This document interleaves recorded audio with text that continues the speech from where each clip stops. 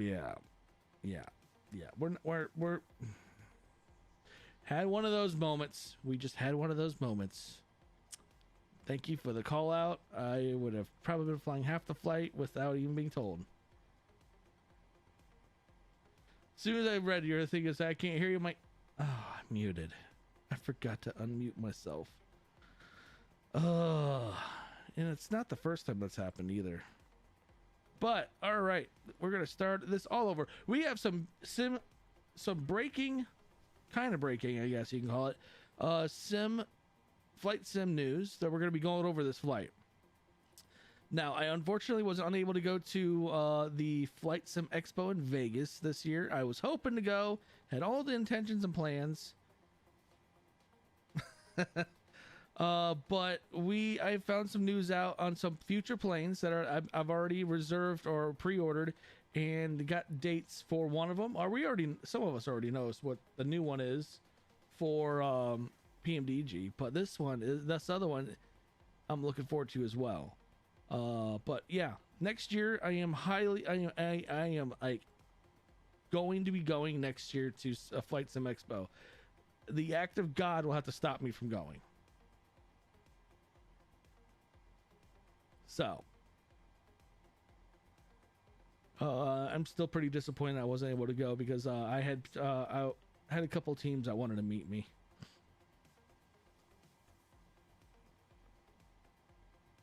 And I also wanted to meet the I think DC Designs was supposed to be there, and I wanted to meet them. All right, so we have that in there. All right, let's go ahead and bring up our departure. Our departure is on 24 right.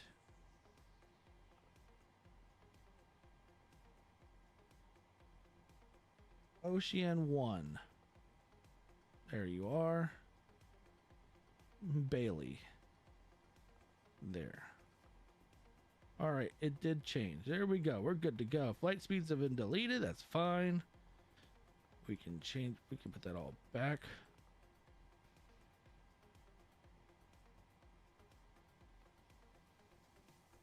Oh, whoops. There we go. Now we're good. Looks like we're good to go here in the computer. Departure's been all set. Cruising altitude is actually 33,000 feet. I don't know why my flight plan says 31, but it's 33,000 feet is where we're going to be cruising. We may be asking to go a little bit higher.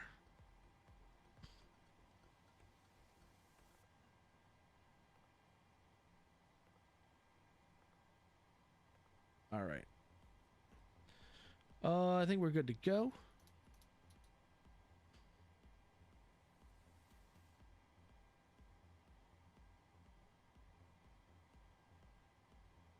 All right, let's go ahead and clear off the chocks and ground power.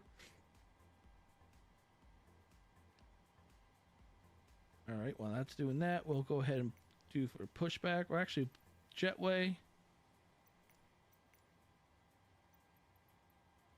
Prepare for departure.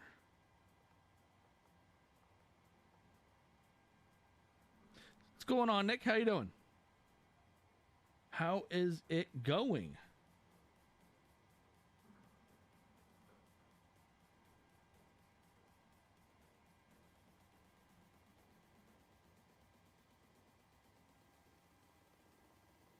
Well, that's good. So while we're sitting here, I did find out when the new MD-11 from TFDI is coming out. It has been announced. It actually was announced today when the MD-11 from them is coming out officially. Hello, Captain. You're ready for pushback. I don't know if you heard or not.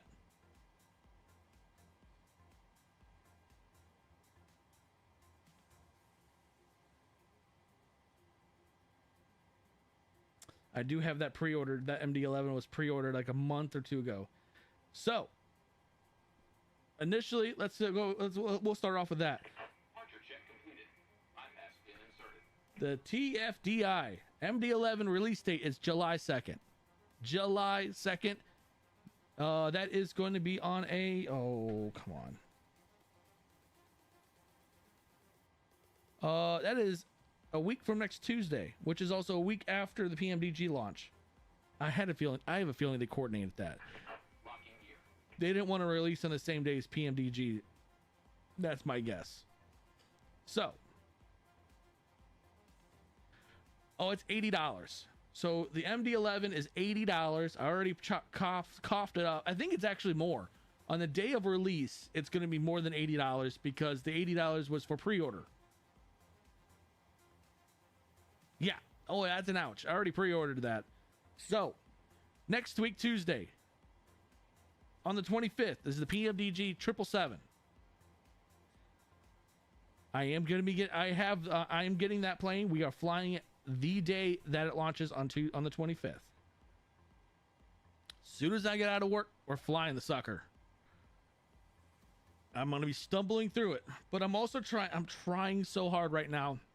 I've reached out to PMDG on getting a preview copy of it so I could put it live on here. Oh, that's not good. But yeah, take care of yourself before splurging. But yeah, see, what do we need? We need to face left. Actually, no. We're gonna face right. I guess it really doesn't matter either way I'm looking at this. Release parking brakes. Commencing push. All engines clear. Start at will.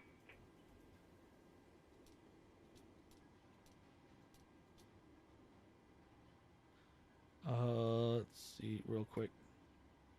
So yes, we next week Tuesday I am picking up the new PMDG plane, the 777. We're gonna fly it day it comes out. It's gonna be a big deal that day. So for the whole week, any live streams up till MD-11 comes out, it's gonna be all 777.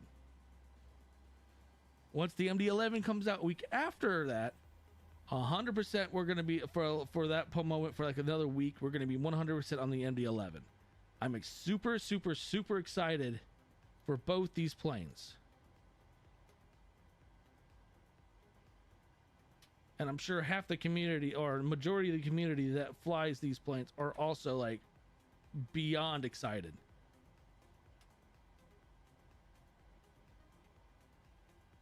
Doing CFI in the mid-July, so hopefully by late like August or September I'll be instructing when I have... Okay. Oh, they actually backed me up perfectly. I didn't think that was gonna be that easy. That's exactly how I wanted it. All right, I picked the right direction. Also, there's the new helicopter that was released yesterday. It's by Tagos, T-A-O-G, Tagos Hangar, UH-1H Huey. Now, I looked at the price tag for that Huey. Whoo! That Huey is not cheap. That Huey is actually like, it made me go cringe for a second. I was like, that's gonna be pricey. It's 40, I think it was $49.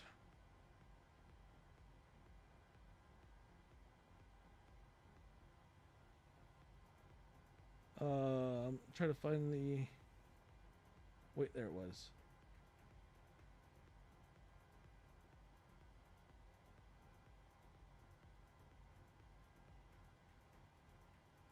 Wait, this is $29.99. Why did I see on their website it says completely different pricing? Oh well. But I am planning on getting what's going on behind this, guys? How you doing there? I am planning on getting that Huey. I do want to do a video on it. So yeah, in the next few weeks, you're gonna see a lot of videos on the 777. You're gonna see a lot of videos on the MD-11, and then you have a couple new aircrafts that just came out yesterday as well, which is that Huey, and the new Blackbird simulations launched the T-6A Texan. and I do want to get that. That actually looks like it'd be a fun plane to fly. There is a ton of stuff that's happening. I'm actually surprised that PMDG and the team of TFDI waited till after the expo to do the launches. I actually was kind of curious if they would do it before. Actually, I was kind of hoping they would do it before. All right, so we got a taxi. Have a good trip. We mean we're clear to go. We have to taxi all the. Oh boy, that's gonna be a. That taxi's not gonna be fun.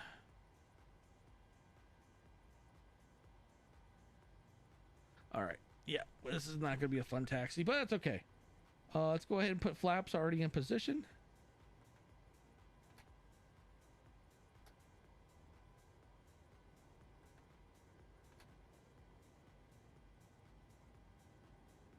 I was gonna go. I had all the intentions. My day's going pretty good there. Hello, behind the skies. Yeah, my day's going pretty good. How about yours? Yeah, I had all the intentions on going to Expo this year, and it just nothing was going my way.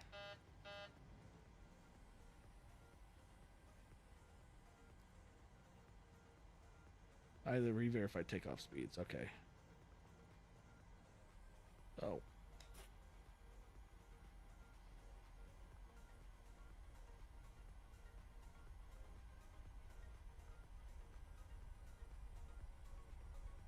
But I am planning on going next year. The TFDI launches on July 2nd, and I already have mine pre-ordered.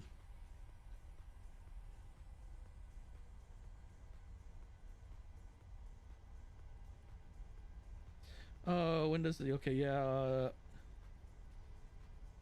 Flight Sim exposed the nerds, anyways.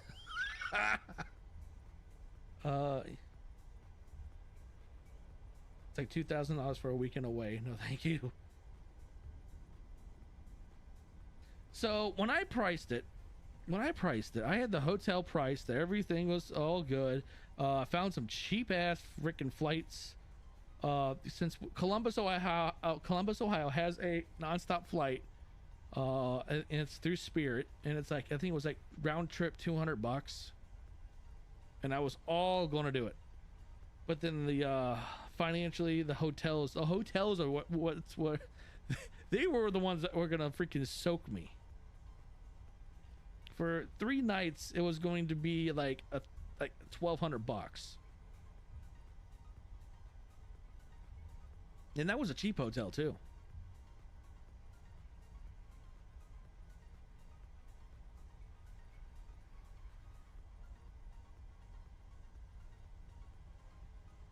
Although I should be getting a bit, yeah. Well, I could have reached out to a buddy of mine. He's a private jet. He flies for a corporate company. Maybe I could have called him and be like, "Hey, dude, you want to go out to Vegas? Can your corporate guys like lose bear missing a plane for a few days?"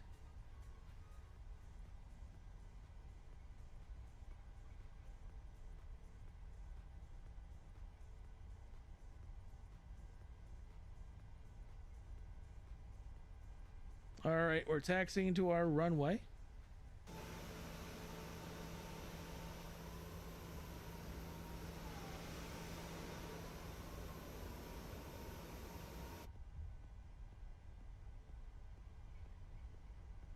But yeah, I was very disappointed that I couldn't go.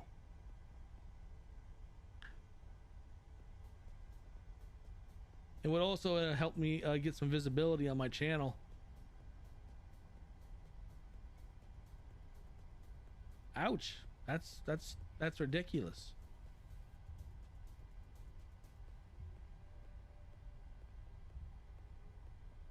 So yeah, I already spent the $80 on the TFDI, so I'm not worried about that one. I'm just curious, and I guess I haven't really seen how much the 777-300ER is going to cost. If I had to guess, I would say $70.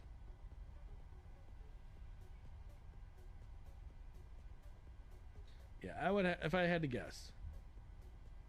Yeah, I mean that ballpark's about right. I mean it's high fidelity, freaking study level. Like, yeah, it's not going to be cheap when it's that type of quality. And then they're changing it now so that you don't get multiple planes under that one like variant. So instead, now you're gonna just get one single ER, from what it sounds like. And then they're gonna release down the road the freight version, which I'm gonna get the freight version. I want the freight version.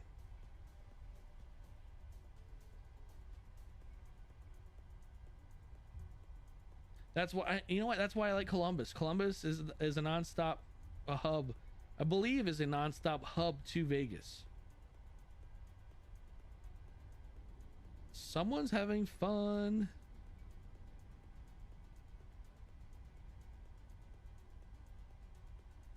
So yesterday I was flying and I saw someone in an F-16. So I'm hoping maybe this time it's fixed so I can see others. If I can't see anyone that joins my flight, that means there's probably planes I need to update. Or they need to update their planes, vice versa. Hand luggage only. So whenever I fly, I do not do check on luggage at all. I will only do a carry-on. That is it. That is all I want to deal with, because I have lost luggage before and I don't want to deal with losing luggage again. It is not a fun experience to deal with. Now I just can't wait for them to announce yeah.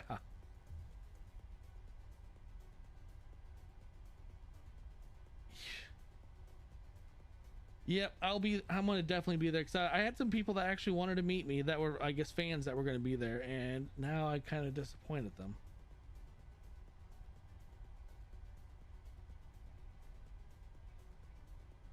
So I'm big into sim racing, and I just heard that one of the bigger sim racing companies that does like the steering wheel, your direct drive steering wheels, their like the pedals and everything. They've just announced the Moza just announced while at the expo that they are going to be releasing flight sim equipment now. And I am extremely interested because they do some high end steering wheels for flight sim.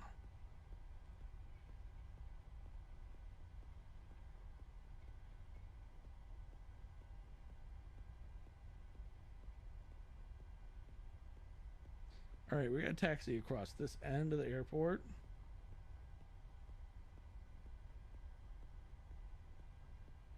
Yeah, I have some pictures of what the Moza flight stick and stuff are gonna look like, so I'll put the pictures up on screen once I have them. We just got to get up in the air and we can do some a little bit of news.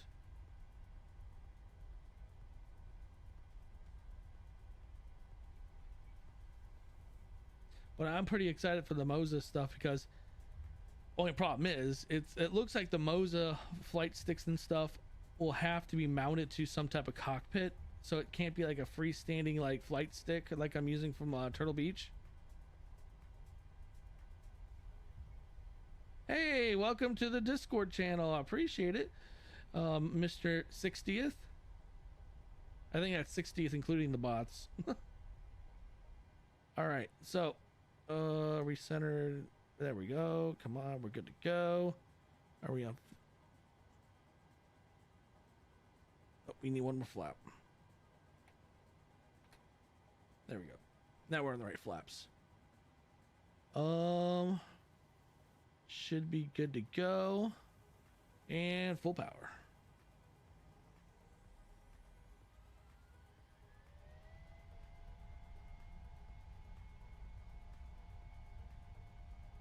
I believe V1 was at 140 knots.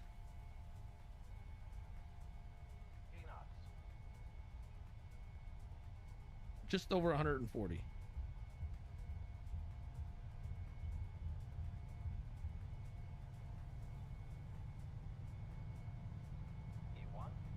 Rotate.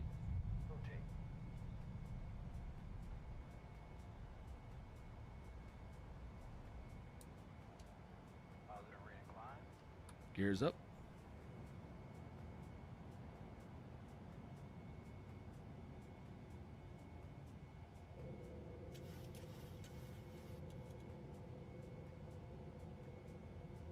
She ain't want to fly.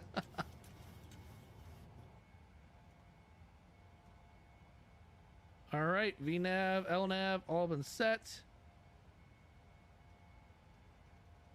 Setting altitude up to 33,000 feet.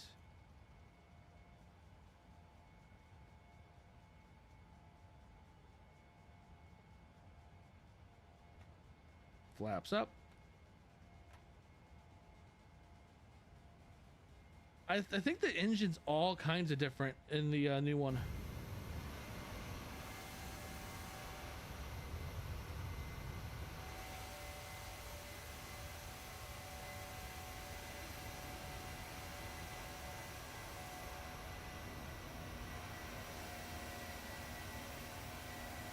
I never noticed that actually folded out. Never noticed that before.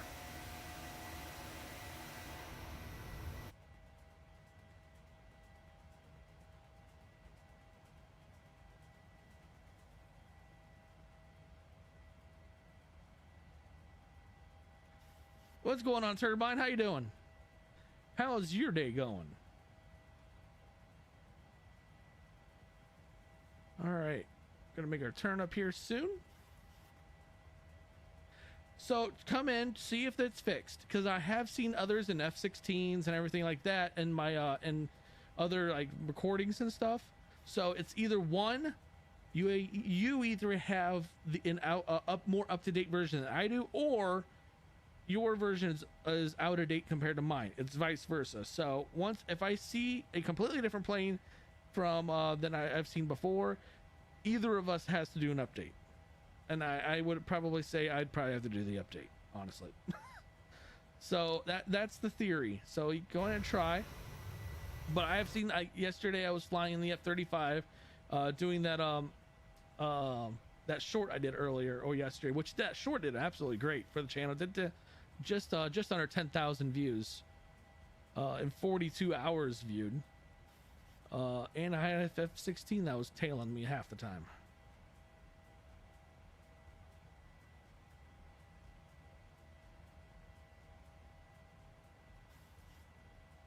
But yeah, Gas Turbine, since you're here, did you hear the release date for the TFDI MD-11 yet? It has been announced if you haven't heard it yet.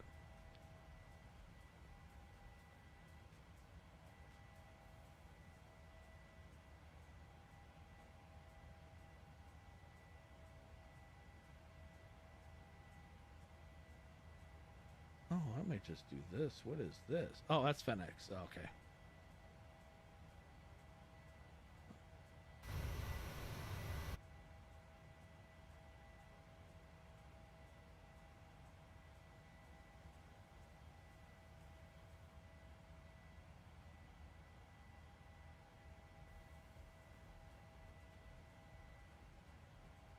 Turbine must be loading up.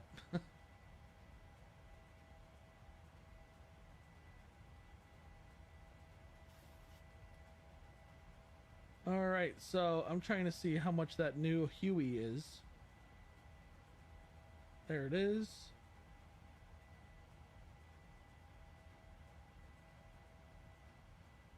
Okay, $29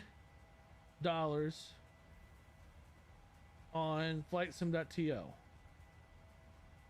So total cost is $32 after taxes.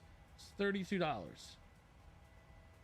So once we're done with this live stream, I'm going to purchase this new Huey, this beautiful looking Huey that looks like it's very highly done. And I'm going to be doing a review video on the Huey from, how do you know how you pronounce their name? Tago's Hangar? Tago's Hangar? I really think that's how you pronounce it. But yeah, they look like, this helicopter looks like it's well done. I've seen videos on YouTube already of like people that were flying it around, and it looks absolutely beautiful. Sounds impeccable. The sound is almost like spot on.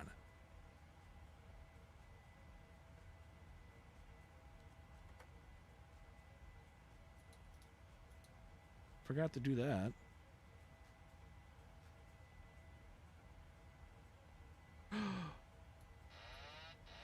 I forgot to do that. God dang it. We forgot to do some extra stuff. I got too much in a hurry. That was a oops. That was more like a oof. Yeah, there's some maintenance stuff I forgot. I'll take a hit for that one. But yeah, the Huey we'll be doing a review video on. Next week on Tuesday, we'll be doing a live stream of the 777 from PMDG. And then after that live stream, I'm going to be doing a review video on the aircraft itself. Because I need to learn that aircraft a lot more. And then the week after that, I will be doing the MD-11, since the MD-11 is coming out on July 2nd. From the pre-release streams, I've seen the sounds of the 777W is... Yes, I have seen that as well. I'm sure that they're going to be working on it. But the thing is, though, okay, if you really think about it, there aren't a lot of people that actually, like, do external views and do flybys. Only people that does those things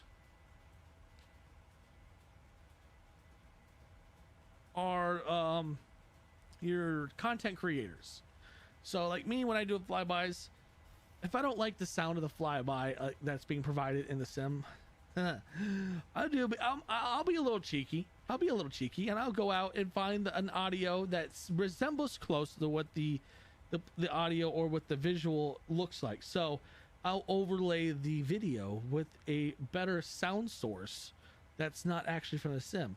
It's cheeky, but it does make things pop better and makes the videos, it shows my content create abilities.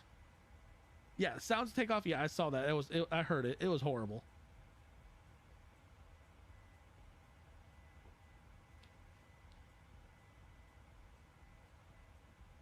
Now, also, I don't know if anyone's heard also, Top Mock Studios is partnered with the Echo 19 Studios on putting the Echo 19 sound effects of the F-22, the B-2. Hey, what's going on, Chip?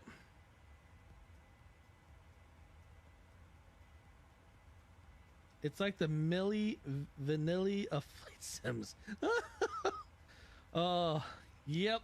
There's a lot going on right now. There's a lot going in the flight sim community because, well, right now, over the weekend, it is right now Flight Sim Expo in Vegas, which I was supposed to go to, but financing and financial stupidity kind of got in the way. Plus, my job kind of got in the way at the same time, so I really chop it up to my job more than anything. Well, yeah, we are live on YouTube and on Twitch.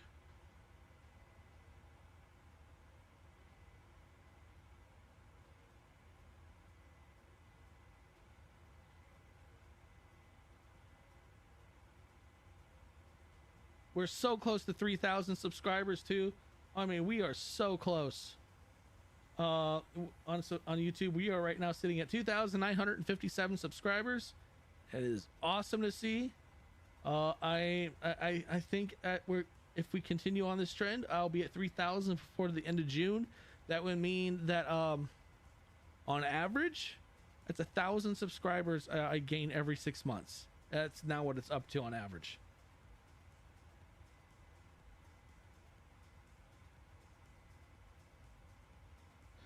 And I know that we just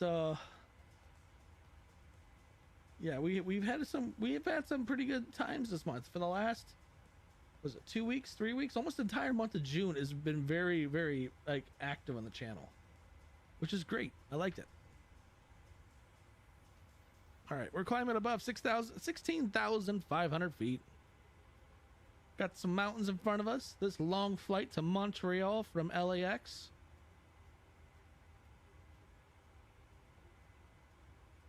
But like I've said, I am looking forward to the next couple weeks. Got some PMDG flights we're going to be doing with the 777, the MD-11 a week after that. Got new review videos coming out of 2 new aircrafts, the Huey and then what was the other one? Blackbird Simulations T6 Alpha. Yeah, let's not repeat myself. Oh, but how's everyone's day going? How is everyone doing?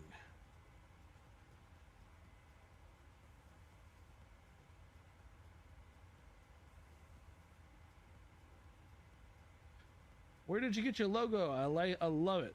So, there's a funny story behind that. So I had a graphics designer. I asked someone, make me a logo. It has to be this color, the blue. It has to be a mascot. It has to, and then here it was originally the channel's name was Gamer Guy. Well, we kind of went away from that because that was too generic, and it really didn't define the channel. So, and he provided me with the logo, and I was like, first time I looked at it, I'm like, I like it.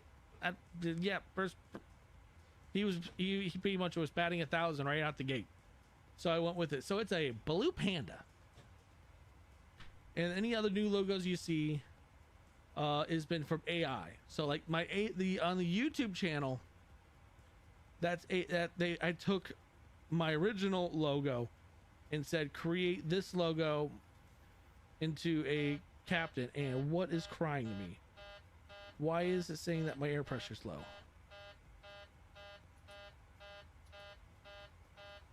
Well, we have a bunch of dead people in the back again. I thought those were already set to auto.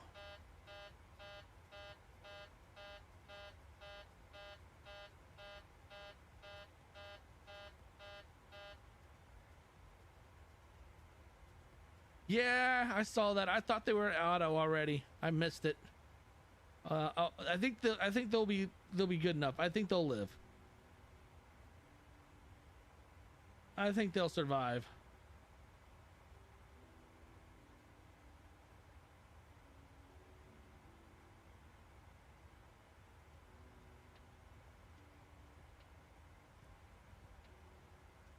All right, we're above 20,000 feet. Let's see, what is Volanta saying time-wise? Time of arrival, 4 hours, 55 minutes. And as we gain altitude, it should drop a little bit faster.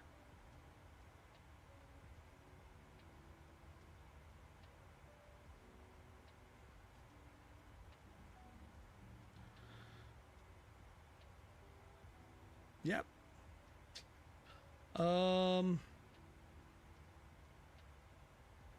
I'm really hoping that's Zulu time.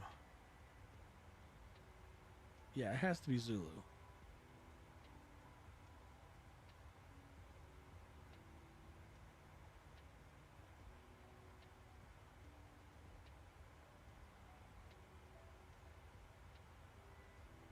We got a nice tailwind though. Holy crap.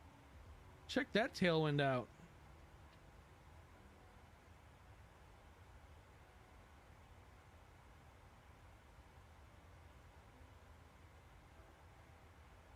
So how you doing today, Chip? If you're even still here.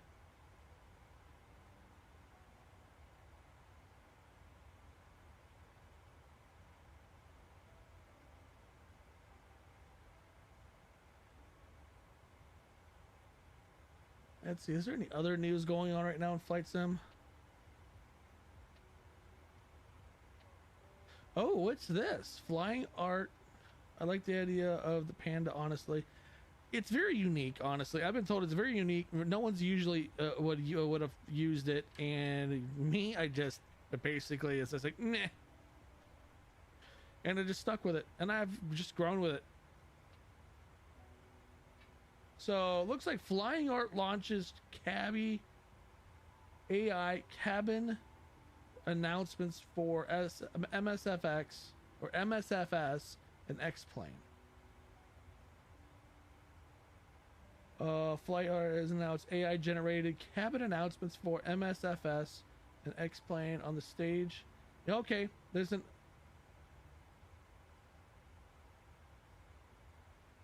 it's expensive. Oh, that's something I didn't want to hear. Integrates AI generated announcements that use custom voices with many different languages to bring pilot and crew announcements to MSFS. Cabby also gives you the ability to record your own voices and announcements, as well as implementing safety announcements based upon external data. Wow. Okay. The program was softly launched just over a week ago, and the team have found some impressive user stats with 864 users completing 6,543 flights, creating 182 custom voices, and AI generated over 900. Dang. Where they don't even have a link to where this is at.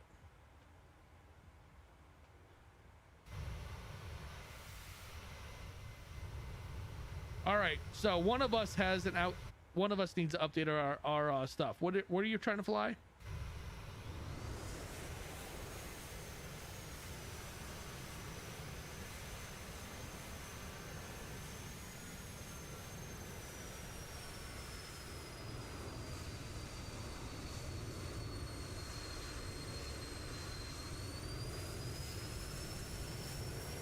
All right. Yesterday I saw a guy flying the F-16 yesterday. I would update the F-16 model. See if you can update the SC Designs F-16, and then try and come back. If not, I may have to update it.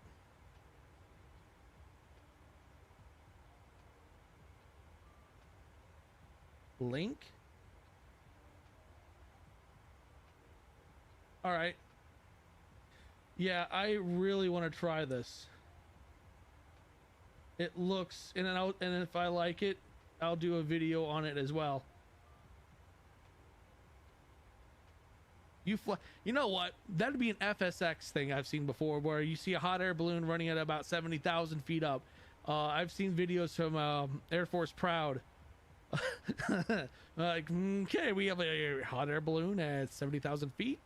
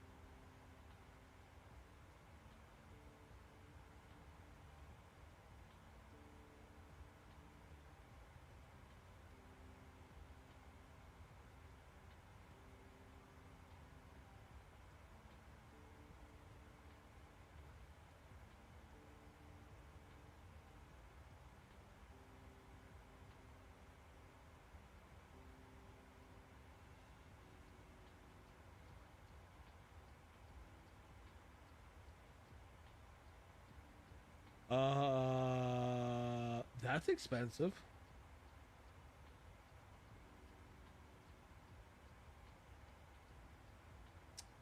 Yeah, I would agree. That's expensive. $12 a month for getting premium voices. Holy crap!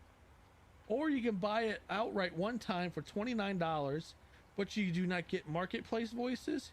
You don't get premium, and you don't get custom. Oh, that's more like. See.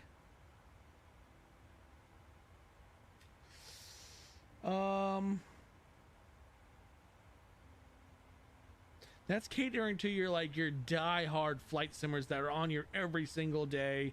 They have, I guess, really no life. I wouldn't say no life, but basically people that just constantly are on here with and just playing all the time. And I'm not on here all the time, so really, Cabby, I could do the $29.9 one-time payment. I could do that, but monthly, I may try it for a month.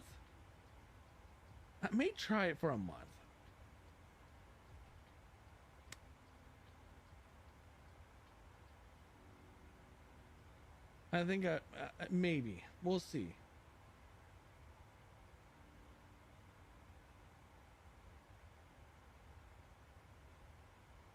What is this you're showing? What is this?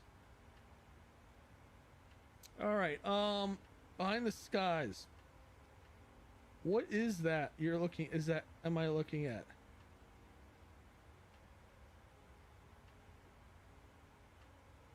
So I have Beyond ATC. I love Beyond ATC.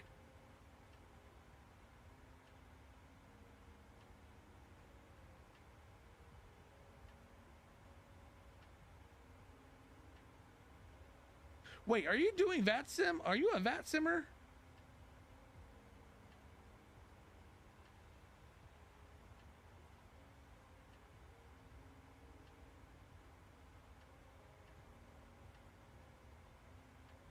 Okay. You do. So what's the whole difference between IVEA, that's what I'm going to call it, and VATSIM? IVAO? I might just call it IVAO. Because I mean, the reason why I've done Beyond ATC over VATSIM is because I'm just too intimidated. IVAO.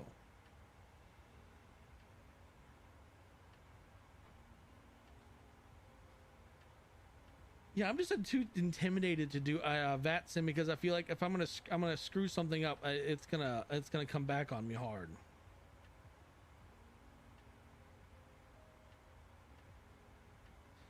IVAO is less toxic and controllers are nicer, more understanding than VATSIM.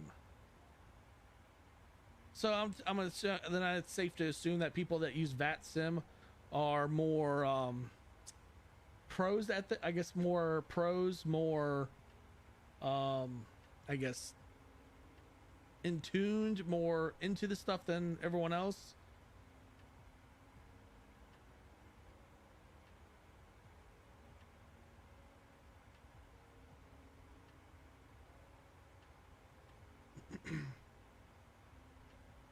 They're more toxic. Okay, we'll go with that. Because I know that I listen to I watch a lot of Air Force Proud stuff with VATSIM, and there's some crazy stuff that happen on VATSIM.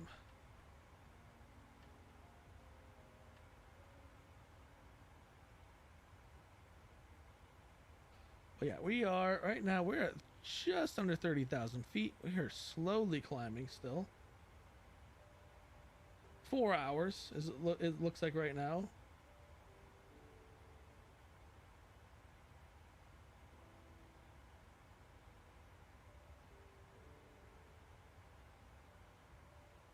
We have a nice tailwind, 22 knot tailwind.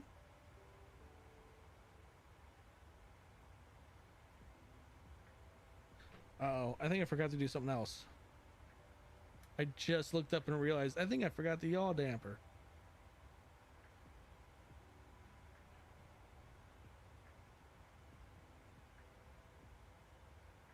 So from what I was watching or looking at on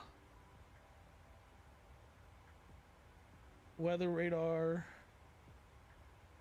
we may be like what's the word I'm looking for, threading the needle on this weather, because there's some really bad weather up in northern Michigan, parts of Canada, and it looks like it may be going, by the time we get to Montreal, they may be dealing with some pretty gnarly weather, so it could be a very interesting landing.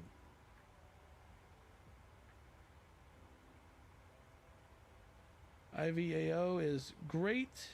It's a bit quieter, yet still busy, and you can have a good time. All right. I may give this. I may do 1 month of this cabbie stuff, just to try it out. Try it out. Maybe put a video out there of it.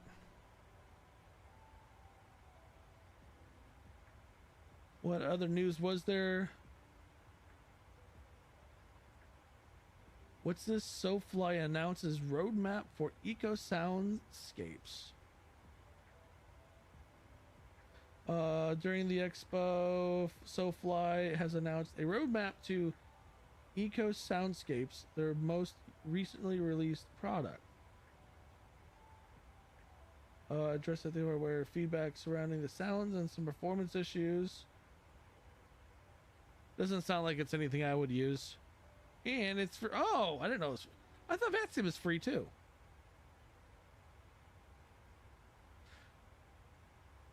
SoFly announces cabin announcements pro for MSFS. This is all new product for PC and Xbox. Will include hundreds of regionalized voices for ground crew, cabin crew, pilots, and a variety of scenarios.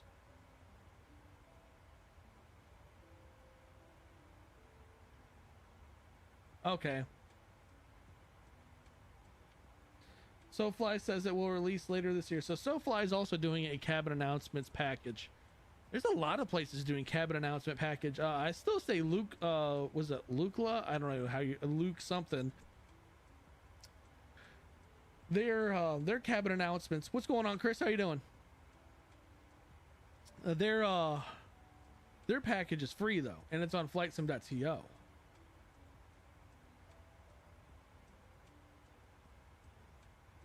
Luke Air Tools, that's exactly what it is. Okay. Yeah, their package is 100% free. Now, granted, the quality isn't really that great, but at least, I mean, it's something, and it gets by without paying money. That's half the reason why I'm glad to have this channel. This channel brings in a little bit of money, so it can go towards doing those upgrades, doing those, buying the software that is needed, and stuff like that. And testing out stuff, buying new planes, even though a lot of the money is comes out of my pocket, and it's still, well, I'm not doing good. How can I put this in an obvious way? There's an issue with certain people in the chat. Huh?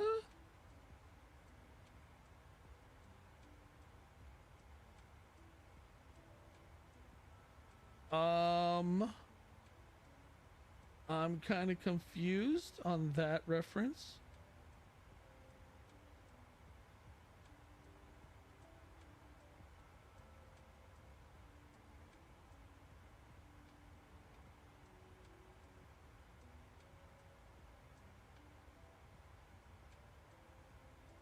Not sure where that's going.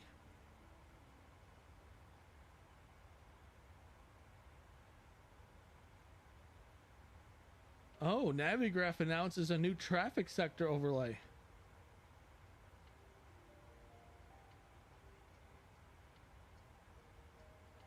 In other words, someone in the chat is not a good person and has basically been banned on at least 3 different streamers.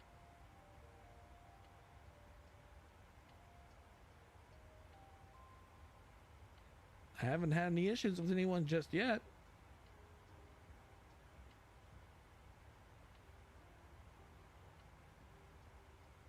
Let's see. Okay, so this is their, I guess their really weird. No, this is a screen grab from what their announcement at the expo.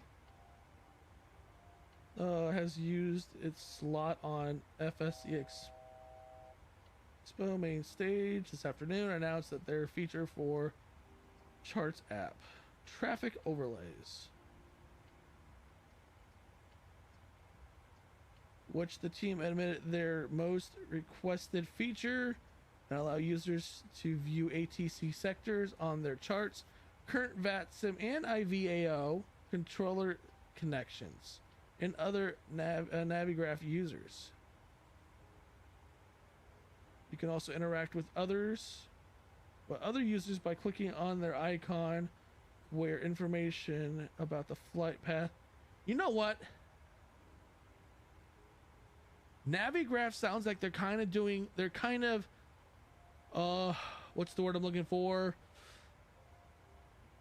They're trying to take over VATSIM. Not VATSIM, I'm sorry. They're trying to take over Volanta, and there's another software, but Volanta does a lot of that stuff where you see the flights, you can track the flights. Sounds like Navigraph is trying to take that and integrate it all into their software. Where that ain't causing any issues, right? But just be aware they are in the chat, and yeah, you got Discord. Maybe I can explain more if you want. Sure, yeah. I mean, the Discord is in the link in the description below.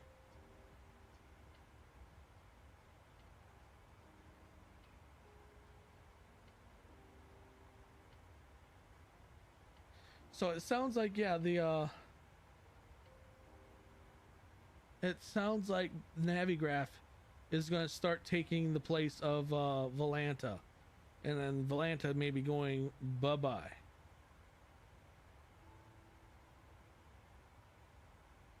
I don't know. That's just an assumption.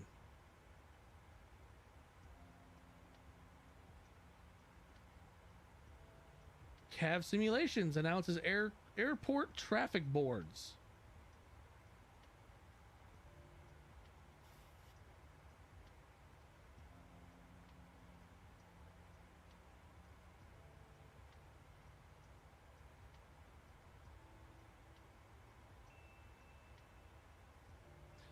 What is the most recent update for that's out for the 16?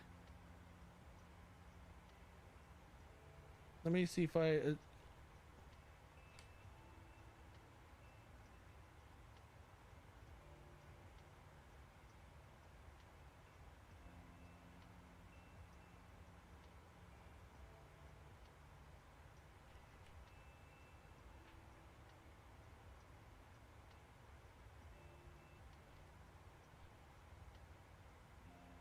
I can spell.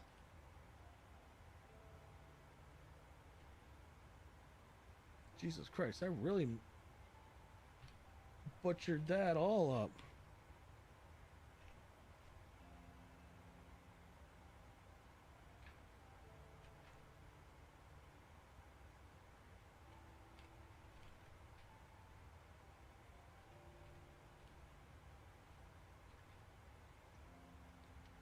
Oh, come on. Come on.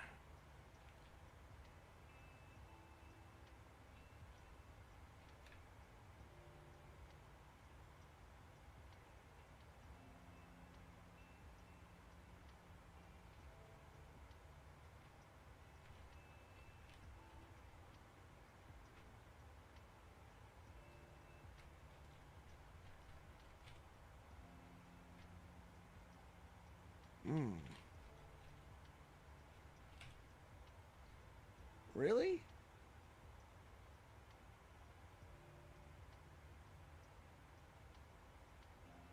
All right, I don't know. I'll have to check it later.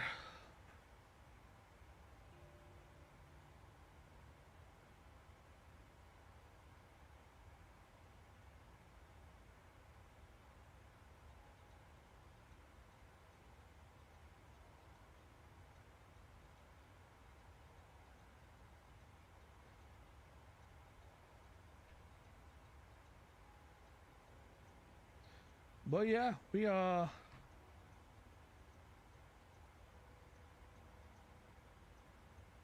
doing some good stuff. I was just trying to check some things. So try coming in like the F-22 turbine.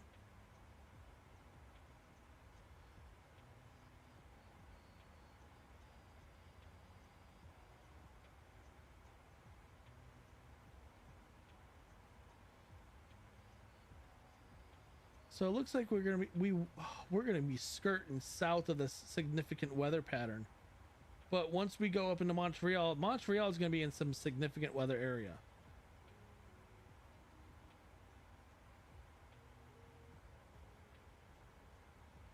I don't know what's your logo. I don't even know.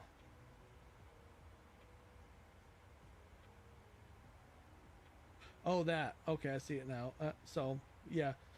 OBS Streamlabs doesn't show the logo. I had to flip over to my other window.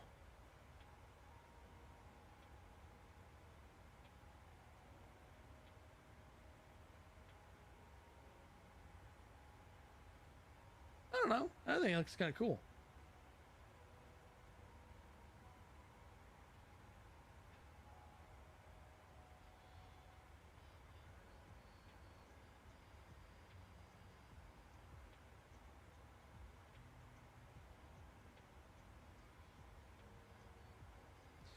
So yeah, I'm gonna be doing the review video on this Huey that just came out yesterday, after the live stream, I'm going to be doing that review for that Huey. But I have to say there's 3 variants. There's a military, civilian, and a high skid. Authentic sound package, which I will say I did hear it. Thing sounds absolutely beautiful. Sounds like just like a Huey. Extensive attachments. Customize your helicopter with 30 attachment options, from external fuel tanks to mission specific gear. Wait, what? Damage simulation. Experience realistic damage simulations, adding a new level of challenge and authenticity to your flight. Wait, what? There are 40 liveries. 40 different liveries. Good God. Advanced flight model utilizes the MSFS CFD flight model for incredibly accurate and responsive flying experience. Systems accuracy. Benefit from highly accurate systems modeling, ensuring every switch and gauge works as it should. Fighter fighting capabilities. Ambulance equipment. Detailed documents comes with it in checklist. Yeah. Take my money, please.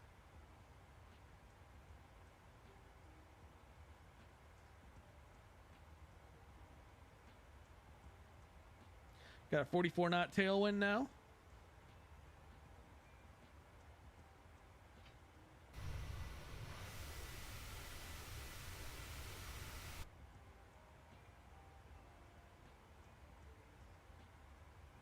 So we're right now, actually we're just southwest or southeast of Vegas.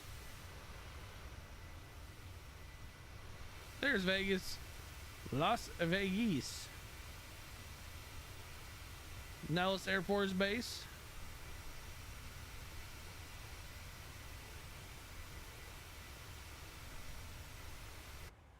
Oh, I'm so looking for the PMDG launch. We'll be doing that live stream next week, Tuesday, as soon as I'm out of work. I get home, I buy it. I'm gonna jump in the live stream blind, not knowing what I'm doing with this aircraft, with the 777.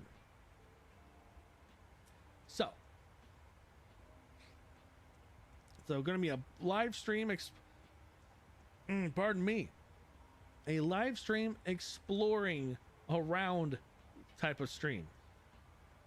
So it won't be like a super long flight if I can figure it out. I'm sure the systems are going to be generally like very, very similar to the 737. Maybe, and there will be some subtle differences, but I'm sure it's not going to be like a completely like a 100% different thing.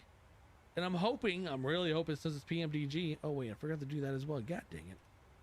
That they integrated the system where they can pull from pull from Navigraph or SimBrief your flight plans. But yeah, and I love the fact that when I saw the videos, you can actually open the windows on the cockpit on the 777. That's gonna be pretty cool, even though there's really no purpose.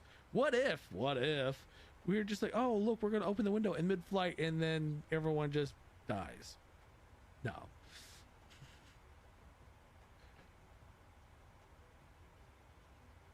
No, I think it's going to be cool to live stream the 777 next week. I'm thinking about doing it like maybe next week's live streams are going to probably be a lot different. Since I normally live stream on the weekends, we're going to live stream, I'm going to say on Tuesday on the launch of the 777. And then we're going to live stream on Thursday and Friday. And then Saturday and Sunday. So Tuesday is going to be the initial, hey, here's the plane. Let's explore around and figure this thing out together. And then what's going to end up happening then once we figure that all out. So I'm assuming the stream is probably going to be like it's going to be a decent stream on the 777. And then on Wednesday, after that stream is done, I'm going to go and explore around, figure it out, understand it better. And then for Thursday, we're going to do a Thursday live stream on an actual proper flight, hoping that I understand the plane good enough.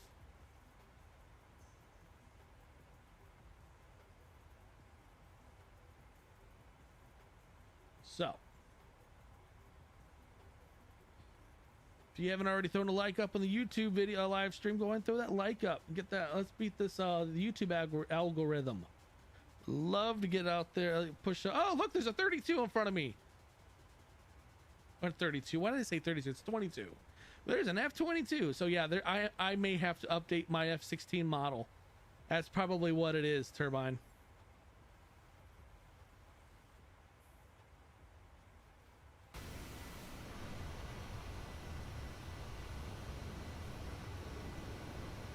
Also, Turbine, did you know that Echo 19, they're working on a sound pack for the F22 now with Top Mock Studios.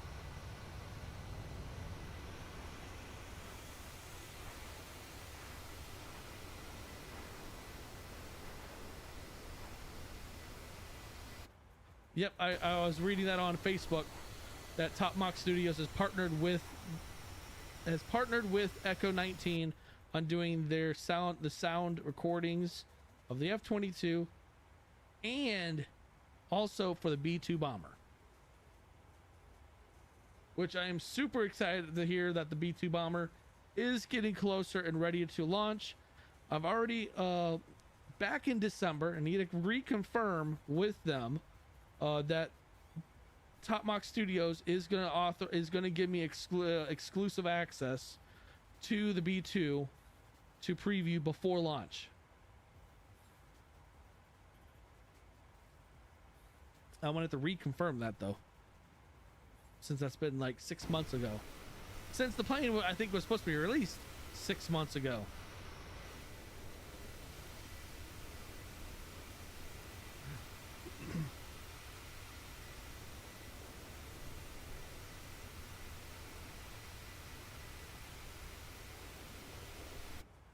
So we have a nice tailwind. 3 hours, 41 minutes.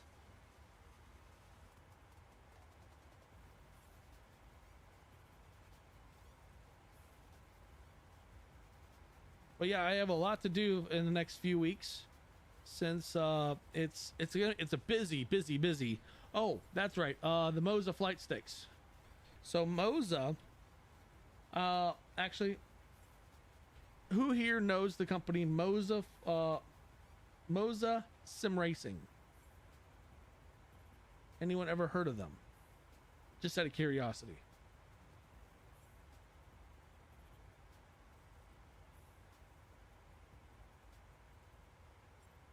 So I plan on getting a Moza racing racing gear here in the near future.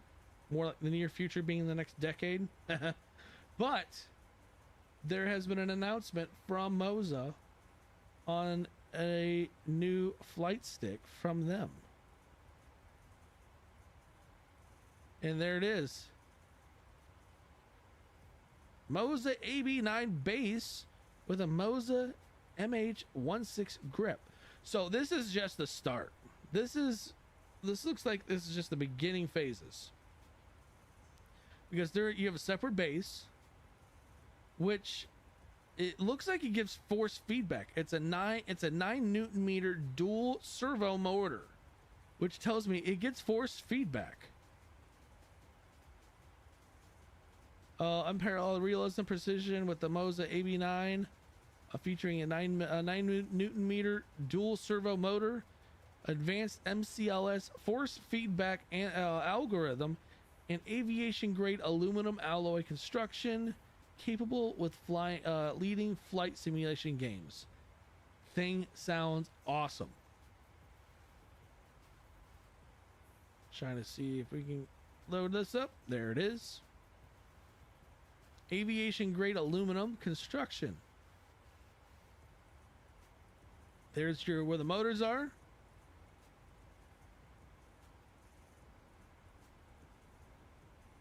I just can't, I don't know. Force feedback for flight sim? Seriously? I'm kind of confused on that. Of course, the top one's going to be flight sim. X-plane. Of course, DCS. Oh, and even put War Thunder. I never tried flying a flight stick with War Thunder. And then you have this ultimate realism, durability with the Moza MH16 grip, featuring aviation grade aluminum as well. A classic fighter aircraft design, detachable modular components, and effortless plug and play. This flight stick actually looks really good. Just waiting for it to load. 27 input signals. Effortless plug and play capability.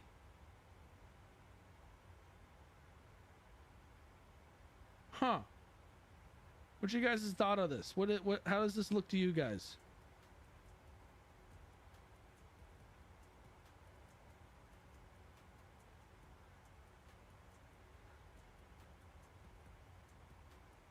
Eight-way switch. Oh yeah, it's definitely expensive. It's definitely not going to be a cheap piece of equipment. If I had to guess, flight stick and flight base together, $400. Think of it as probably like the Warthog from Thrustmaster. That's my guesstimation on that. So they also don't. These are the only two items they show. But when you look at the picture up here, you have a throttle quadrant, which actually looks legit, really cool.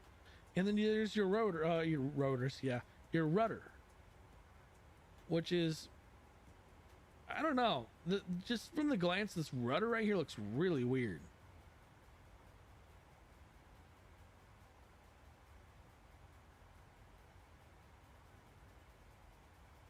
But this is look how big that thing is. That's a honking beast.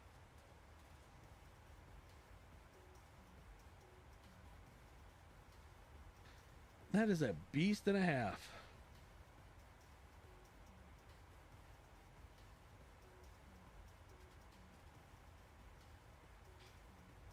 Well, nice to know that it's not my sim turbine on why you couldn't see your 16. I'm glad I could see the F22, which tells me everything. All my settings were right. It's just one of us is out of date, and I think I'm gonna have to check and see if my F16 is up to date.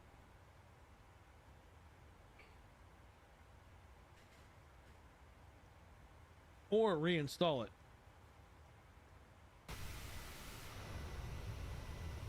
Well, I mean,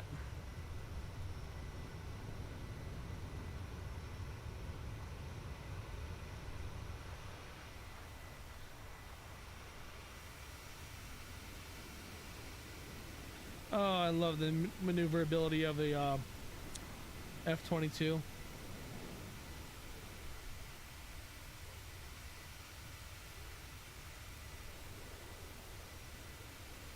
F-22 maneuverability is just almost. What is this that came up? A32 immersion pack. I don't care.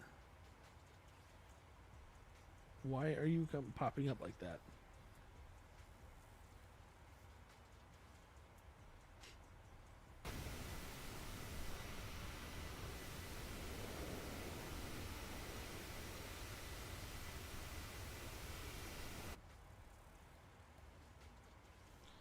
.45 knot tailwind, which is good.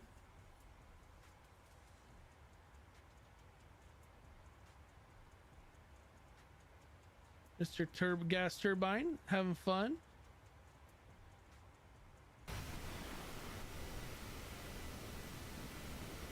That honestly looked like you were sitting still, like you weren't moving at all.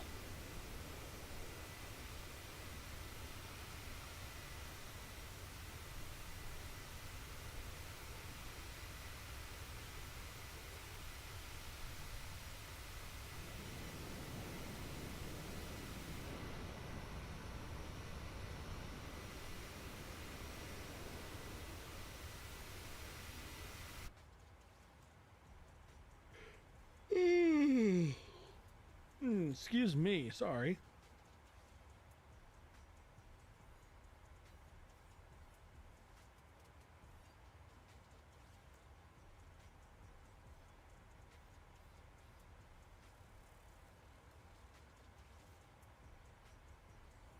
3.5 hours.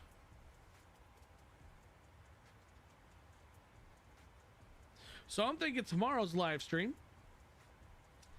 we will be in Steve Sensation Airlines.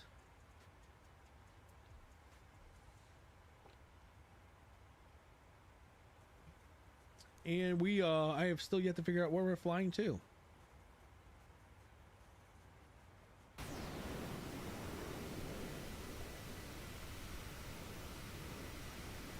So I think on this landing coming up at Montreal, we're definitely going to be needing ILS because it's going to be probably a blind landing due to bad weather.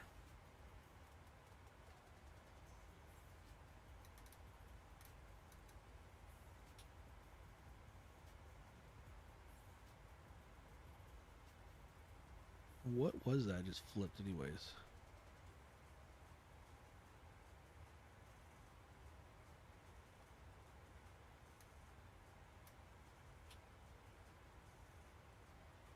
Oh, so when we had the pressure in the cabin, it flipped this so that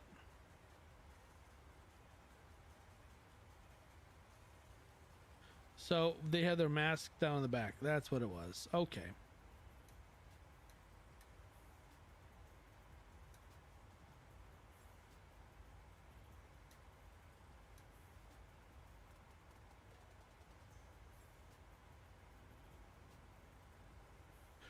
I hope everyone's enjoying the hot weather. I know I'm not enjoying this hot weather right now. I am absolutely despising this heat.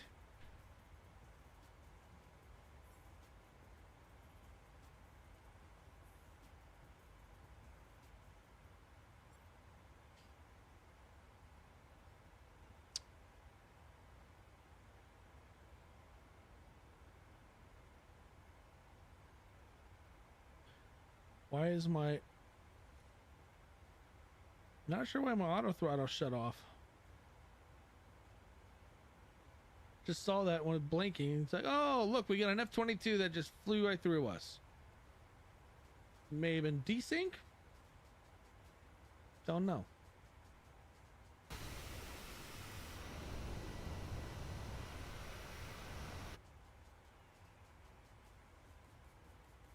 Trying to get our attention.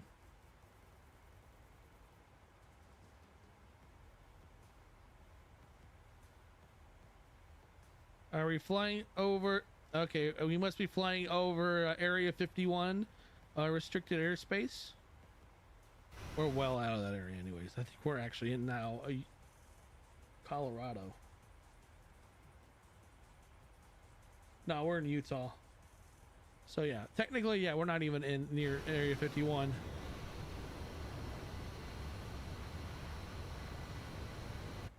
Are we flying through restricted airspace? He is falling back into weapons envelope.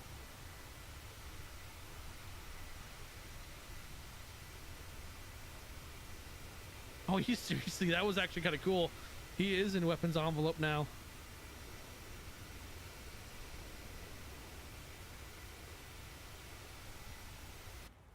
It'd be hilarious if I just grab my stick, yank it, to try to evade some maneuvers. Wouldn't work well on a 737.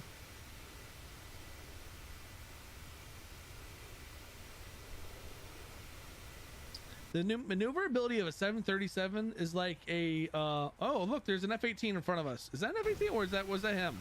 I think he just glitched from the rear to the front. He did. There was someone right in front of me. Now he's like really far back there. That looked like it was 18 for like a split second, but yeah. Yeah, the a 737 maneuverable is as maneuverable as a oh, what's a good way of putting that? Oh, what's an analogy? Is as maneuverable as a semi going through serpentines? That's a horrible analogy.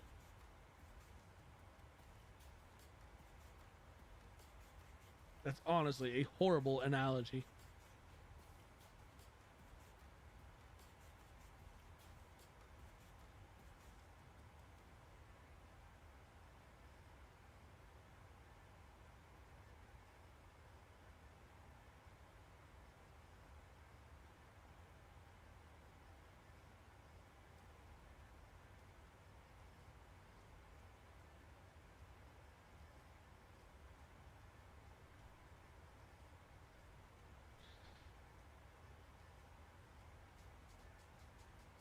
All right, so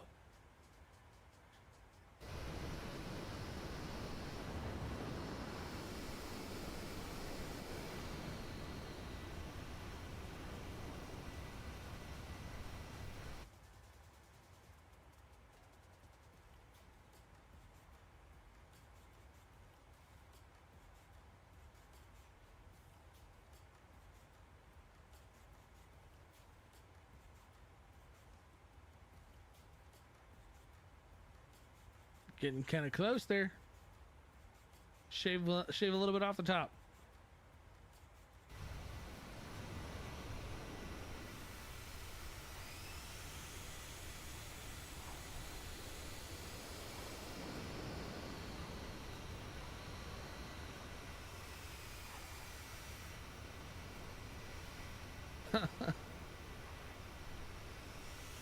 And wing strike.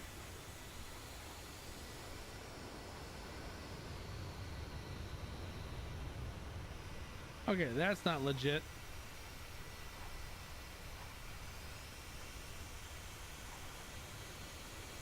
Yep, not legit at all.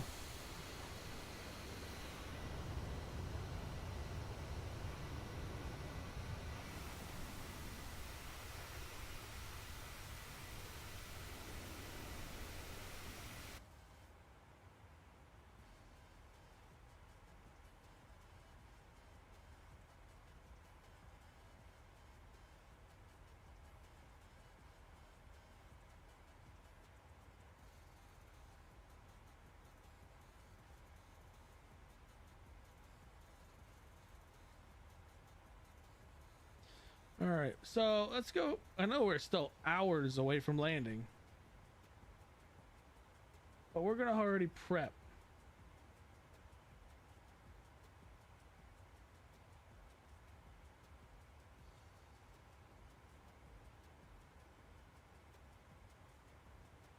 So, oops, wrong way.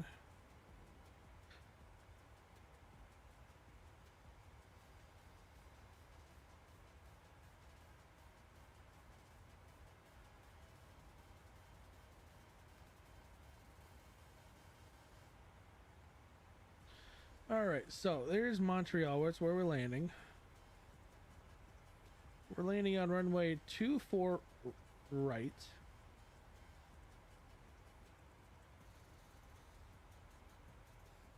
So, all right. Actually, I'm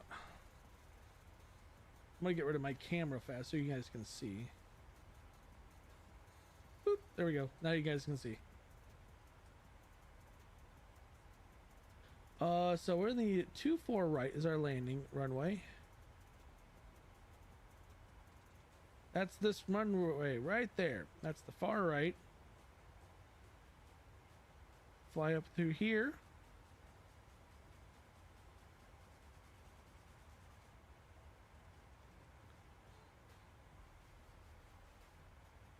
Let's see. Select arrival. Well, there's only one arrival apparently. Fine, ILS runway 248 final. Head to route.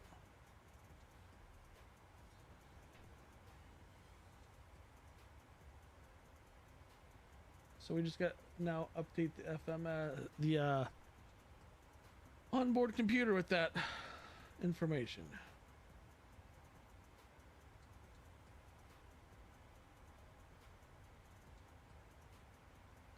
So, all right, our arrival. ILS 24 right.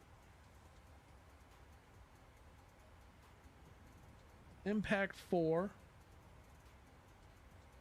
There is no impact 4.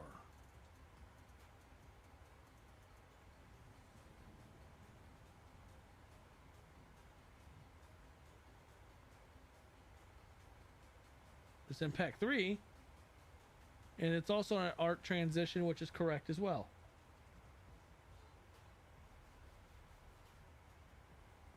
Let's check the flight plan now.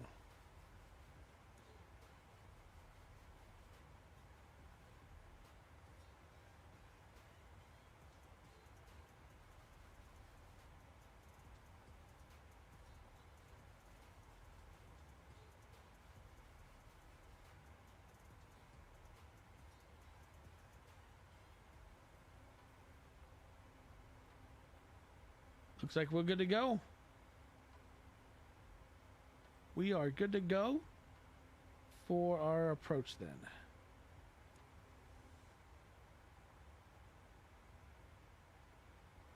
All right, everything's set up, looking good. Let's just make sure we have a good landing.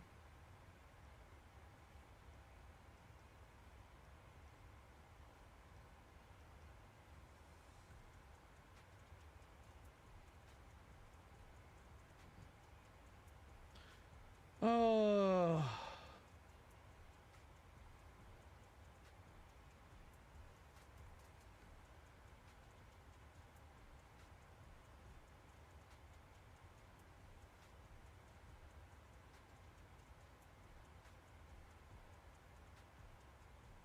Trying to see if there's any other news from Flight Sim or the Flight Sim community.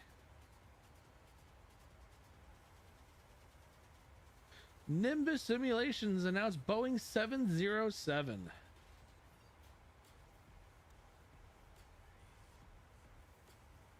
Is that for Flight Sim or is it for it's X-Plane? That's the announcement. It's for X-Plane 12.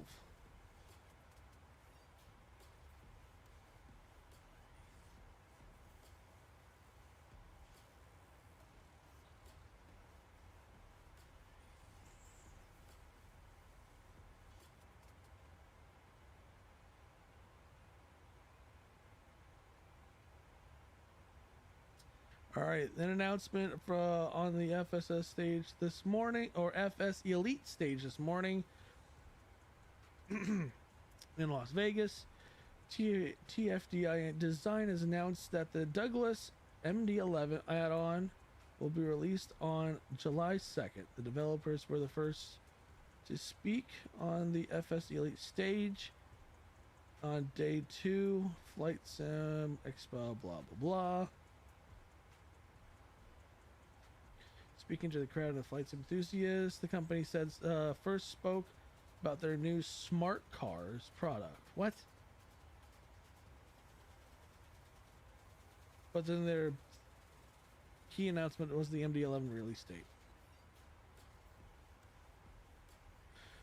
Developers from the company apologized for various delays that have come with getting the product to the state of readiness for release, explaining that the delays to this point have been as a result of the team striving to achieve the high level of fidelity and detail within their simulated aircraft.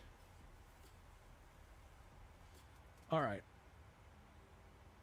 MD-11 will retail for $70 US, and users can opt for either the freighter or passenger version of the aircraft at this price point. Users looking to pick up both models can pay an additional $10 to do so, and then finally $5 extra for extended simulation package, bringing the total cost to $85.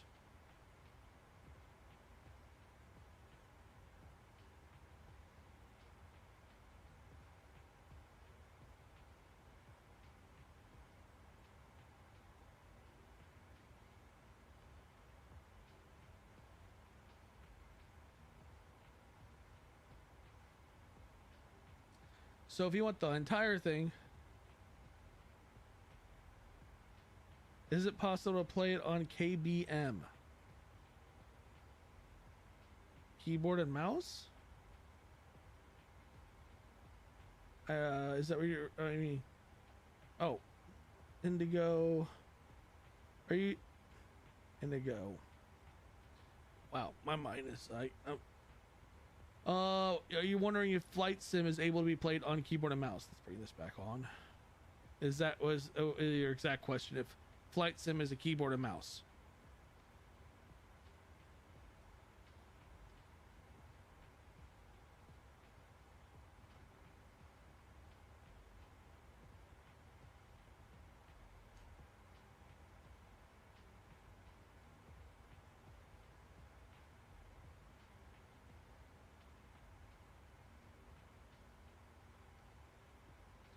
Oh, how the 2nd of July needs to come here so I can fly this MD-11. Man, the pictures look freaking awesome.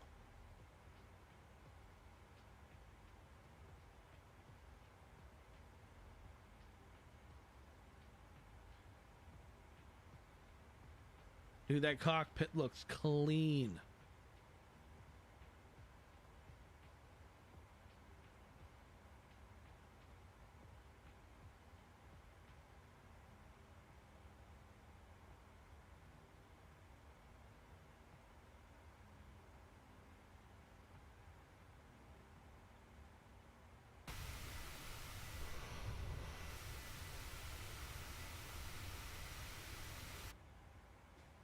But if you're asking if MSF Microsoft Flight Sim is able to play on a keyboard, you can play it on a keyboard. I don't recommend it though, because you're gonna want to rip your hair out.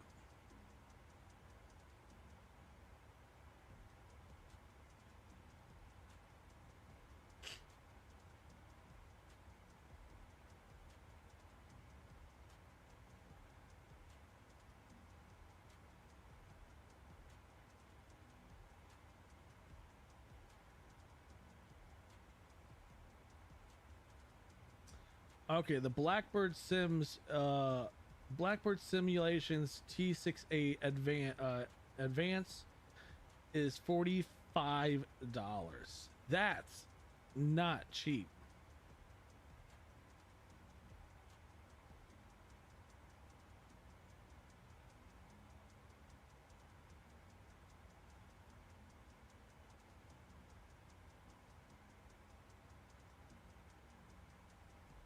But man, did they put a lot of effort into this plane.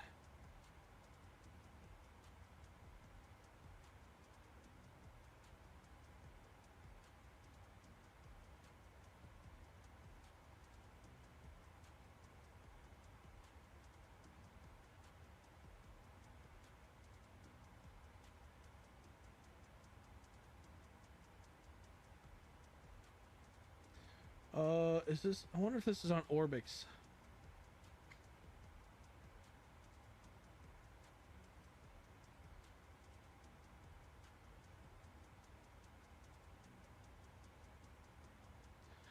All right, so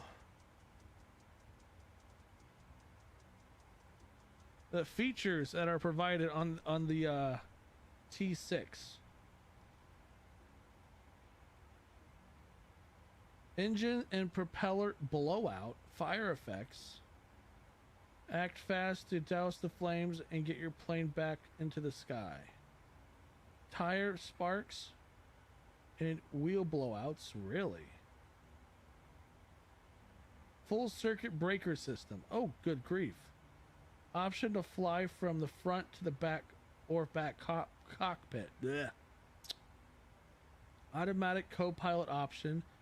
The unoccupied cockpit in the flight will maintain configuration if chosen to fly from the back cockpit. Front virtual co-pilot will make adjustments to maintain a stable flight. Flips, switches, adjust fans, lights, allowing you to stay positioned in the back. Huh. In-game tablet, a full range of customizations as just a few clicks away. A 1-to-1 ratio fully functional GPS. Custom flight mapping, trim device adjustability, night lighting effects, dozens of customizations options here. Failure system interface. Adjust which ones are active and set exact times for them to go off.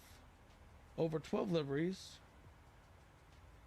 Pilot model animation, visor masks. Curated sound pack with maximum immersion. All analog systems, electric, hydraulic, pressurization, ECS, fuel, and oil are fully custom and realistic. Smoke show trails, white, red, and green. Why wouldn't they do red, white, and blue? And is VR capability. Has VR capability.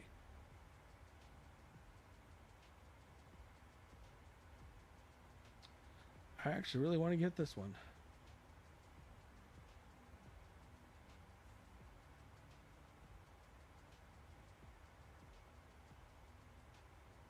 Looks really nice.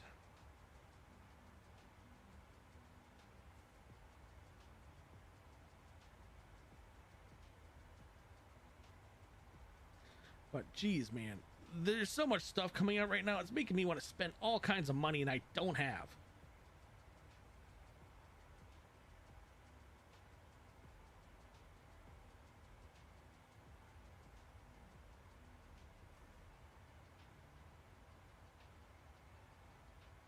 Oh,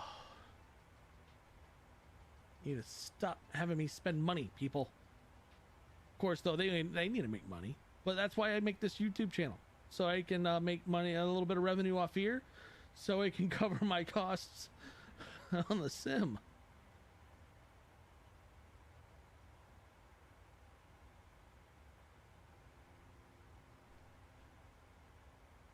Let's see, is the TX in there?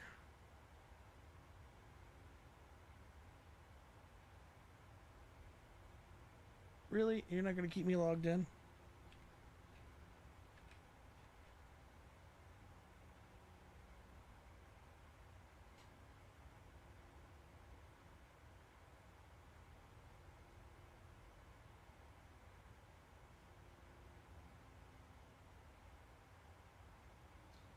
All right, so let's see. Is it up? Blackbird.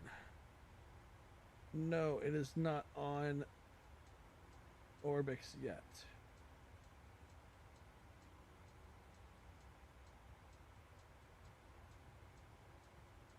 But I do have an update. Oh, that's right. The tornado has an update.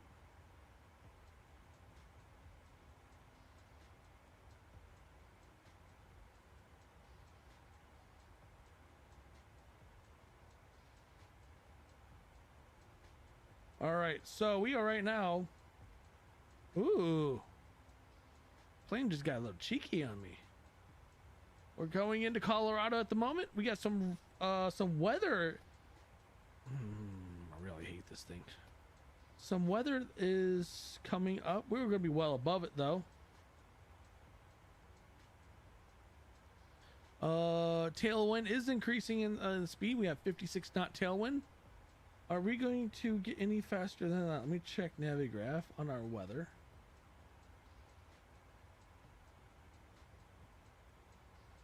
Weather.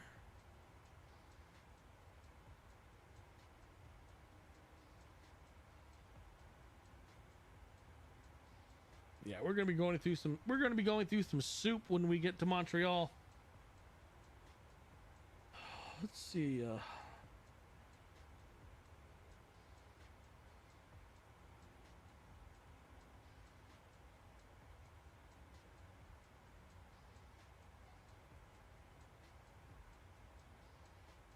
Oh, that locked up on me.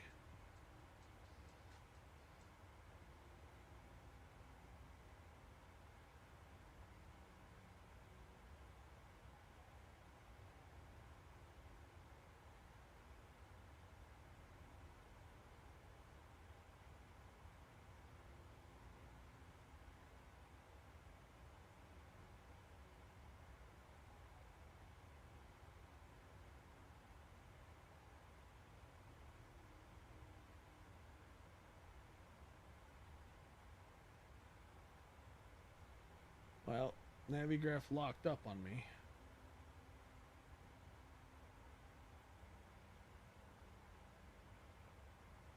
But we're back in it now. It had to reboot the program. Let's look at the ISO bars, wind barbs.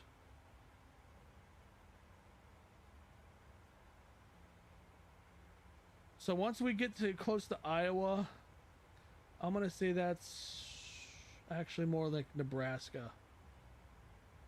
We're gonna get more of a crosswind. It's not gonna. We're not gonna get a headwind. It's gonna get close.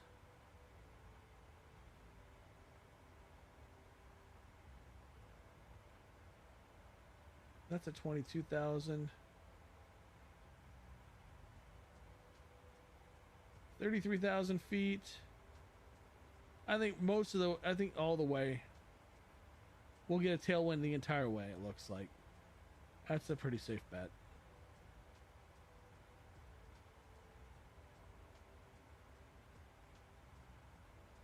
It's a pretty safe bet.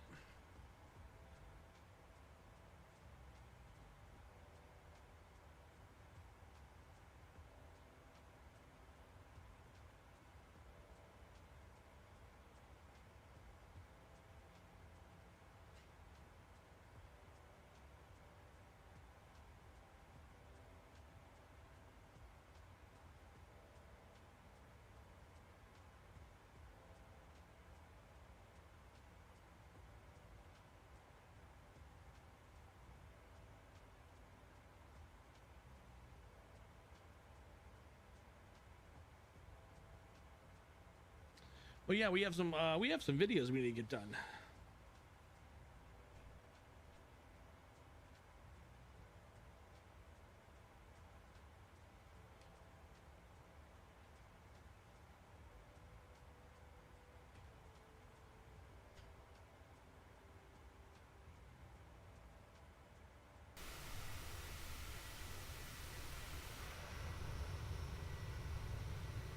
Flying over the Rockies.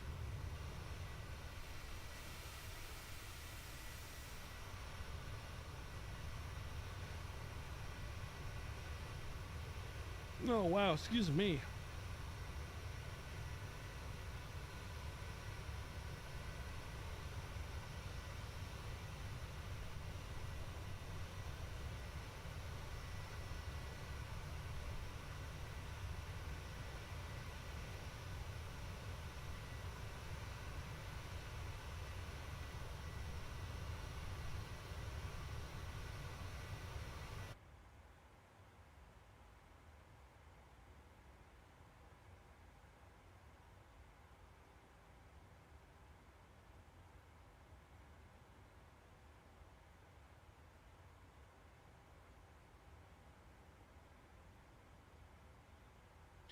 Check our landing profile. Landing dispatch.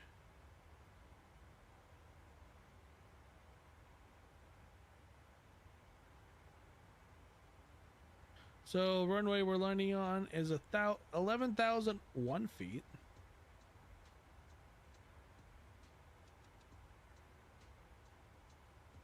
We'll need 6,031 feet to be able to make our landing.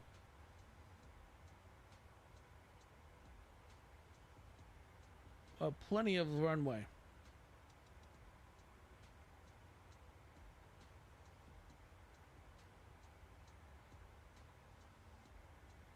We'll do flaps 30.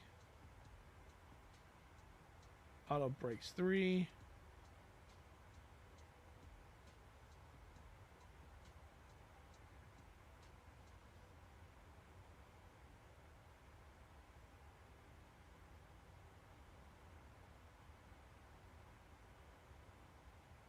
All right, we'll go back down here.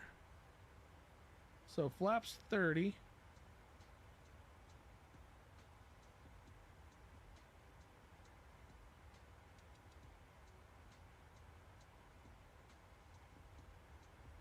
It's already been put at flaps 30.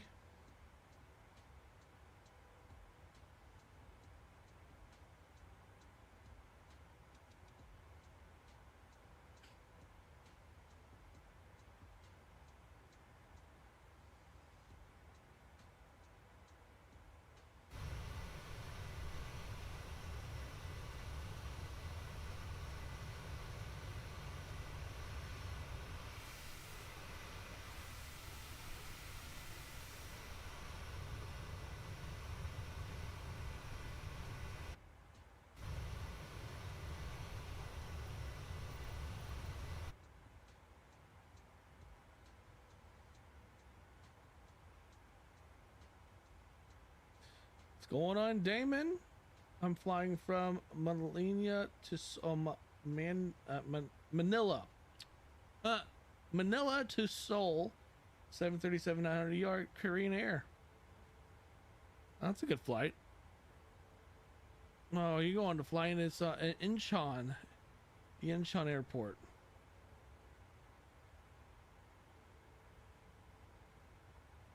It's going on, Mr. Airplane, YouTube Airplane? How you doing?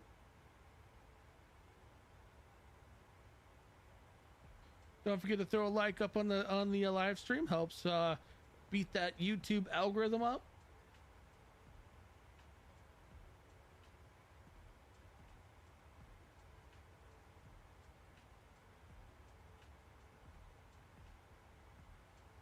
But yeah, there's so we have, since we have new people here watching, we have next week we're going to be doing a live stream on Tuesday, the launch of the PMDG 777 live stream. We're determining where we're flying from, but the majority of that live stream on Tuesday when that launch happens is just to explore the 777, understanding it, figuring it out. Oh yeah, I'm excited for it. Plus, there was the announcement of TFDI or TDF or whatever they are. The developer that's doing the MD-11. There was an announcement on the release date. The price, I didn't see the price. There was no really announcement of the price. I'm assuming it's going to be like $70. So, not a fun price. But the release date. I don't know if did you see the release date for the MD-11 yet?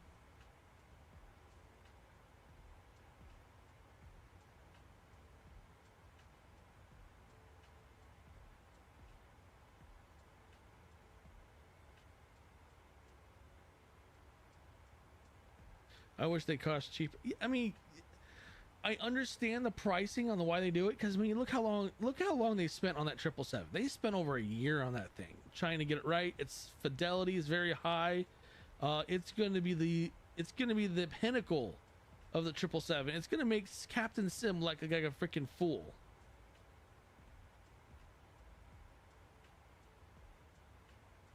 It's the most complex plane. I don't know, because the MD-11 has been announced. It's coming out July 2nd, a week after PMDG's 777.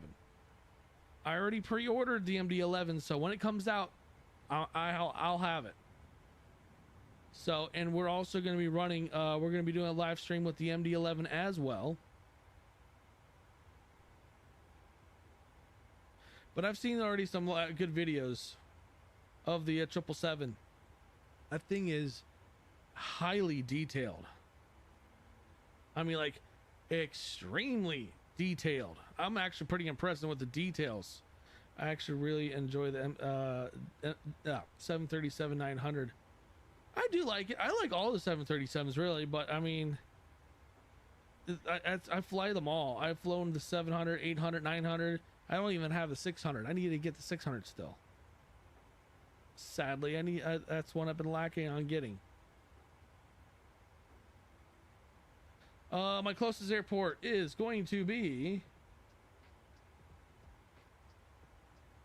we're out in the middle of nowhere at the moment, Eagle County Regional Airport, KEGE.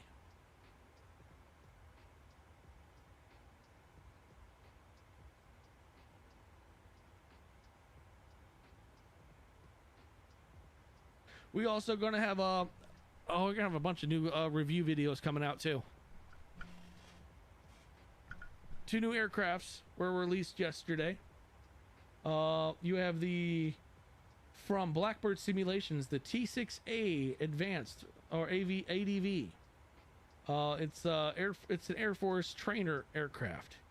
It's from what I've been, it's $50 almost, $45 for the plane, $45 this thing.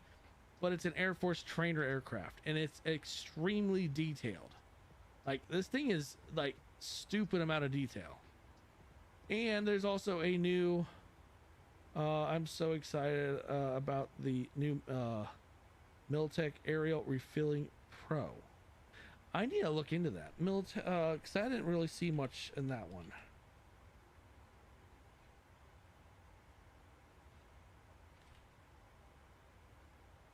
There it is right there. Coming soon, summer 2024, Aerial Refueling Pro. Welcome to Aerial Refueling Pro. Air refueling, also known as air-to-air refueling. It's the process of transferring fuel, blah, blah, blah. the aerial refueling is typically described by pilots as one of the most complex and demanding maneuvers in aviation. Miltech Simulations has been the first team to successfully simulate air refueling in Microsoft Flight Simulator. Wow. A handful of tanker models will be included, including the KC-135, good freaking god, yes, the KC-130, and the A330 MRTT.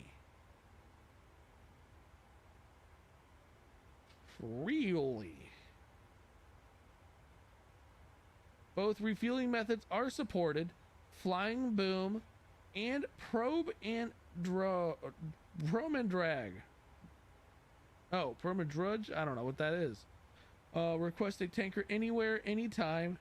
Tankers spawn at a predefined distance from the user's aircraft and set altitude and speed. Wow.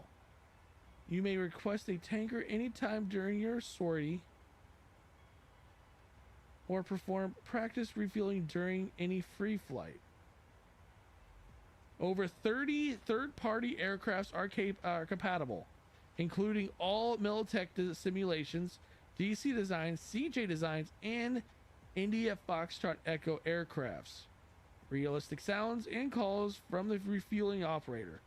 Refueling times and capacities adjust for aircraft type. Holy crap.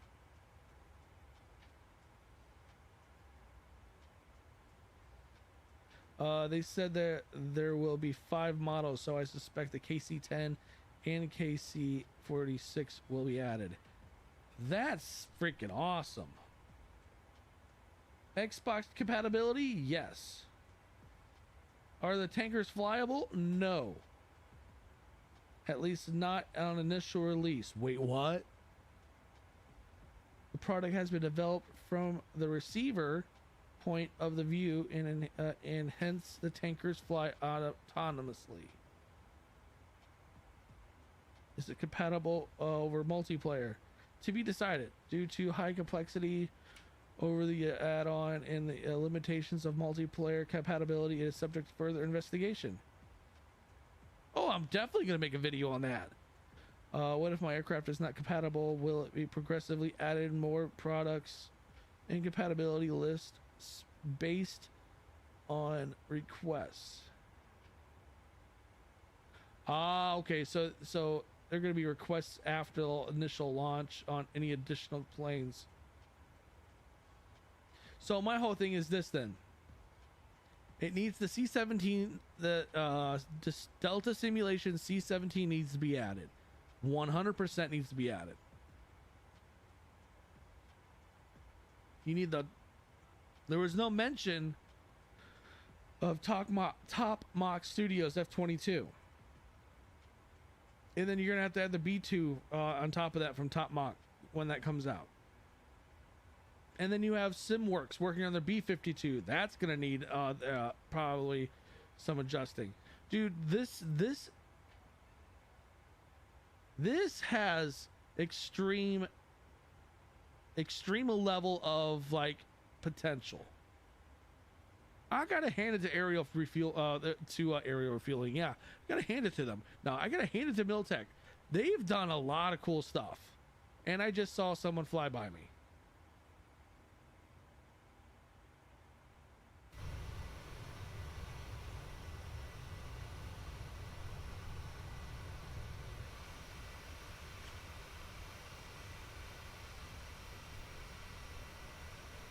I mean, there's a lot of big news going on right now.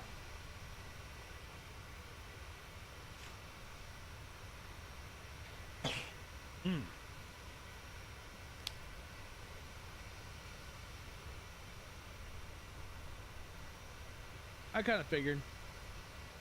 It was you.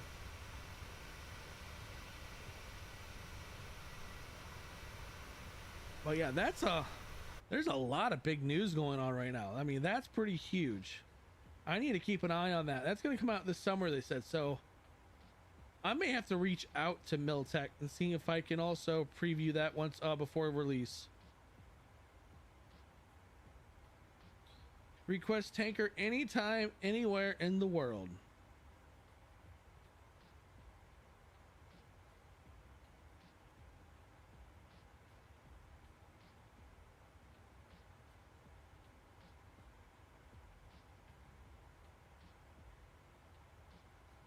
Yeah, that's gonna be dope. That's gonna make for some pretty cool like shorts too.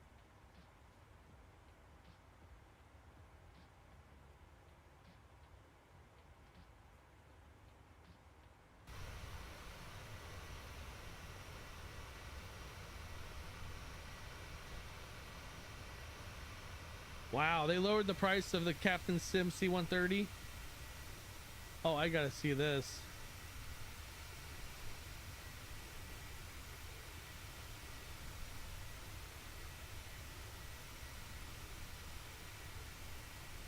Oh, let's see what it dropped to.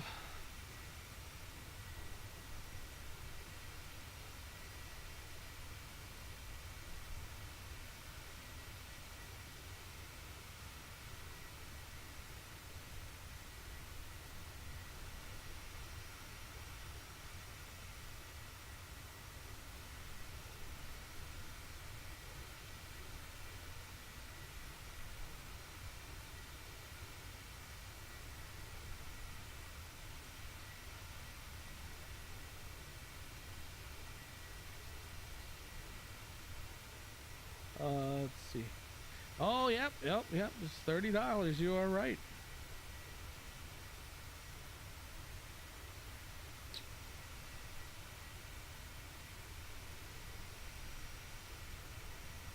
Well,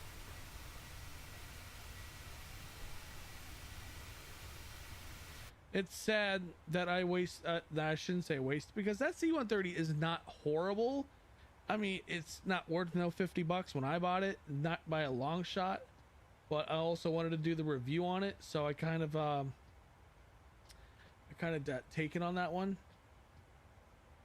But still, yeah, it's not worth $30. No way. Someone, I think Blackbird, there's someone that's doing a C1, a actual like good C-130.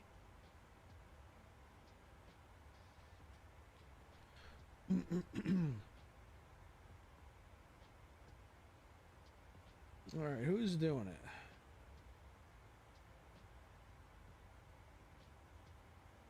Okay, that's what I thought, and I just saw it right there.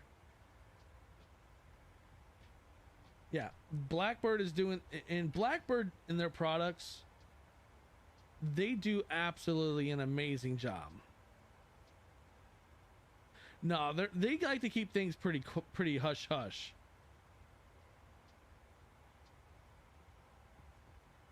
They are also working on the SR-71,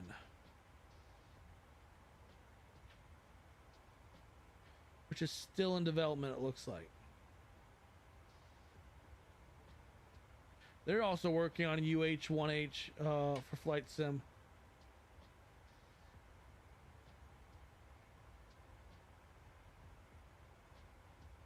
So I got a ton of videos I need to put out.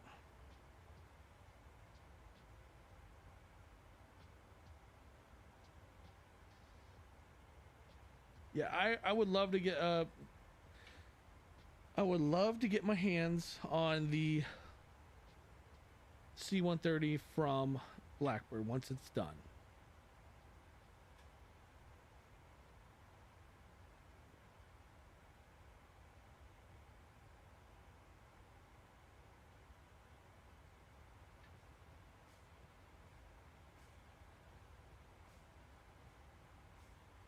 Oh yeah, that's what I'm saying. Like 777's coming out this coming week.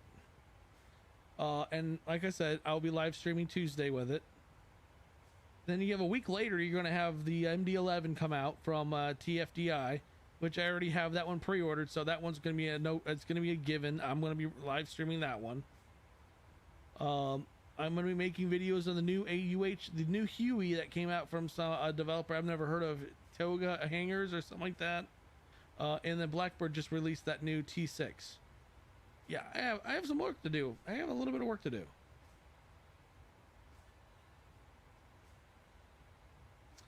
Got a little bit of work. And there's your F-16. Oh. I could see your F-16, but I can't see Turbine's F-16.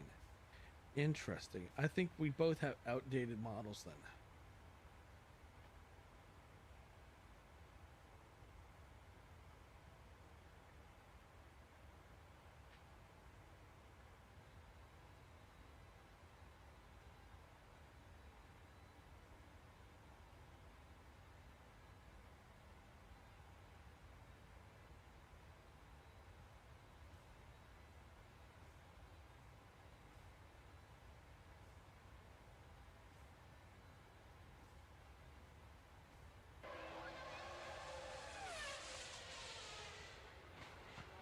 Oh, Nick. Nick, thank you for the follow on Twitch. Very much appreciate that.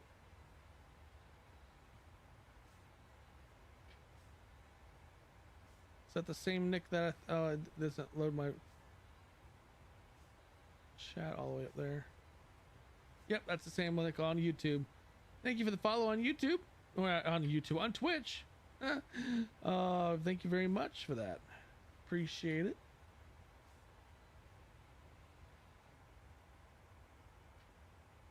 I need to change that that notification to something else. We are so close to 3,000 subscribers.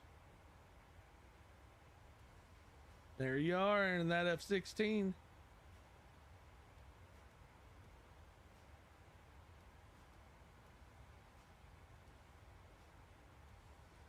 Let's see, we got 2.5 hours. Tailwind, 71 knot tailwind. Holy crap. We are scooting along.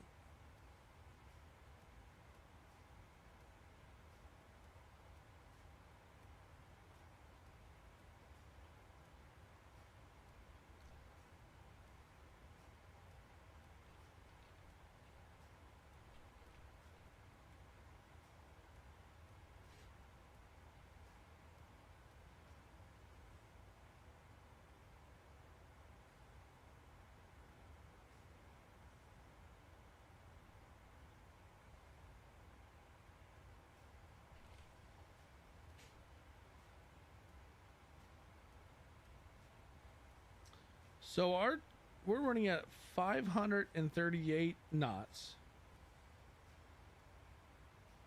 at true speed of 465.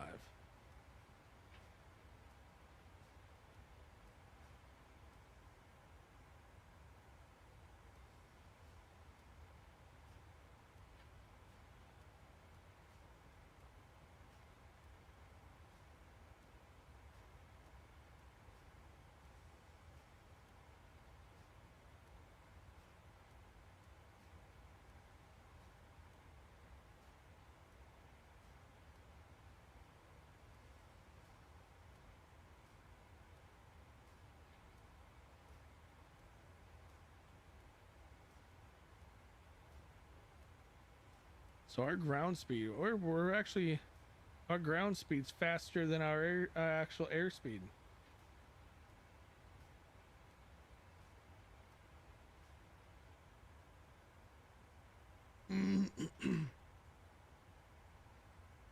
I always found this baffling, the information like that.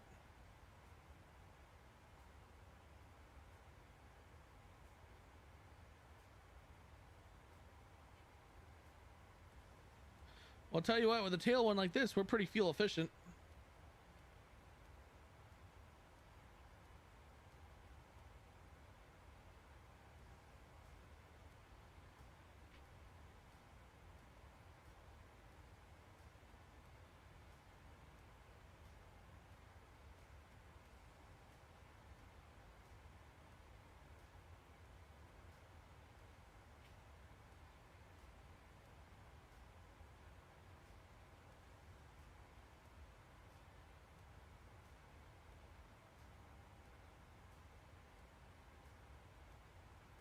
Other than the news I mentioned, there really hasn't been a lot of other news coming out.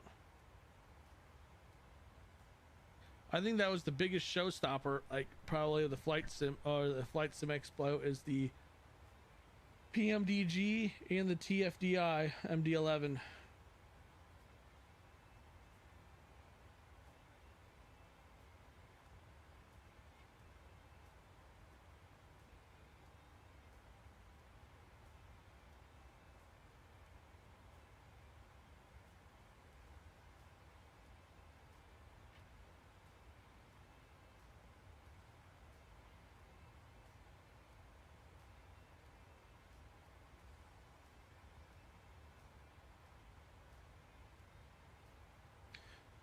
Okay, and more. I was just like, wait, was there not any PMDG people there? I would think there would have been. You know, Miltech is really turning in MSFS. Yeah, yeah, oh yeah. I definitely see it. I'm hoping tomorrow. Whoa, that was some rubber banding. I'm hoping tomorrow, since the there's going to be a demo flight fly-by-wire simulation. I'm hoping fly-by-wire announces the launch or when the release of the 380 is.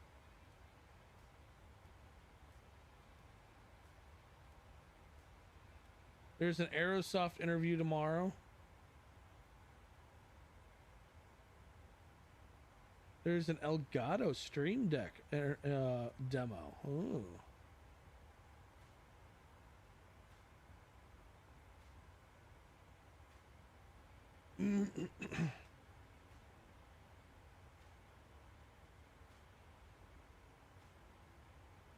There's a Bluebird Simulations interview as well.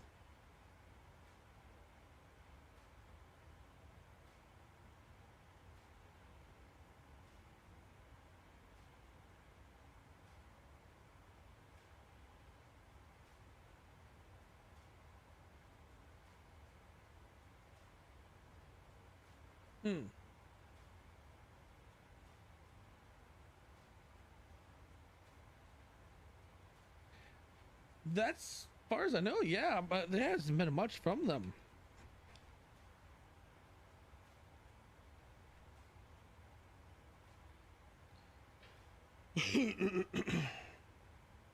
Yeah, Bluebird has the 757 still in development. And they're doing the 767.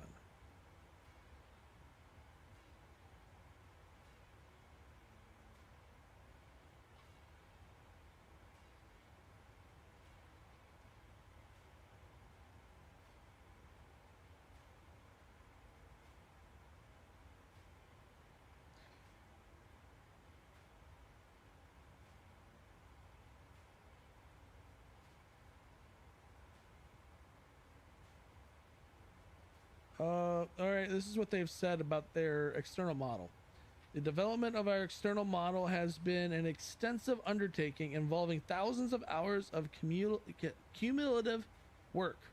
Our team has been passionately crafted an incredibly accurate representation of the aircraft, refining it continuously for unparalleled accuracy. Every detail, no matter how small, it has been meticulously attended to. Our pilots have been instrumental in achieving such accuracy. Their extensive knowledge and first-hand experience has enabled close collaborations with our team, providing invaluable insights in every aspect of the aircraft, from the prominent features like the polished metal of the fuselage and the weathered paint on the wings, to this commitment is accuracy, blah blah blah. So it sounds like they're putting an extreme amount of detail into this aircraft, and it's going to be still a little bit longer. The development of the flight deck model of the 757 has been a meticulous process driven by our team's expertise and dedication. We have crafted a highly detailed, accurate representation of the flight deck, continuously refining it to achieve an unparalleled level of immersion.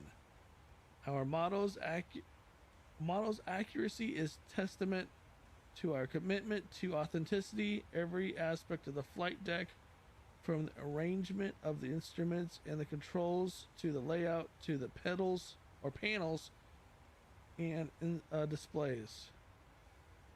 Yeah, this sounds like they're putting an extreme level of detail to this plane.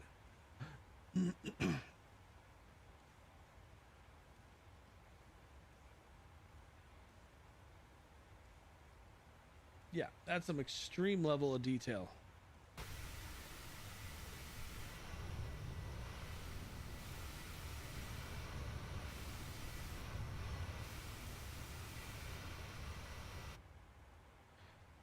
Ooh, yeah, that's some detail they're putting there.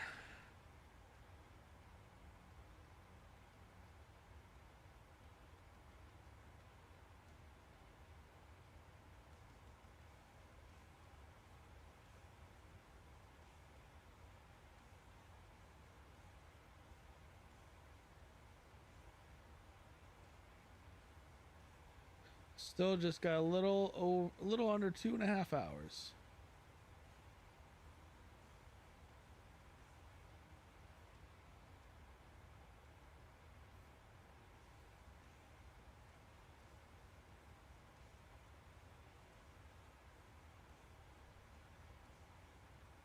$80 knot tailwind now.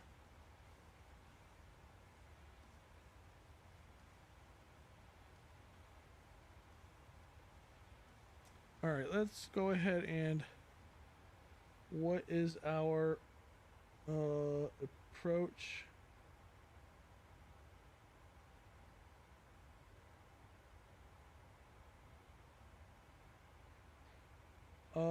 Our ILS is 111.9.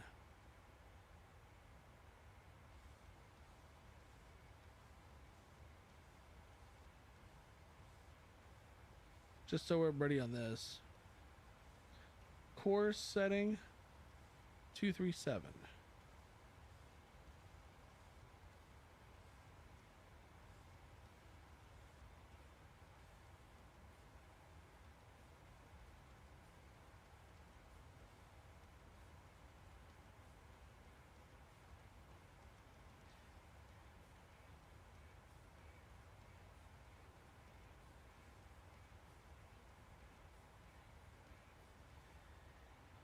So we're gonna fly over Detroit, over Toronto, or close to Toronto. Fly over Chicago. Right now we're over the plains.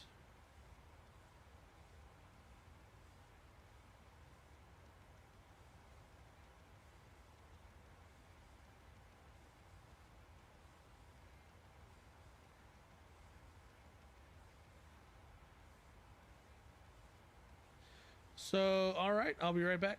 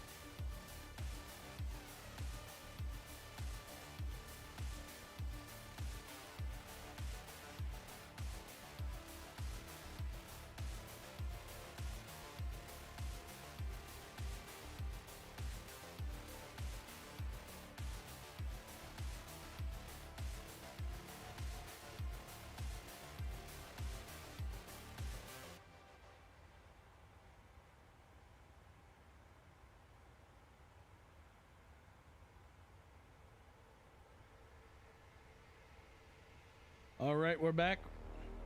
Had to take a bit of a break for a second.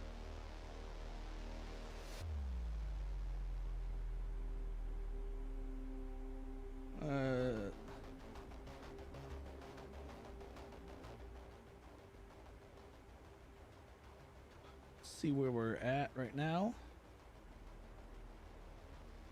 We're in Nebraska.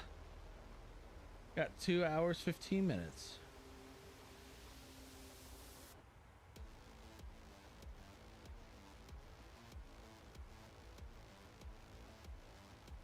Tell you what, we've been doing a really, really good job at this flight, or at flying in general.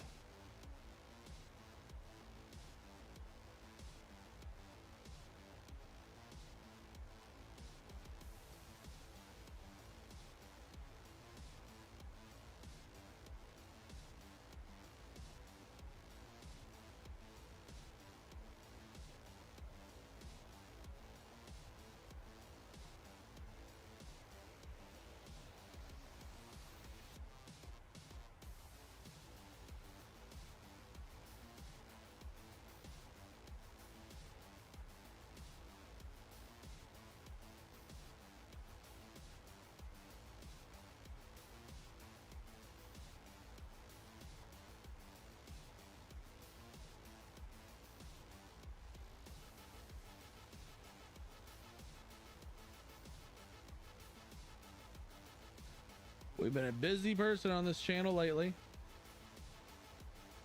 And we have even more stuff we're trying to do.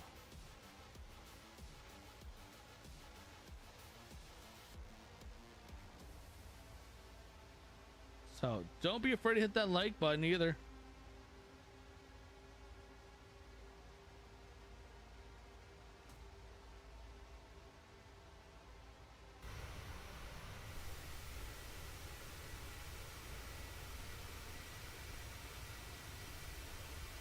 We have someone showing up on our right, on our left hand side.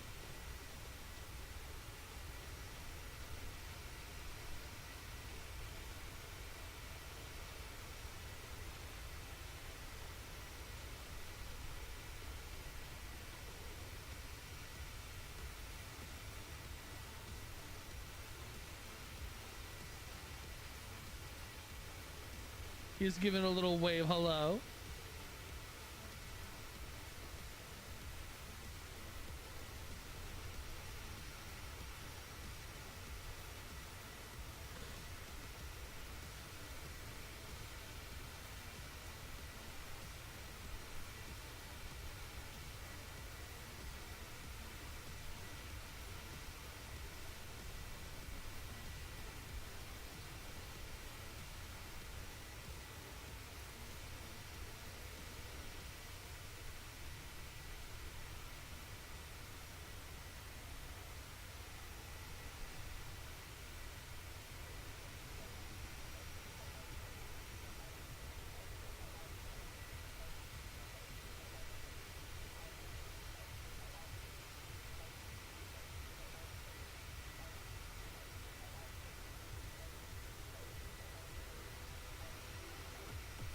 He's inching his way up.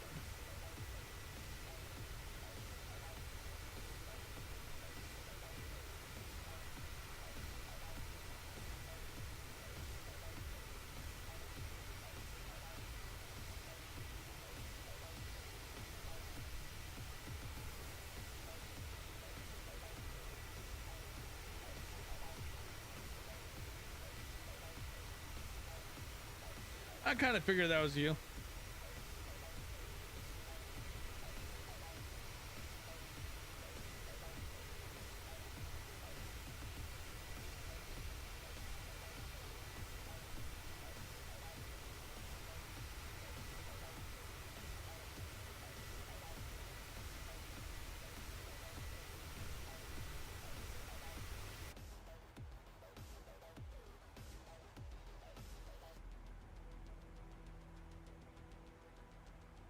I left on the autopilot for a second and I heard he's inching his way up.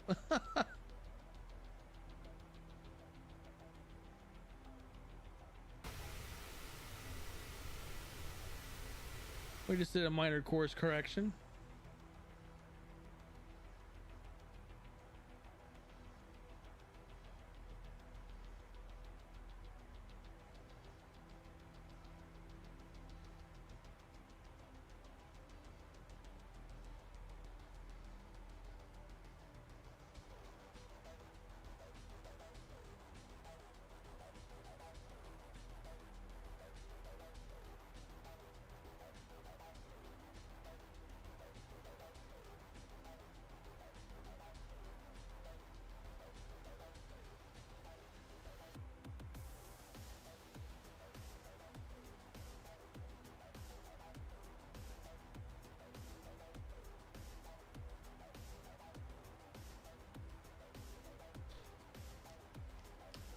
But yeah, oh yeah, it's definitely, it's gonna be a busy few weeks on doing videos, especially learning the 777. Be learning a whole new aircraft, learning the MD-11. That's gonna be a whole new beast too. The Huey, we're gonna get after the stream and do a video on that. Hopefully we'll release that video tomorrow. And then the T6.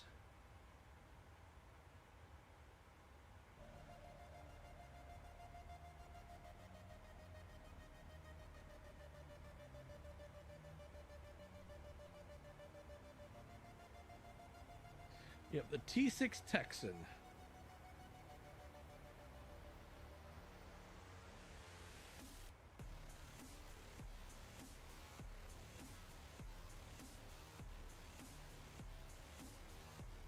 T6A Texan, actually, it's called.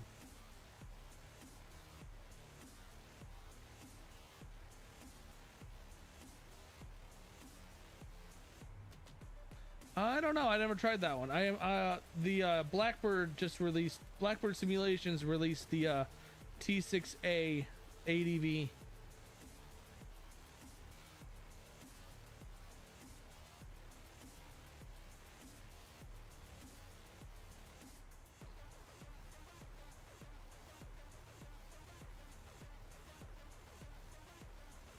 The T6A Texan 2 is a single engine, 2-seat primary trainer designed to train Joint Primary Pilot Training, or JPPT, students into basic flying skills common to U.S. Air Force and Navy pilots.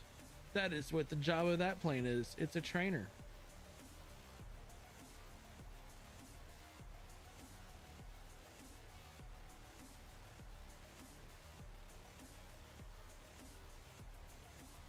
Produced by Raytheon Aircraft, T6A Texan 2 is a military trainer version of the Raytheon's Beech. Oh wow, I don't know how to pronounce that. Pilatus PC-9 Mark II.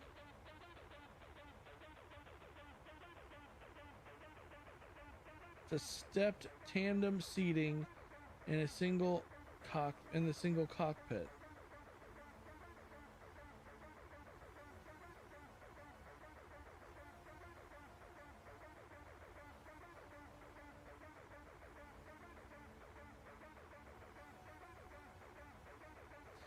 Because of its extreme thrust to weight ratio, the aircraft can perform an initial climb of 3,100 feet per minute and can reach 18,000 feet in less than 6 minutes.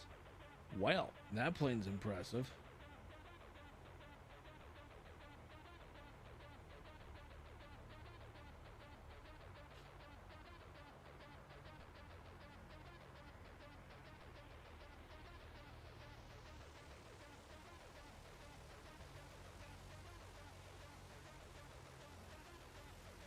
Has a 1100 horsepower Pratt & Whitney Canada turboprop engine.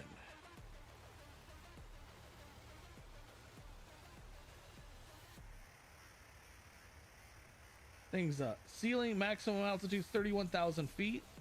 Really, 31,000 feet. That's pretty high for that plane. Crew of 2, student pilot and instructor pilot. Range is 900 nautical miles. Speed's 300 miles an hour. Entry-level trainer and joint primary pilot trainer. My friend was, yeah. Oh, wow. It's pretty cool. Well, that plane is from Blackbird Simulations. It is $45 for that plane. Of course, they did say that it is a high fidelity, extreme detailed immersion.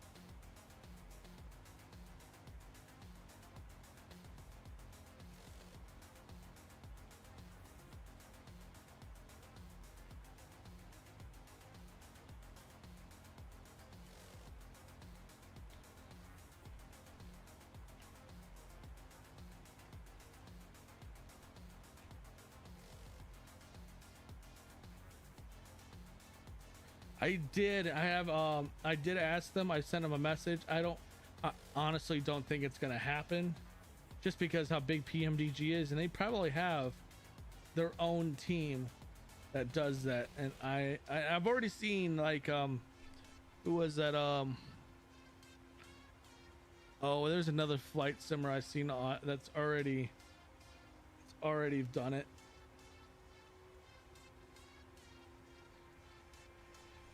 Which is fine.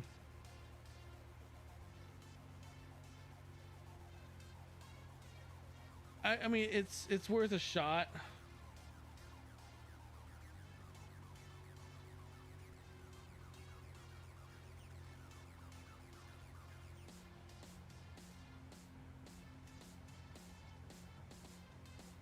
No, it wasn't him. I don't think he actually had. His channel is kind of blown the hell up. I don't know what the heck he did.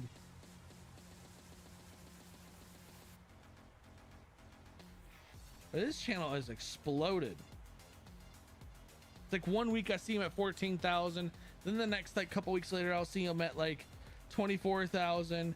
And then this week I see him, he's almost at 30,000. So I don't know if it's just because he's being more consistent than I am, but I tell you what, he is dusting me.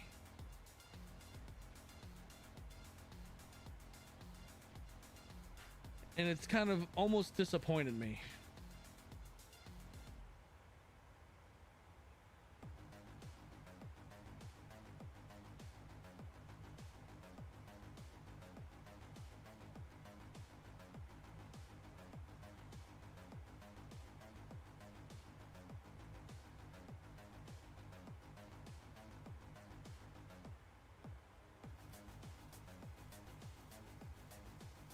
Oh.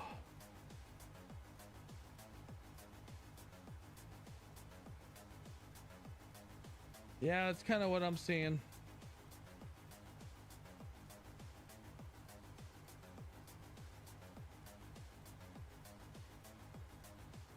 Which, when you have a full-time job, it's kind of hard to be consistent, like consistent.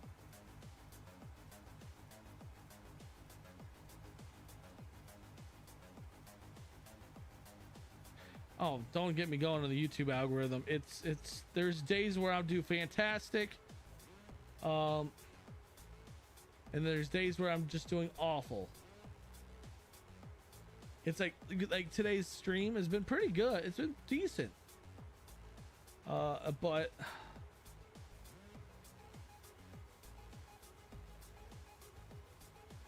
there, like last weekend I tried doing a live stream. No one showed up. It was like no one even, like, everyone was busy. Everyone was, it was already engaged with something else, and I had like no one show. And it's like, all right, yeah, and then it didn't even help. What added insult to injury was that I lost power in the middle of a stream, and that killed the whole thing. And I only had like maybe 10 people show up. So yeah, that added insult to injury.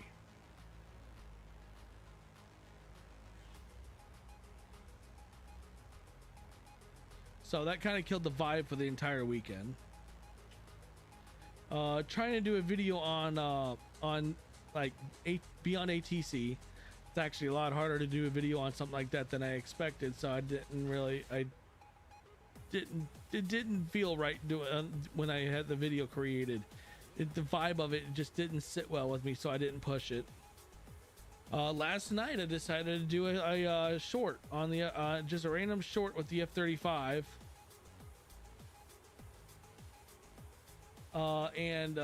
What the short was basically flying over the Hoover Dam, which actually did phenomenal. And this morning I tried sending another short out,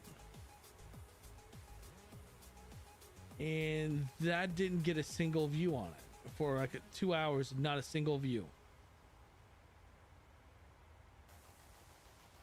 So yeah, YouTube algorithm can suck it.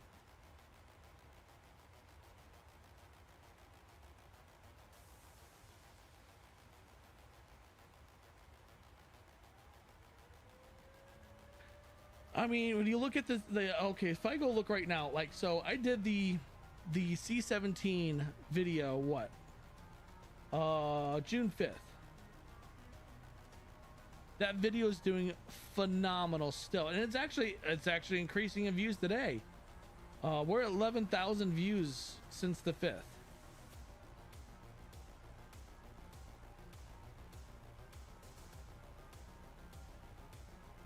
Yeah, the C-17 has always been a phenomenal plane to do a review on.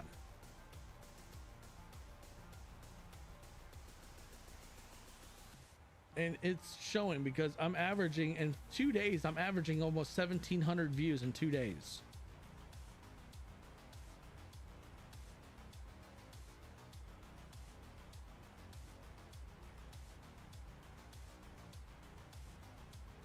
And the crazy aspect of that is that 145,000 people have seen the link to that video for that C-17 Globemaster.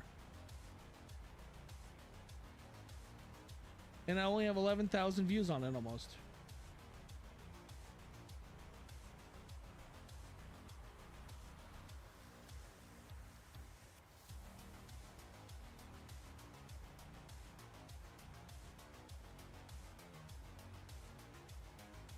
Now I'm hoping when I do this Huey video, when I buy the Huey, reviews are great and interesting, and I think you need to find something unique to the to your channel too. That's probably part of the problem, is that I don't have anything that stands out.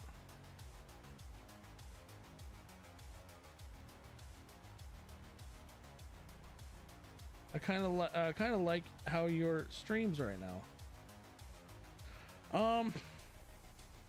I've always done streams like this though, like just like long flight streams. Like right now we have what? How much time do we? Let's see, where's my? We have still 2 hours in the flight, and we've been live now for approximately 2 hours 47 minutes. It's one of my longer flights I've done of recent. But what kills me is that the algorithm on YouTube just, it's so finicky. It's like if you don't do something just right, you will fall off the algorithm and it won't give a crap who you are.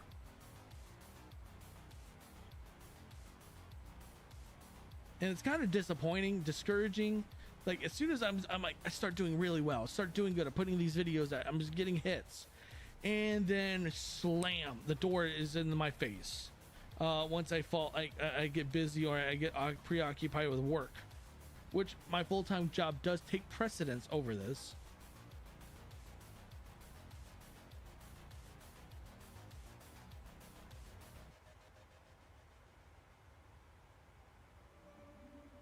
I mean, I enjoy doing the live streams, but when people don't when people don't show up, people don't subscribe, people don't interact, it's discouraging, because I'm like, I'm not gonna sit here for say 2 hours, 3 hours, twiddling my thumbs around, if that makes any sense.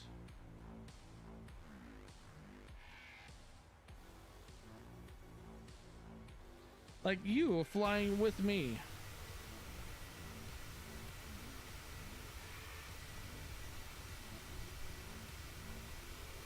Like you flying back with me, actually, I like that type of interaction.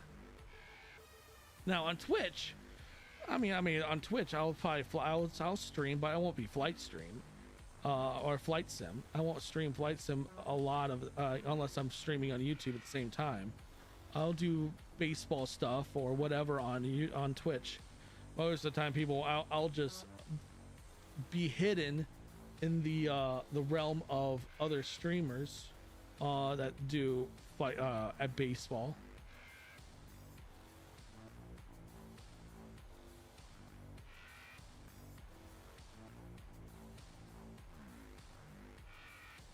But honestly, though, ad revenues lately in the last week, actually more than a week,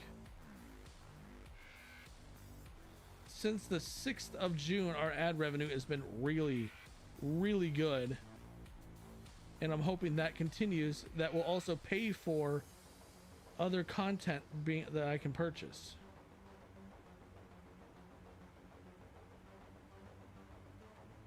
And there you go. Fly by my nose.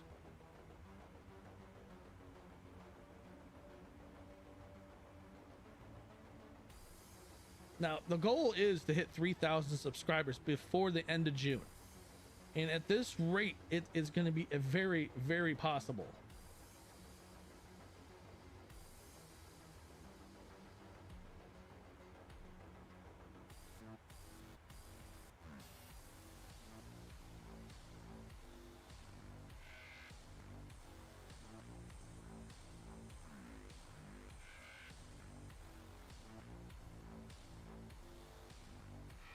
$3,000 subscribers on my YouTube channel. So like on the YouTube channel, I'm right now sitting at 2,958.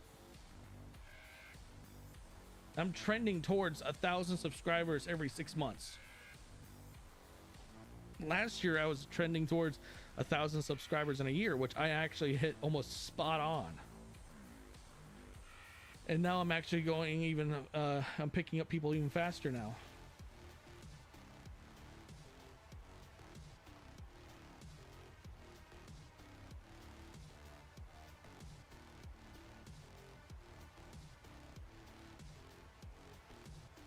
So here's this here is this trailer for this Huey that I'm going to be reviewing later on today.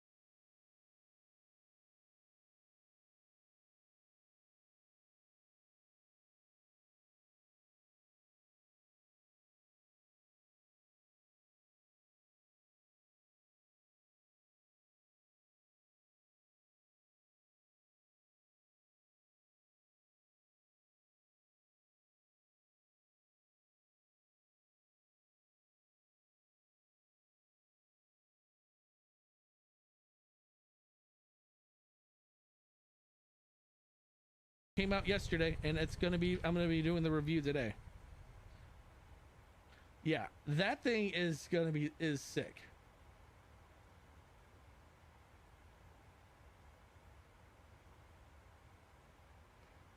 It's like the CH-47 with the water drop, dude. That I'm actually pretty excited to get this. It's $30 for this helicopter. United States Army used that helicopter, so that's why when I saw the cavalry symbol on the front, it's like, oh yeah, sold.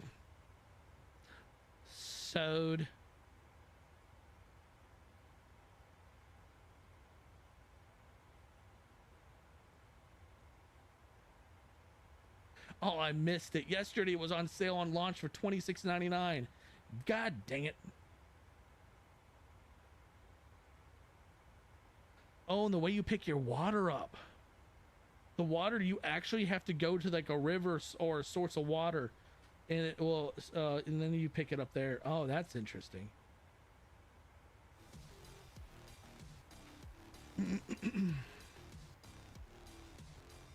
Now, I will say,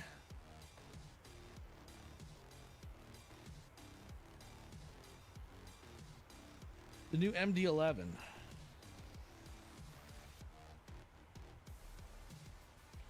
Was there a new trailer put out for that?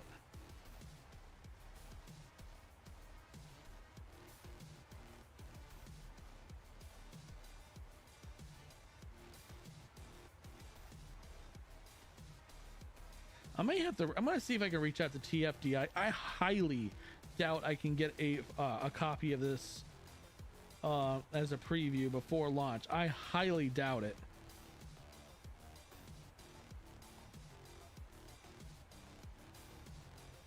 Yeah, you know what? I'm not even gonna try.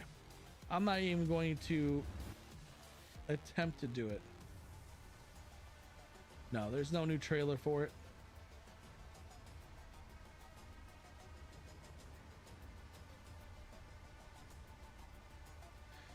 There is this video. Hello everybody, my name is Colin, and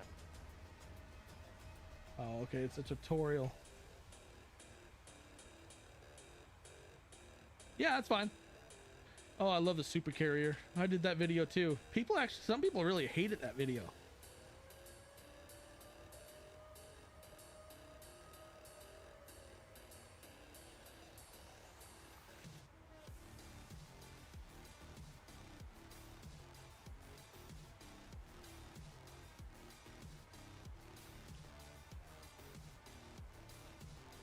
Yeah, people really didn't like that video I did of that.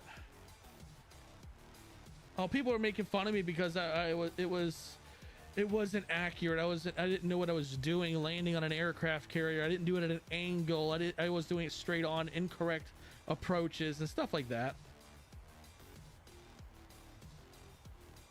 Oh, here you go. This is the trailer for the T6.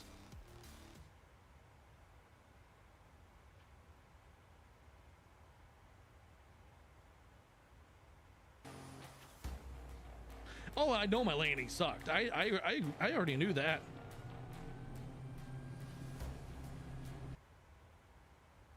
Yeah, I'm sold on that one. I'm getting it.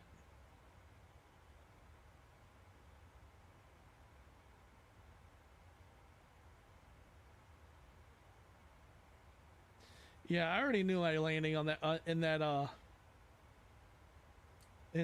super carrier video sucked, like royally sucked. I've never been good at carrier landings, but man, the people just like, some people just enjoy tearing up someone.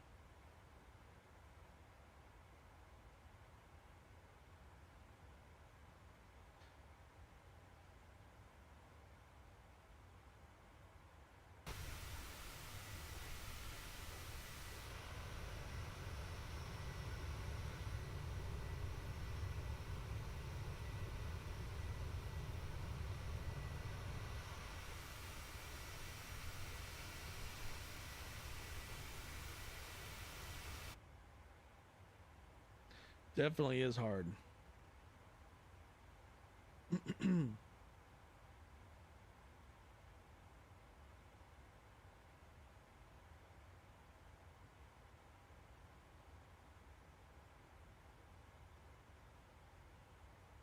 So we are right now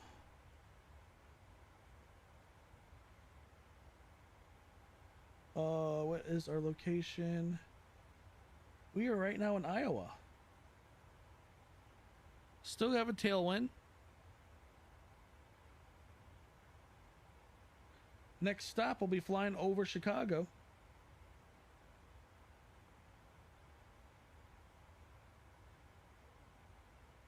We'll be flying above some weather going in through Detroit. And then just south of Toronto, I believe that is. Yeah, just south of Toronto. We're flying over Buffalo.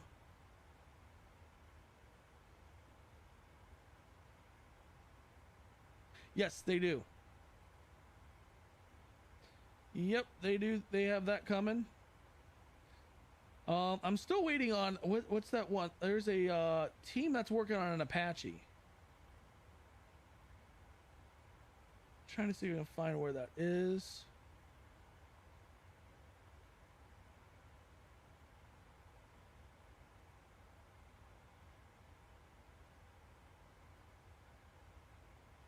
RKM.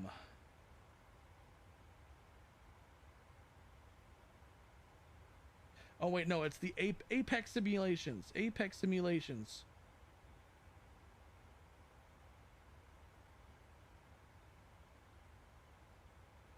It looks like they're gonna be hitting beta. If I'm seeing this correctly, they're gonna hit beta this summer on the Apache.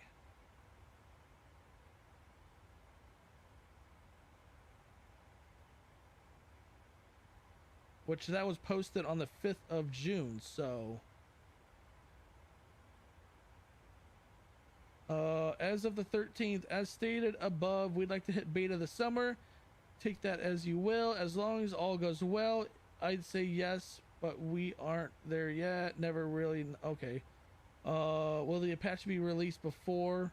All right. People are asking if it's going to be released before MSFS24, which I really want that Apache. They've been working on that Apache for a while. Supposedly, the Apache is supposed to be close, not fully, but close to being quality like DCS.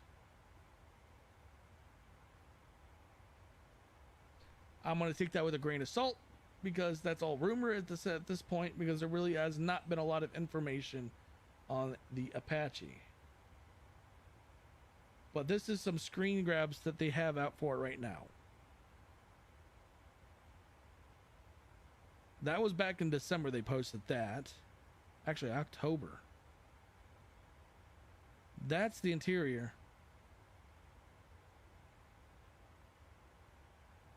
I like the interior. I like what they did with this.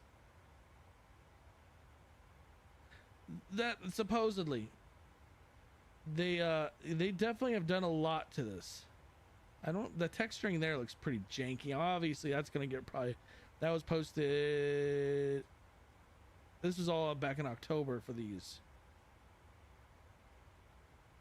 Exterior model looks pretty good.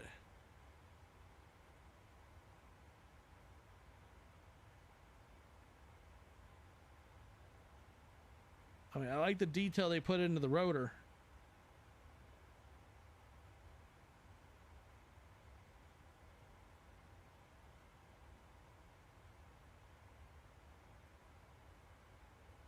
I'm sure that they probably changed a lot. I mean, this was posted almost like over 6 months. It was like 10 months ago almost, or 7 months, 6, 8, can't count, 8 months.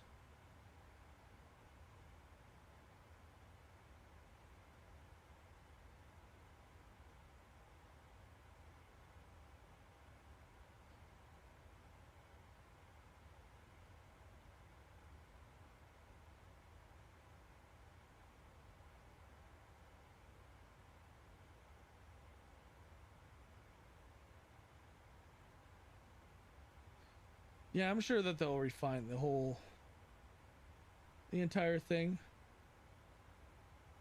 I'm still waiting on news from the B-2 bomber. They've been really, Top Mock Studios has been very, very hush about this B-2. But they were so excited to announce the T-7 Alpha Red Hawk.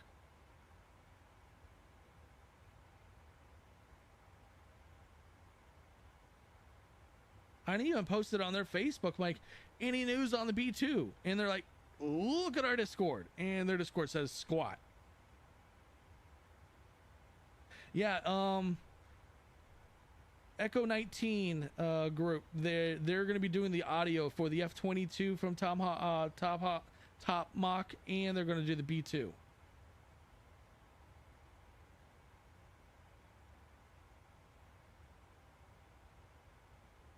I'm actually pretty excited for this T7 Alpha. This thing looks pretty cool.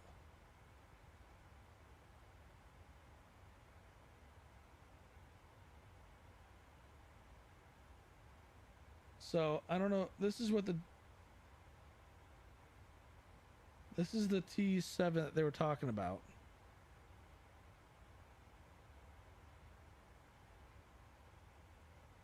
That thing looks wicked.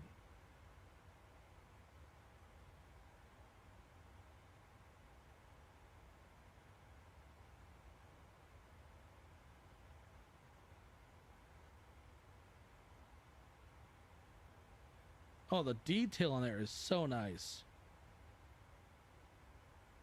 And they just released, well, they released this on the 6th. What the cockpit looks like. Look at that. The screen, that's an actual, I looked up the T7 and this is the actual like display they use.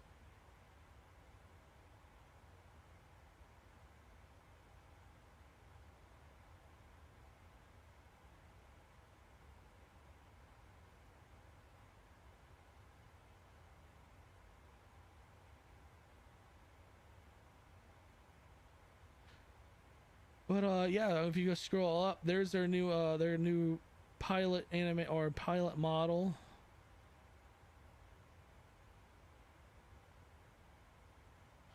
This is going to be for the B2 right here. It even says our team is hard at work developing ground service equipment for the B2 Spirit. Excitement to share the progress. Closed alpha has begun. So closed alpha has begun for the B2, and that was posted in April. Kind of worried that there's been a lot of problems with the B2.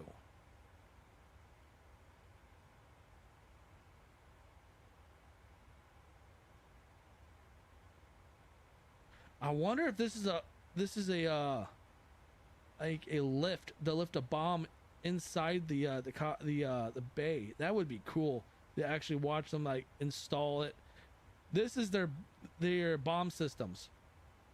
This is cool.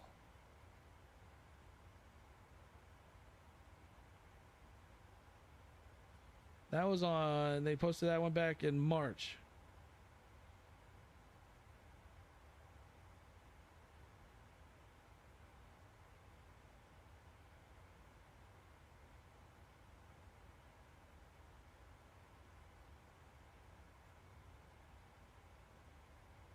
Nope, can't have that.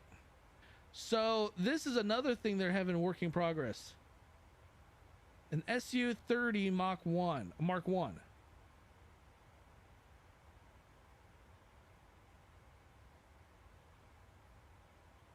So they have all these other projects going on, but they've been working on that B2 for a very long time. Dude, the Cobra on this thing, doing the Cobra with this thing is going to be freaking awesome.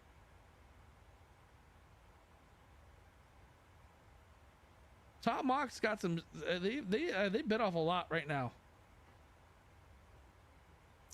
These work in progress renders offer a sneak peek at the highly detailed exterior model of this advanced multi-role fighter jet. Stay tuned for more updates as we continue to develop this exciting addition to the flight simulation world. So yeah, now we're gonna have a Sequoia SU Mark 1. Freaking the 30 Mark 1. Yeah, that's gonna be really awesome to have. I'm trying to find where they had the B. There it is. This is the B2's cockpit. Look at the cockpit on this son of a.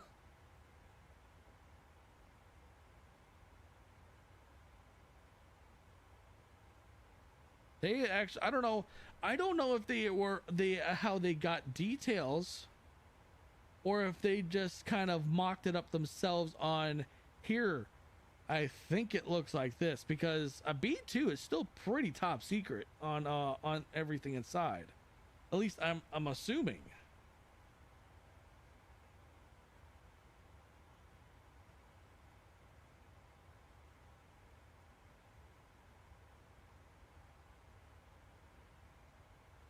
That was posted on January 3rd. And here is what the you think it will be a lot better than the... It will. It's Top Mach. Top Mach Studio has always been doing a great job with their aircrafts. I know the only aircraft they've ever done was the F-22, and the F-22 was absolutely phenomenal. This was posted in the beginning of December, the B2. It looks like the external model is done. So this thing has been in a... that's why I'm assuming that they've ran into a lot of issues with this plane. That's why it's been taking them so long to get this aircraft out. because I thought this thing was ready to release by the end of December. Hence why I emailed Top Mock myself asking, hey, when this is ready to release, can I get access to the preview before launch? And they emailed me back almost like instantly and says, we loved what your review video on the B2 on the F-22. We loved what you did with the F-22. Hell yes, you can review and preview this aircraft before launch. They were like almost excited.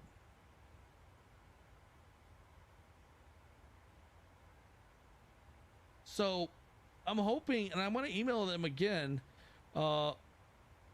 asking if I can get the copy of this so I can review it. And I know that they're, I mean, Delta Simulations, they have a bunch of stuff that, I mean, I haven't heard much from these guys. Aerial Simulations, and they only have that F-117.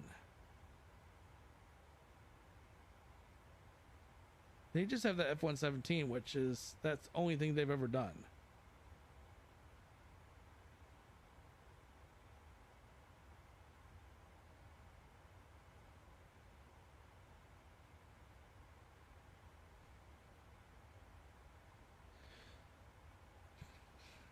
But yeah, I mean, I'm looking forward to the SR Blackbird. Man, it's gonna take forever for Blackbird. They've been working on, I think Blackbird's been working on the SR-71 for a while now.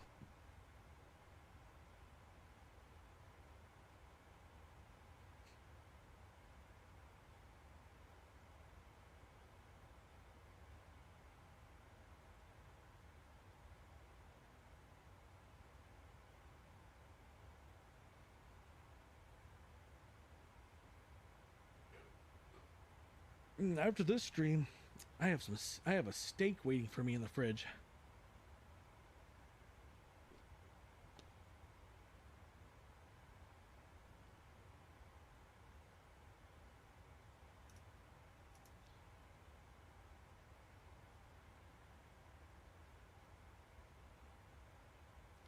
I got I got 2 New York steak strips in the fridge. One for today, one for tomorrow.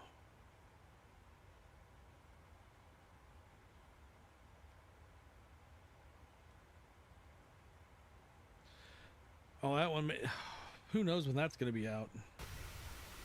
Well, all right, we're flying between two decks of clouds. I have the Captain Sim one.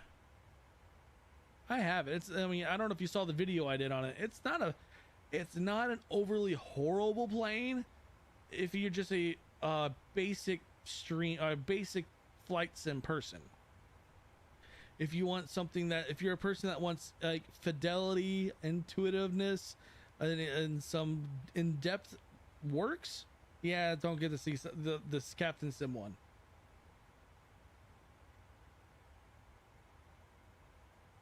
I don't know, but I mean, I coughed up $50 when it first came out, and I literally bit the bullet on that one.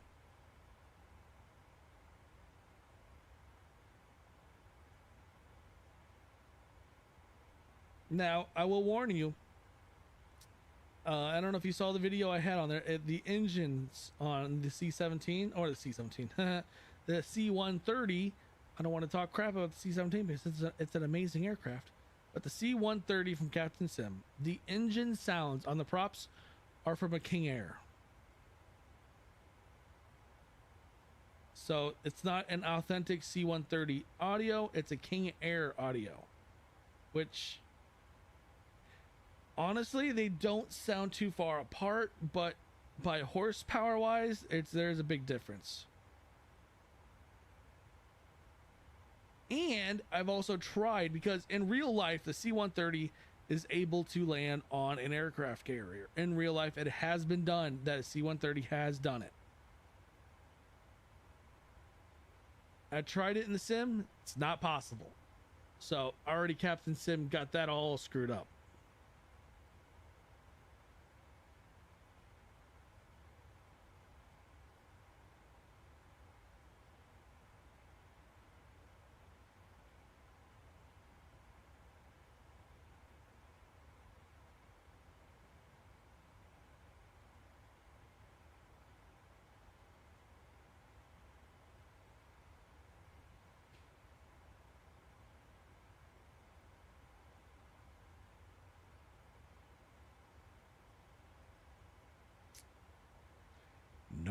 need to remind me.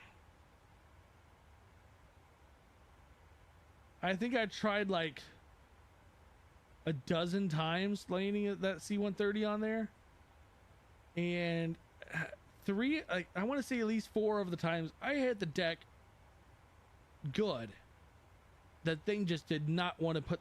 It did not want to go into reverse. Like the reverse propel props, and it did not. The brakes did not work very well. So it's like you're off the edge. It's like, oh, this really sucks. All right, center tanks are empty.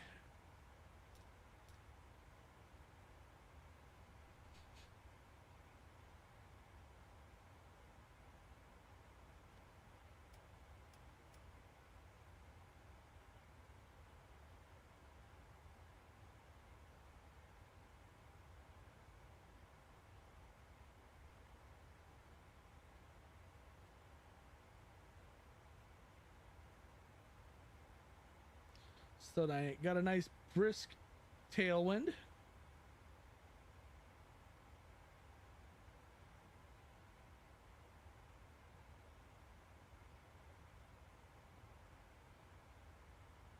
Getting pretty close to Chicago now.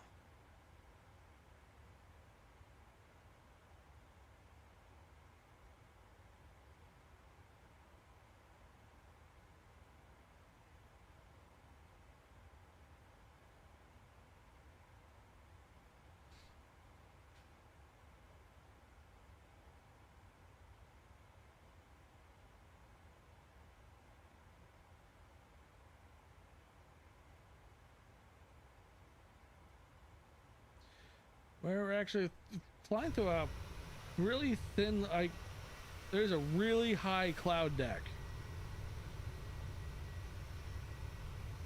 I mean, that's a pretty high cloud deck, and it's also thin.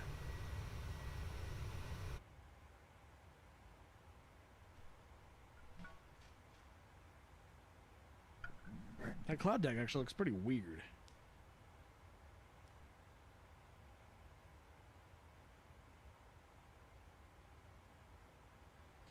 Someone needs to come out with the Hurricane Hunter.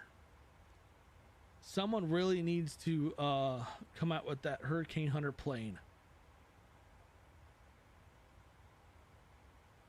I think National Weather Service Hurricane Center, they have a specific plane designed to punch through hurricanes.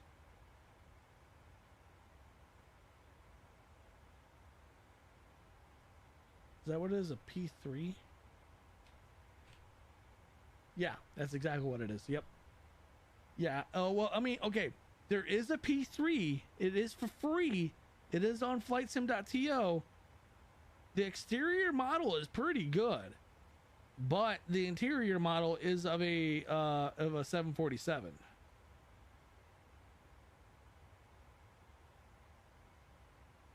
So the cockpit's a 747. The exterior model is still pretty good. From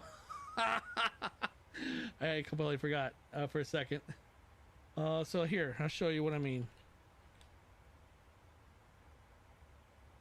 Because I mean, it's not bad. The flight model is a little off. I don't think it's exactly like the best.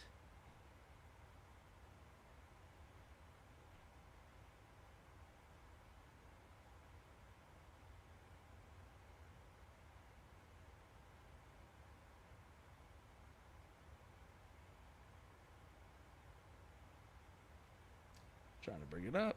P3. There it is. It's a little over 3.5 star rating.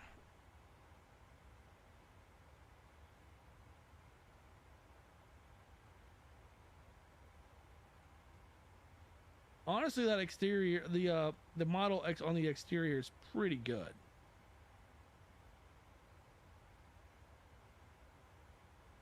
They have a Navy variant.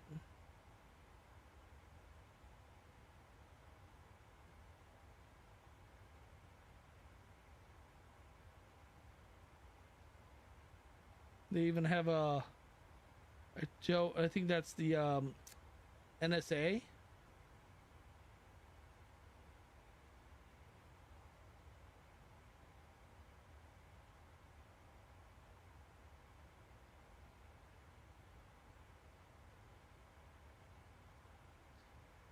Coast Guard.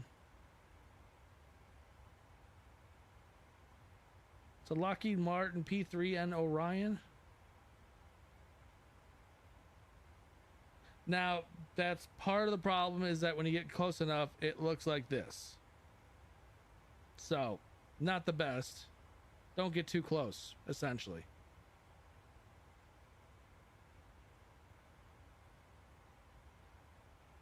Oh, that's right there. 747 interior.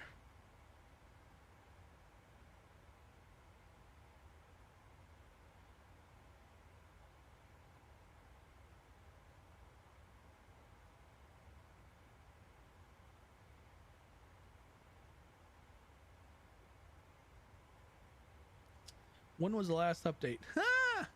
It has only received one update, and that was in June of 2022.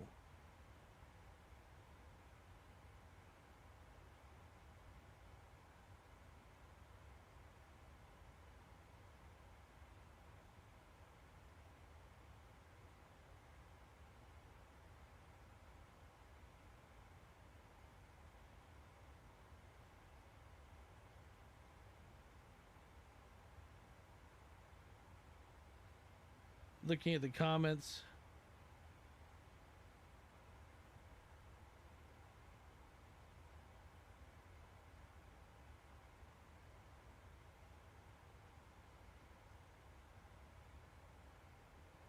Huh. 4.7 stars. 5 stars if the cockpit wasn't a 747.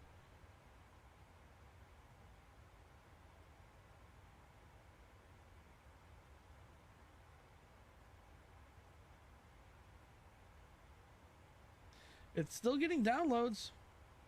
How many downloads so far? Over 25,000, almost 26,000 downloads.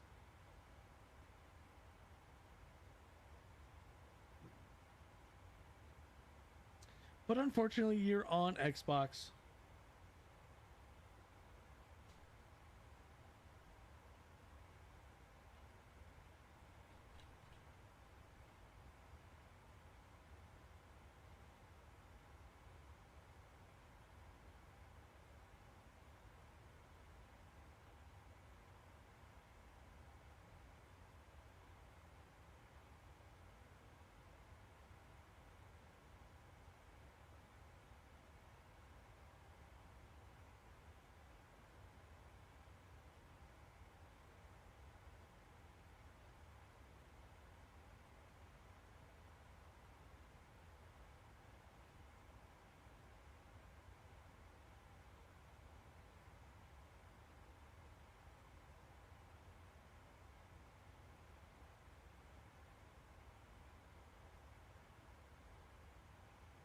Trying to see if there's anyone doing that. Wish there was a P8 variant of the 737.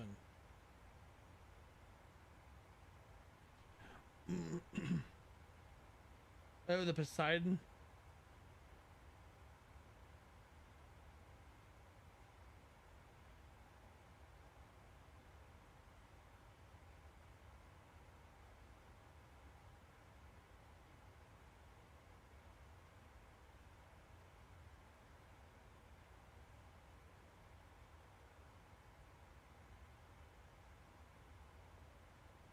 Oh, son of a...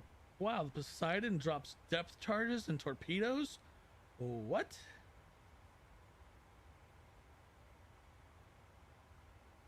Has a retractable MX-20 HD electro-optical infrared sensor turret.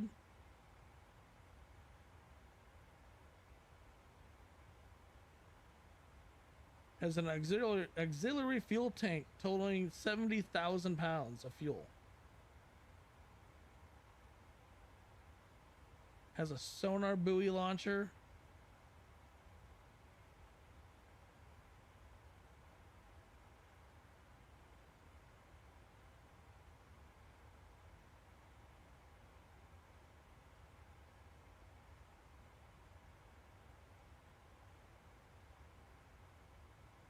Oh, wow. Wow. The plane itself is a 737-900 ER. Hence, I'm actually in an ER right now.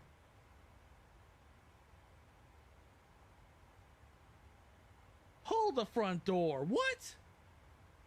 Has an four underwing hard points for a freaking AGM harpoon? You're telling me a 737 is armed with a freaking with big ass missiles? What? That's freaking insane. Oh, check this thing out. I mean, what? I mean, that's a lot of information right there just on the plane. But freaking harpoons? What?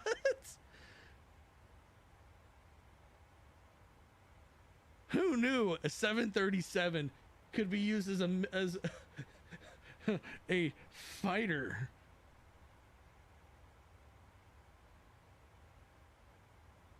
Imagine that. Woo, okay.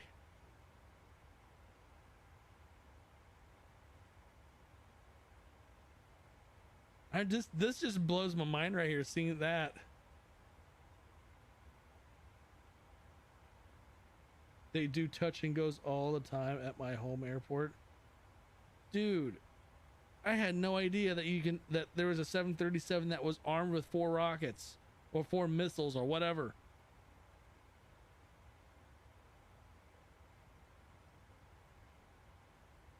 They're based out of Jackson. Oh, not anywhere near here. But damn.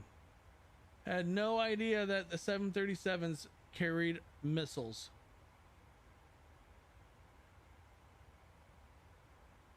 Freaking harpoons.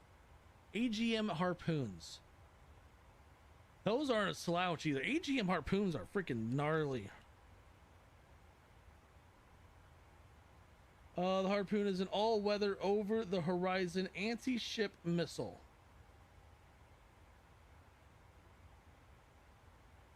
The missiles are manufactured by McDonnell Douglas. AGM standoff land attack missiles and later blah blah blah. Regular harpoons use an active radar homing and the flies just above the water to evade defenses. Max speed of the missile is 537 miles an hour.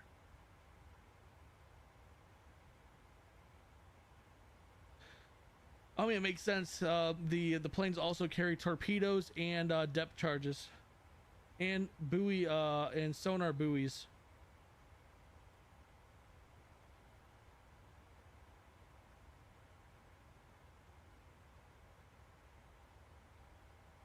Oh, something happened to my Twitch stream. It restarted. Interesting.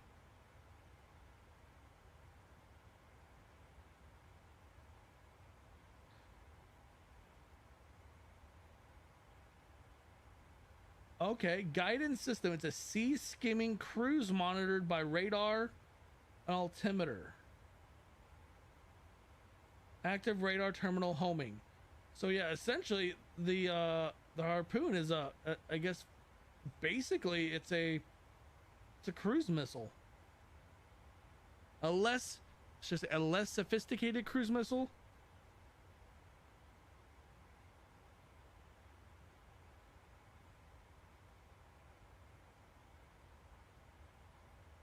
PMDG is good luck with that one. They won't go for that at all. Especially when they are licensed by Boeing. Boeing would not be happy.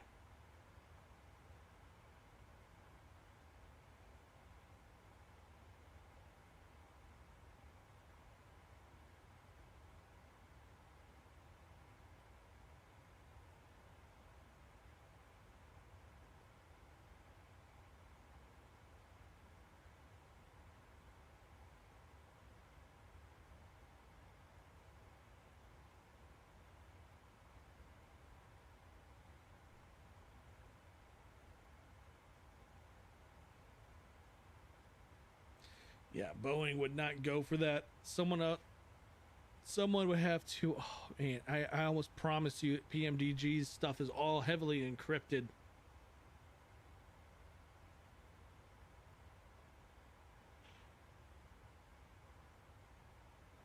Mm.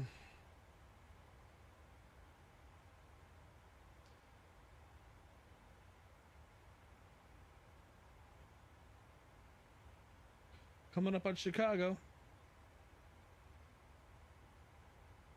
Got broken clouds.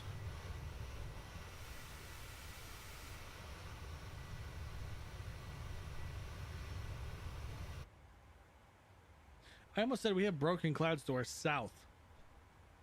But one thing is, broken clouds are underneath us, not south.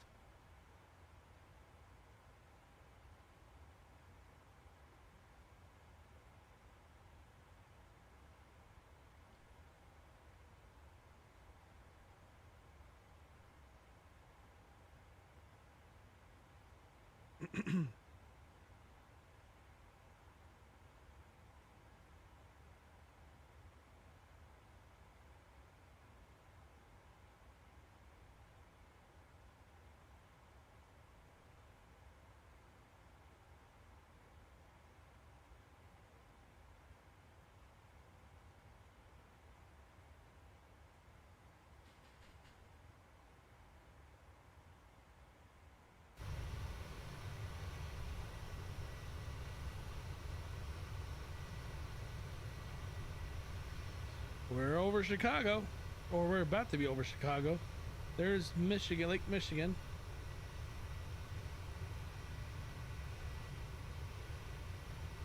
Chicago's gonna be like right up over in this area.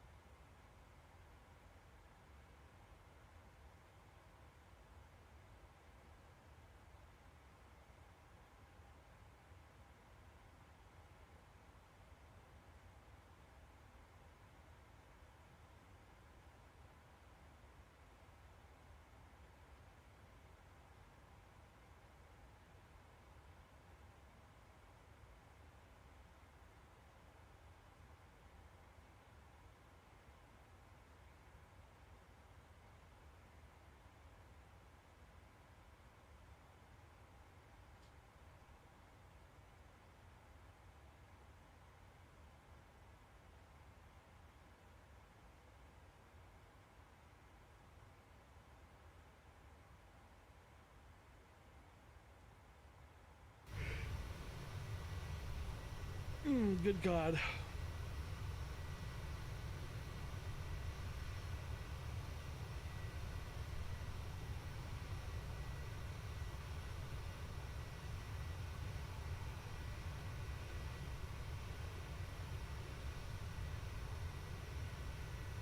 There's Lake Michigan, Chicago. We're right underneath. Then that's Midway right there.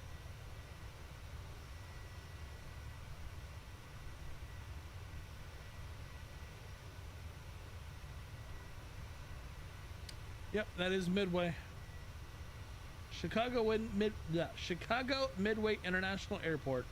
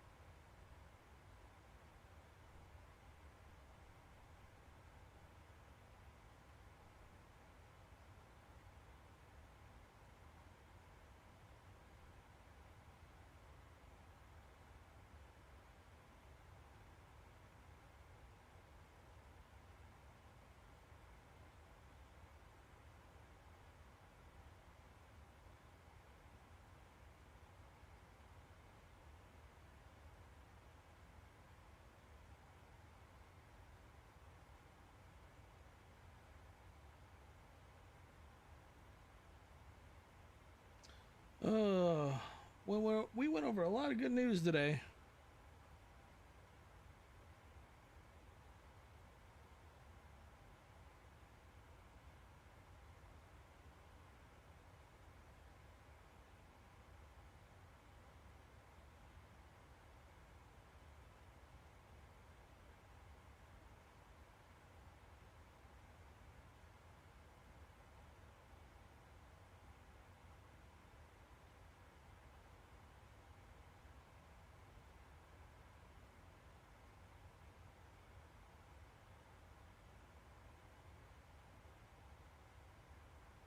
The cable falls off the hook as soon as I hit it. It's not supposed to do that, I don't think.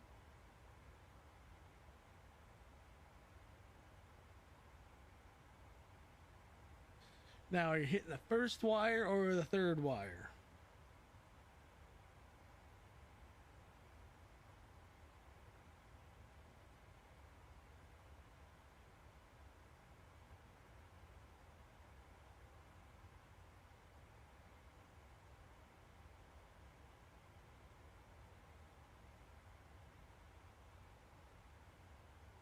Second? Okay. Well, you shouldn't miss the wire. You shouldn't lose the wire.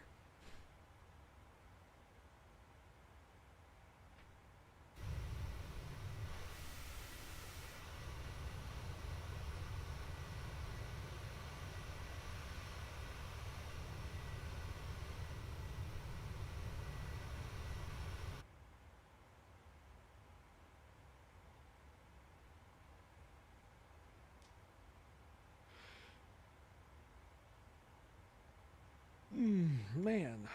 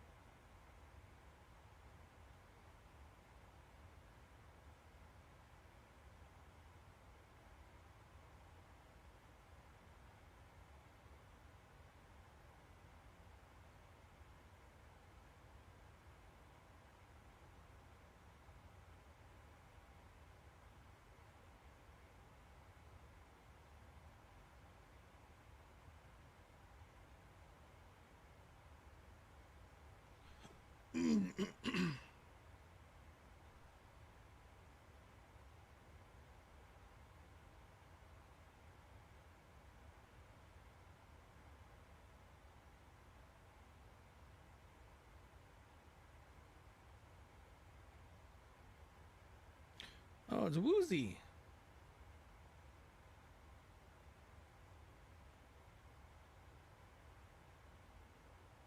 Or Wozy. Wozy.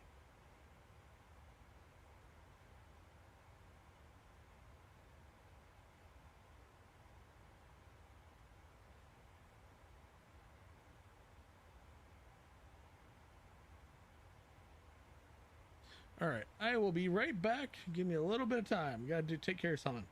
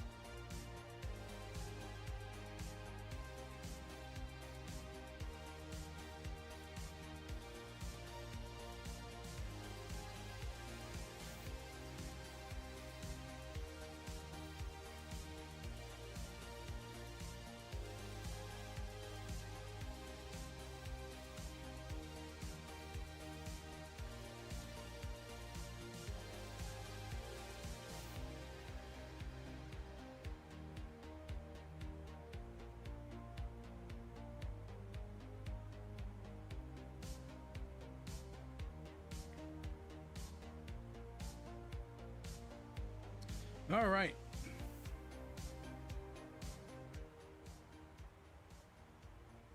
I had to step away and get a quick snack.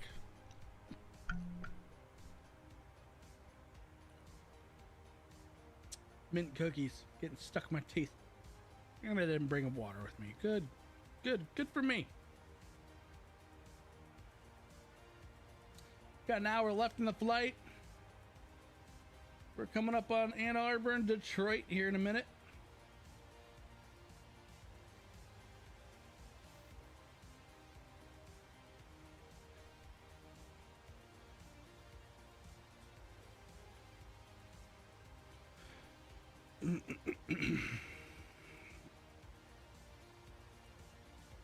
Next stream's gonna be tomorrow.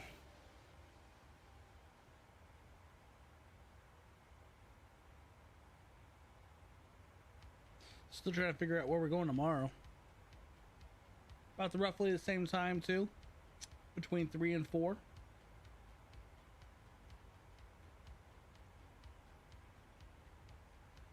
And then I think our next stream, I honestly don't have a clue yet. Knowing my luck, probably back to the 737, one of them at least.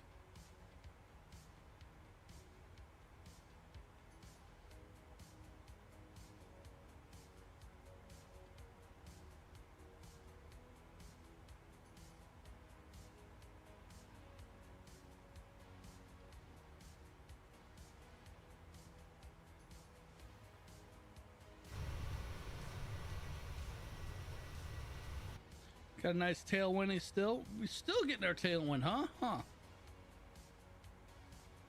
Under an hour.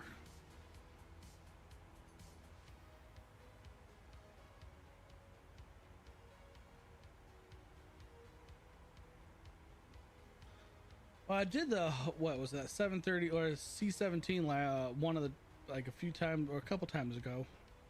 That one was brought in a lot of viewers.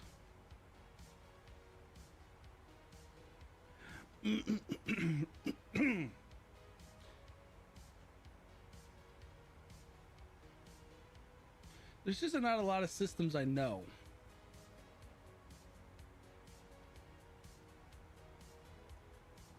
And I tried the B-2 bomber once from Kiwi or whatever, Kiwik or however you pronounce them.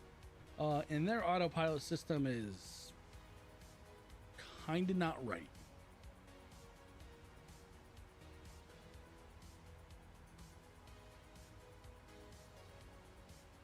You put in the flight points and it doesn't want to go to them, at least. That's what I've noticed. And that was I did one stream with that P2. And then after tomorrow, the next stream will be on Tuesday. Or at least when the day that they launch the 777. And we're going to do a live stream on that one after when I get out of work.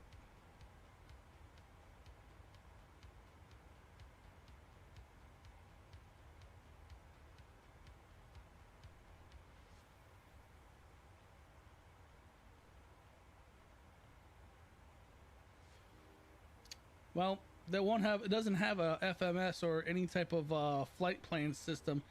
Everything is basically as the crow flies, or try to follow the flight plan as best you can.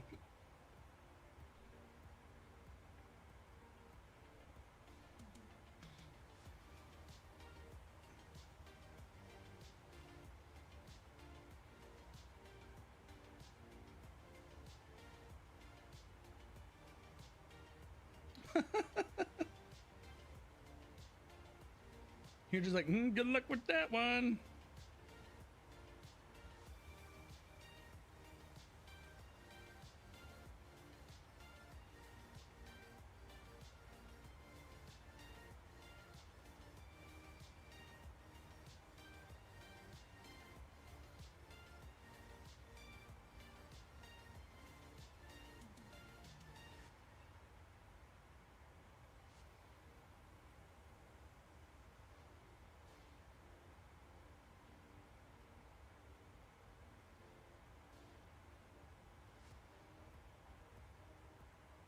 You can't? I guess I never really tried.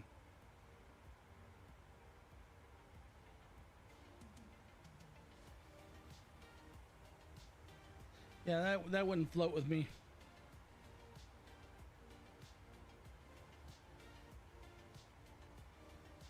Huh. May have to experiment with that, because if that's the case, yeah, you lost the major credibility now with that plane. Like, yeah, or like he had much anyways, but I'm just saying.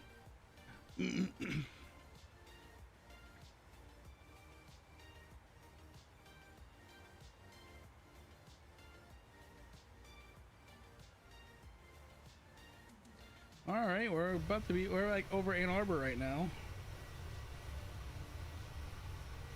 Yeah. It's a quick, I mean, look at it this way. Okay. Captain Sim may not be as bad as MS Scenery, but it's still a cash grab.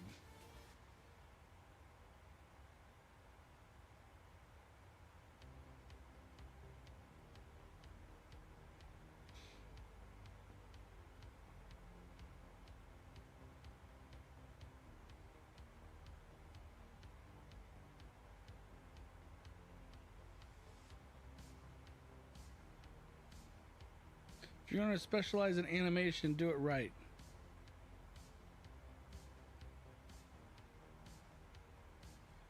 Why what?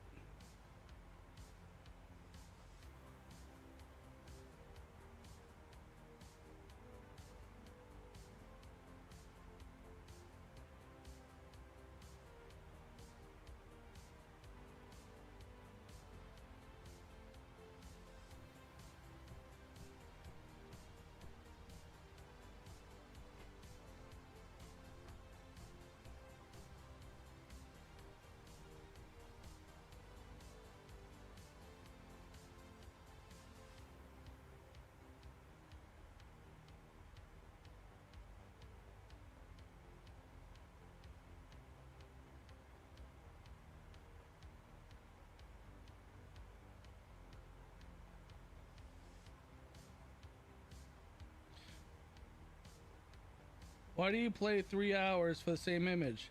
It's not about the same image. It's about the community, about the people that join in, that want to join in on the flight. Which I've had a few people actually join me on this. Like YouTube Airplane here. Boss Rat, he joined me. And then we've had some conversations talking about the news on Flight Sim right now.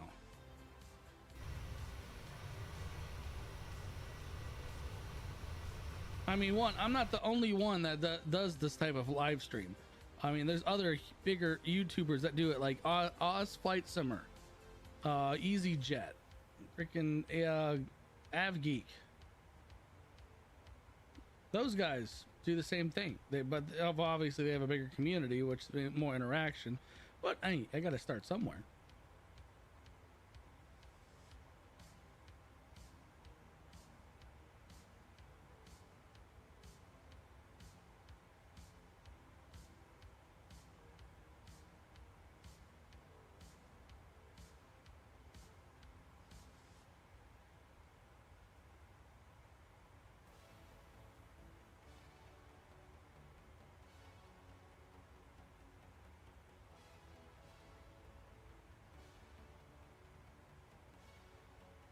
Hey, you know what? I mean, hey, if you want to ask on why I do what I do, you know what? That's interaction. I don't mind it.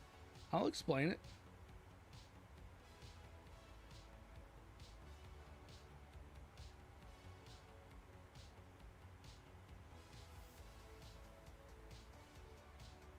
Okay, I see. This is cool. My father is a pilot for Air France, but this is reality. Well, I appreciate it. I mean, yeah, I mean, ask questions. I don't mind. I have people that join me, like YouTube Player Plane. He'll come in, fly in with his F-16, basically do a escort mission, or just harassing the passengers in the back of the plane. I don't know. I mean, yeah, I mean, I've added some cool stuff. I mean, we went through a lot of news. It's been a pretty eventful news day when it comes to Flight Sim.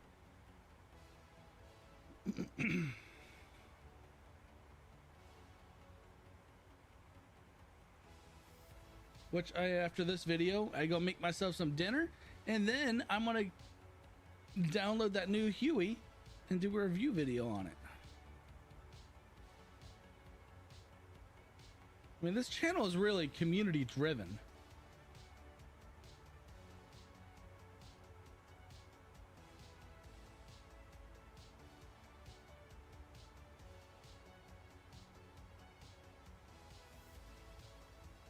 And then I have my Twitch channel, which I'm streaming to my Twitch as well at the same time, but I also do other video games there on occasion when I'm not at work or watching TV or with family. This is just a hobby for now until I can make some money off of it.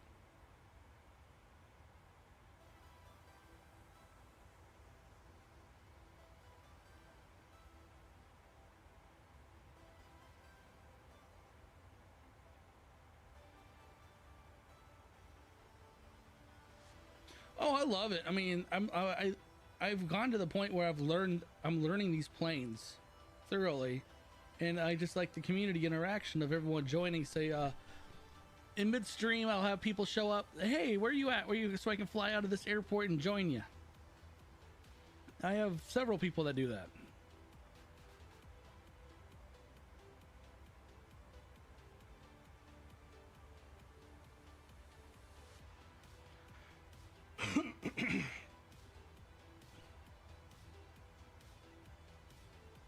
But I'm looking forward. This week is going to go slow. Coming to Tuesday is going to take forever because Tuesday is when the 777 from PMDG comes out. And then a week after that is when the MD-11 comes out.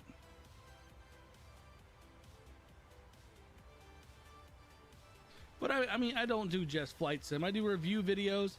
I'm about to start doing actual full flight videos that aren't live streamed.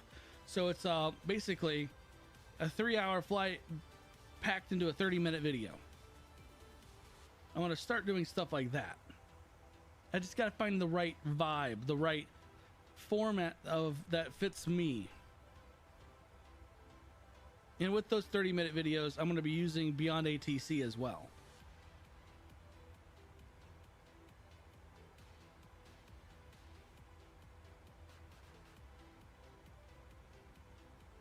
But I also do a ton of shorts. I've been trying to be a little more creative with my shorts as well.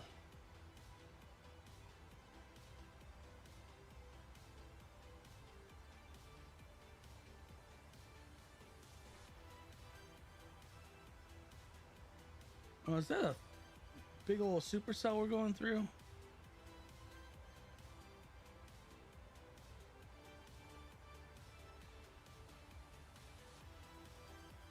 Hey, I appreciate it. Thank you for the subscription.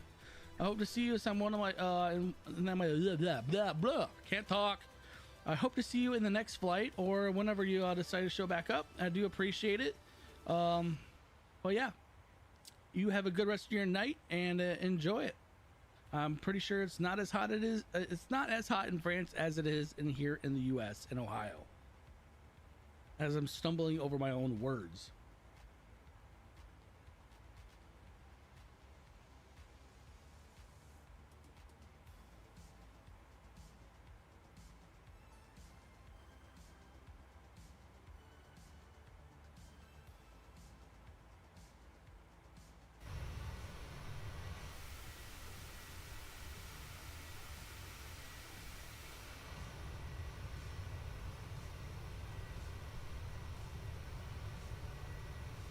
I'm back. My phone ran out of battery. Yep, not a problem. I love phone batteries these days.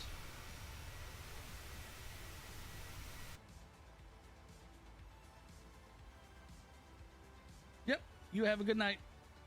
Later.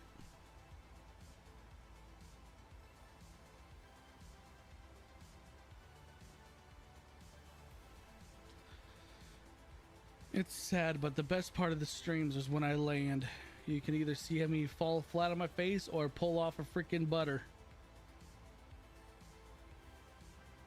It's never anywhere in the middle either. That when I may land kind of hard, but may it be still decent. It's always a beautiful landing or flat on my face.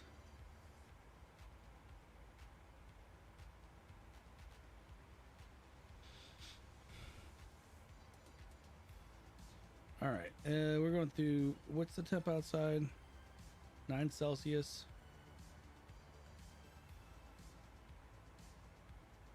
Makes a clip for shorts. It does. Even though I really don't like giving showing off bad landings.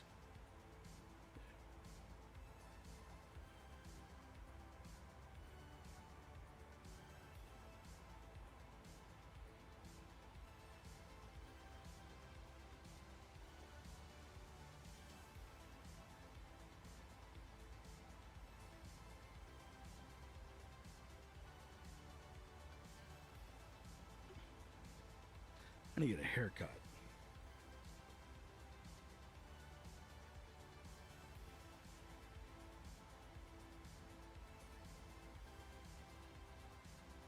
Start getting ready for our descent that's coming up here soon.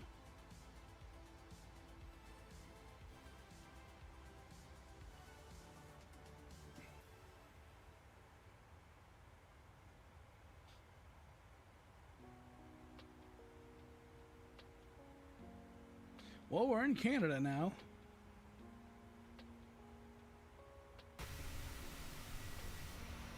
Look at all that Canadian land. And then Lake Erie.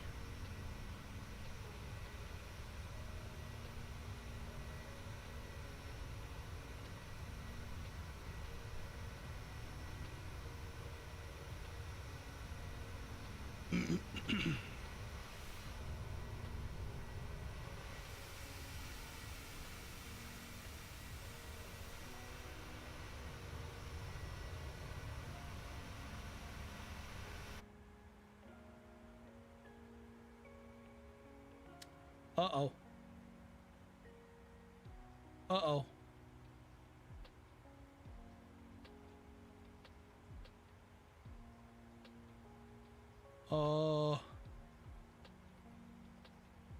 I had my entire dash right light up.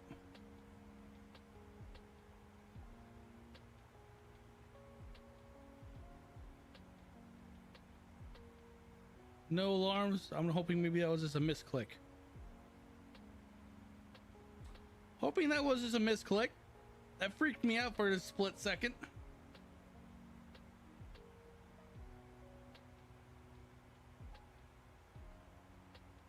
Whew, I about had a heart attack. Like, am I gonna have to make an emergency landing in Cleveland?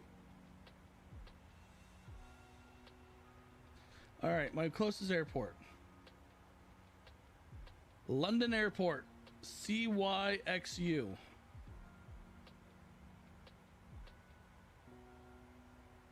I'm to the south of that.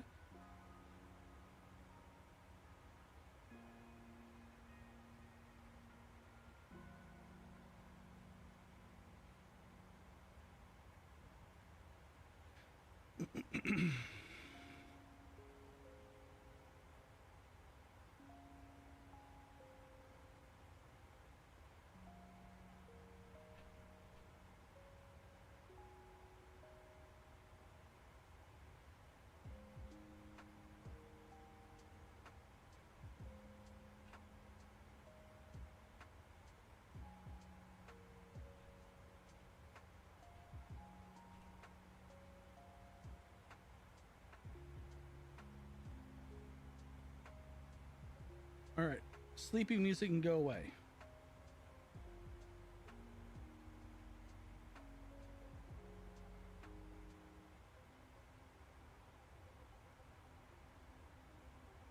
The music was kind of putting me to sleep.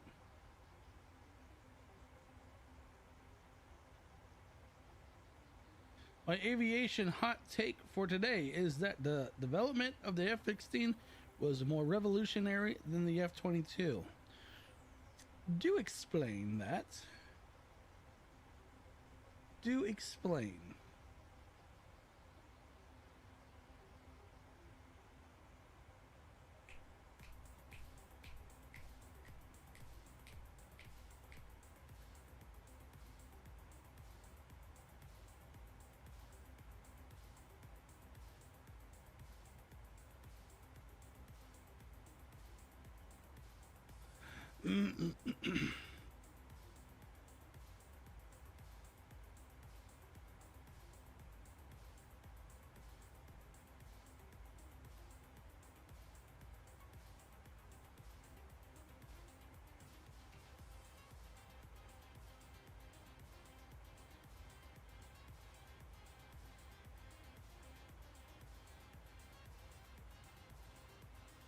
It was the first lightweight BFM focused fighter, which the F-22 used designs from.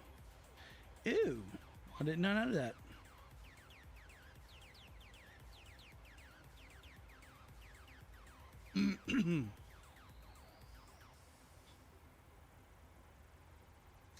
Did not know that.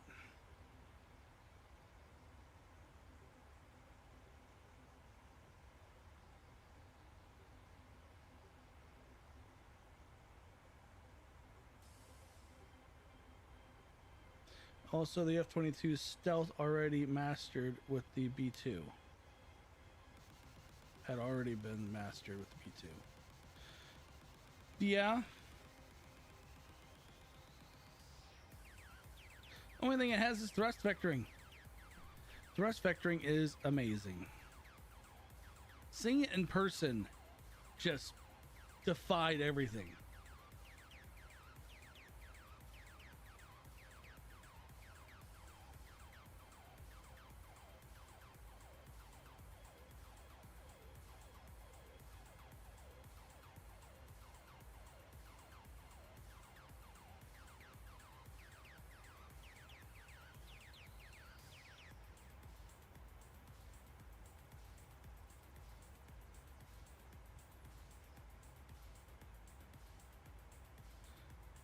We're going through some clouds. I don't want to ice up. I don't think I'm going to ice. The wings won't ice, but I'm being cautious.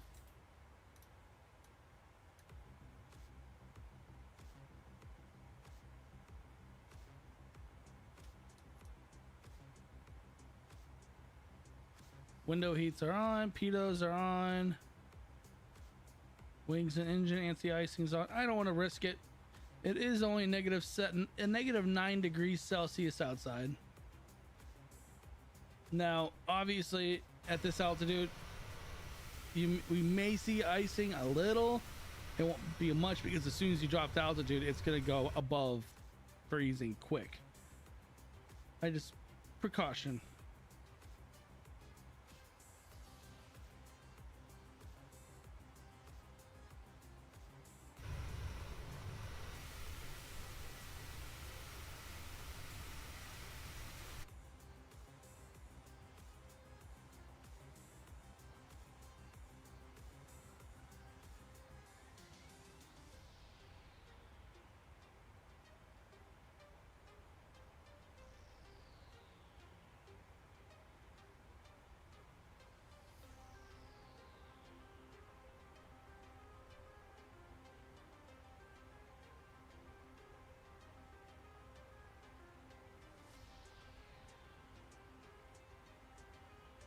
What's my closest airport now?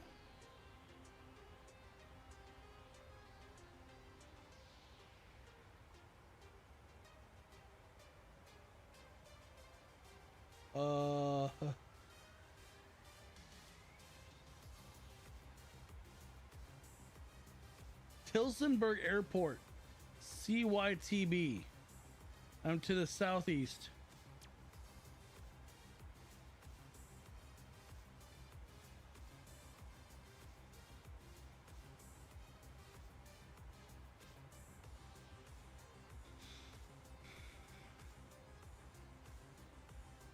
Right now we're going through some dense cloud cover.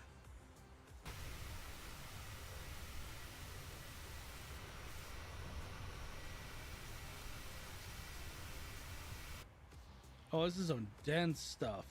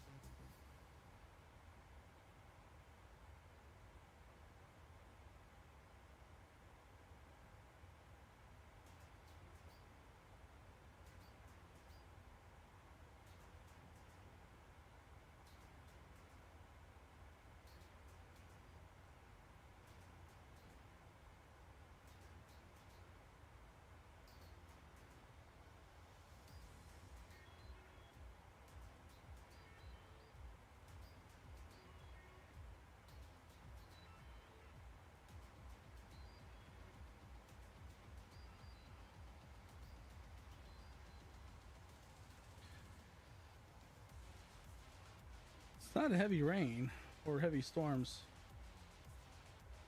Oh, I hope we can get to Montreal before we hit these storms. These storms are big. That's heading their way.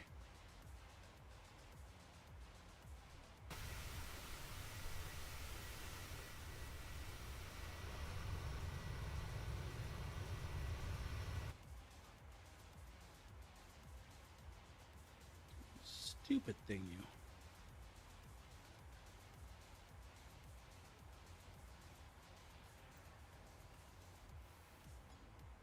All right, now you're annoying me.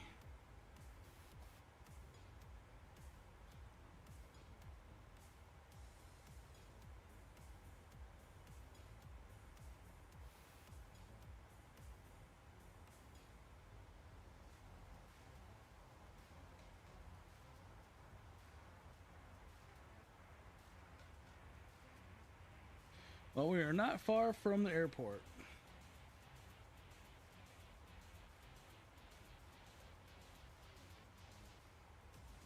We're coming up on Buffalo.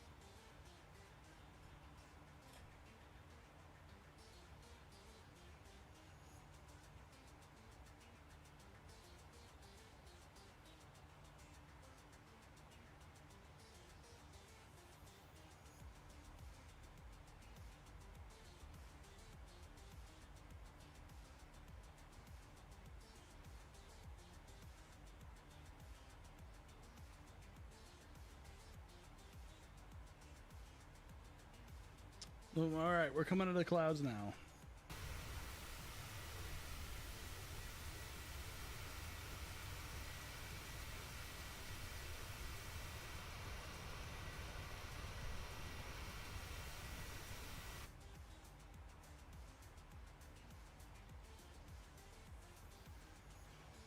What's the barometric pressure in Montreal? It is 29.93.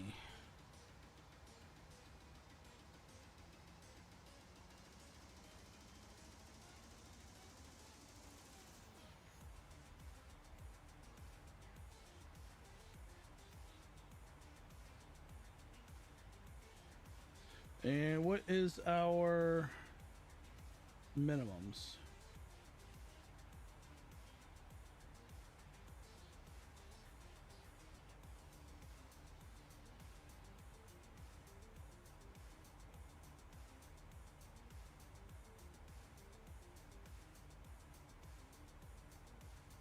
Straight and landing.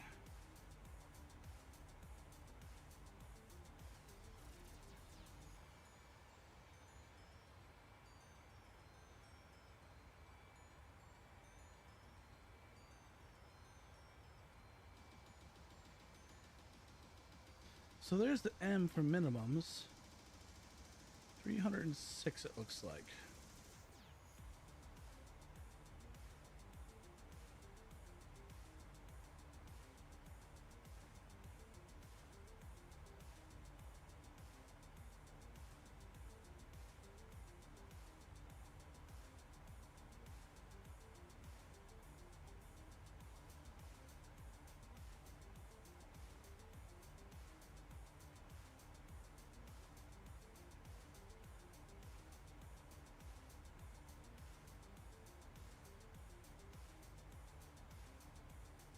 All right.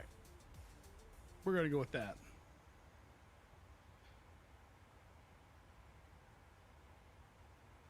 We're about to be over Buffalo.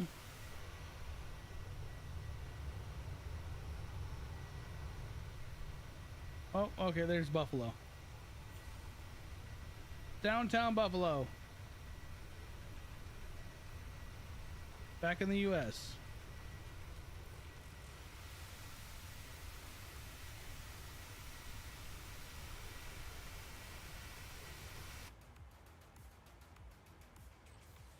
So we were in Canada airspace, or Canadian airspace. Now we're back in American U.S. or U.S. airspace, and then we're going to be going back into Canadian airspace here soon.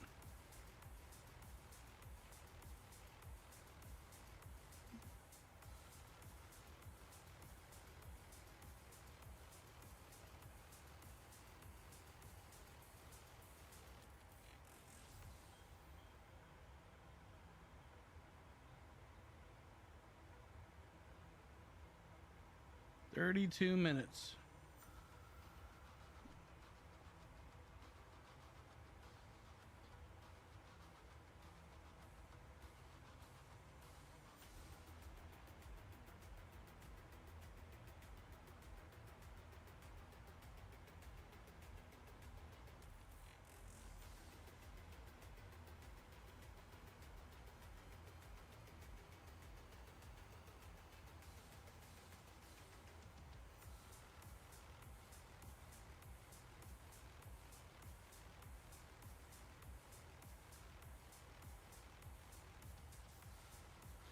We're so close to being home."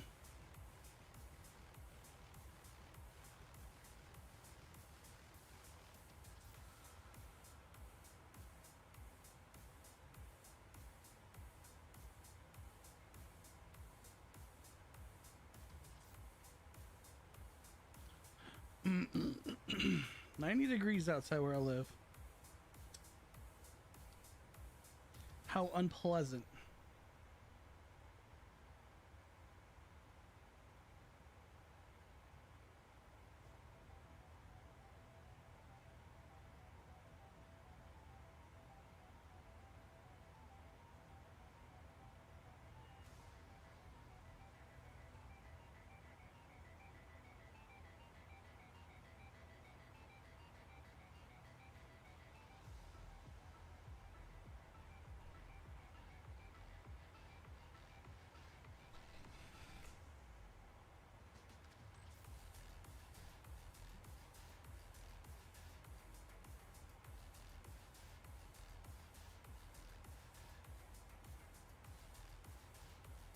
I live in Ohio, like dead center of Ohio almost.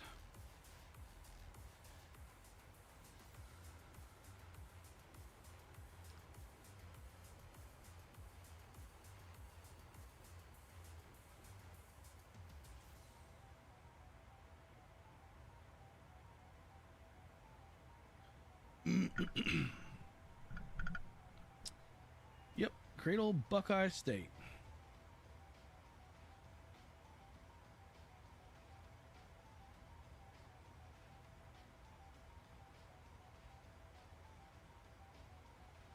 It is the state of Ohio.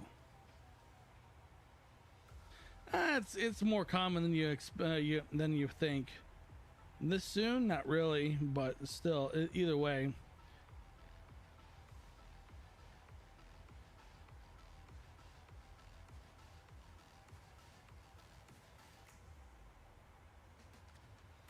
Like the other day, I got the 96 degrees.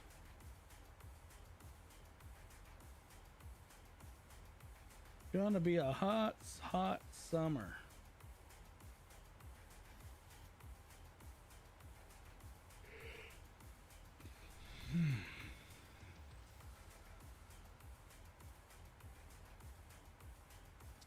Oh yeah, it's hot all over the place, except out west, apparently.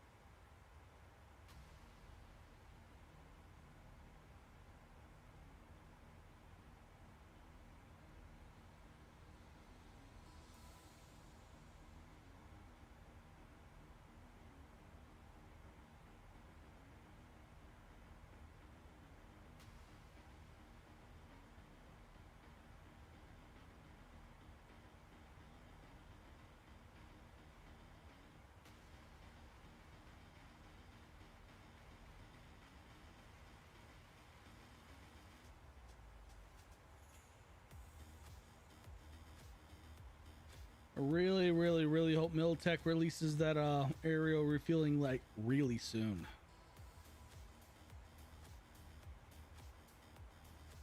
You got me all thinking of all kinds of things that could be done with that.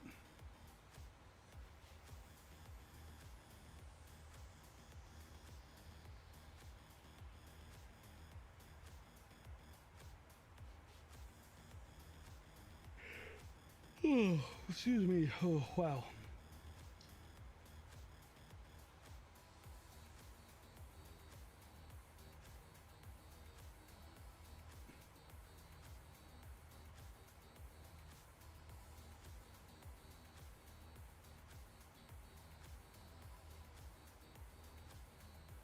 Oh, there you are.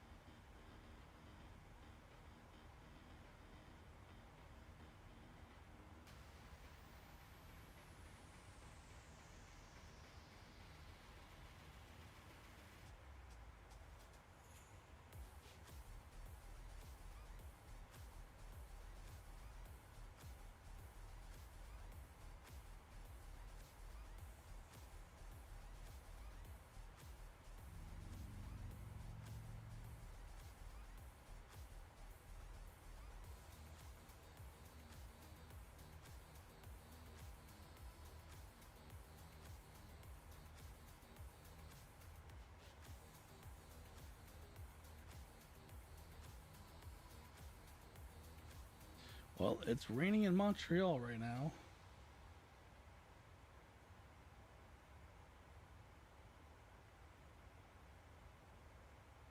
So this landing could be rough if I did by hand, which we're going to do an ILS landing because it looks like visibilities aren't the best.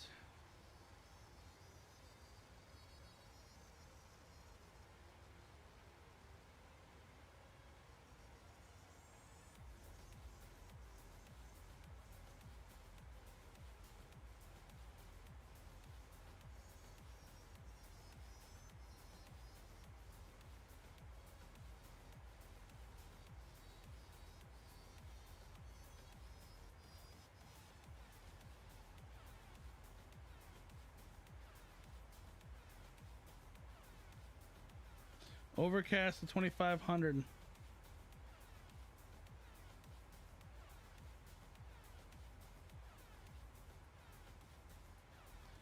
Density altitude 1200 feet. Oh yeah, we're using ILS.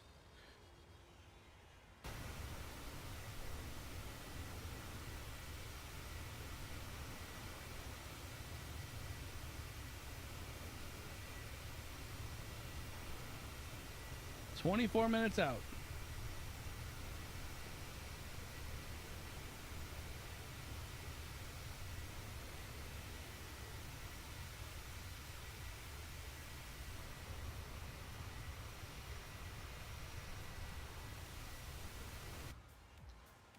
So, YouTube airplane. Do you like baseball?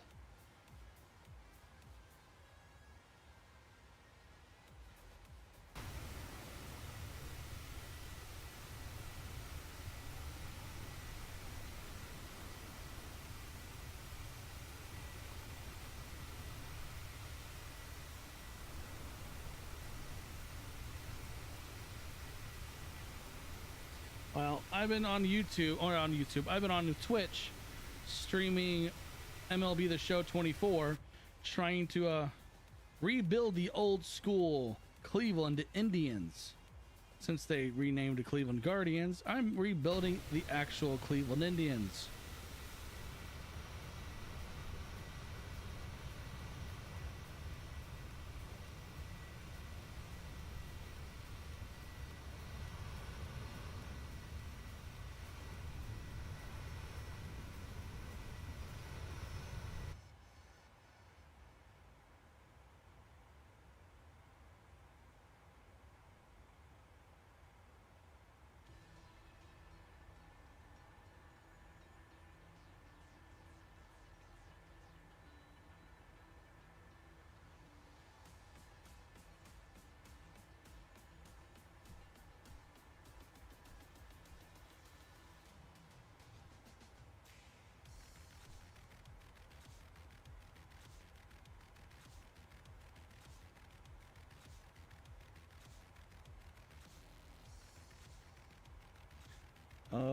lake is this?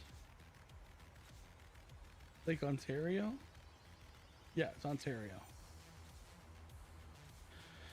We are over Ontario.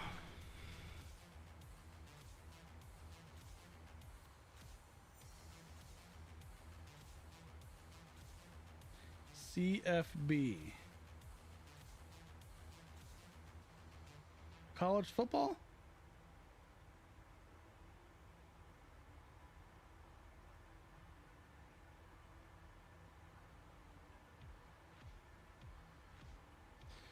I'm sure you're excited for the new college football game then coming out.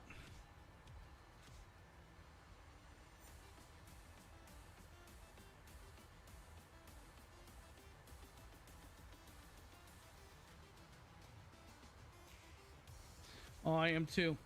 I don't have a console, but I have a janky backdoors way of playing MLB The Show and the new college football game.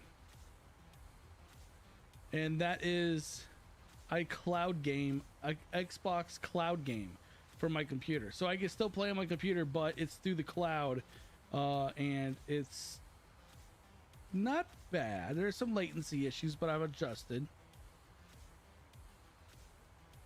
So, and I have Xbox Ultimate, so I plan on playing more. A little bit like those games. I'm definitely going to be playing the college game. Oh god, if you did that with MSFS, I had to been like delay central.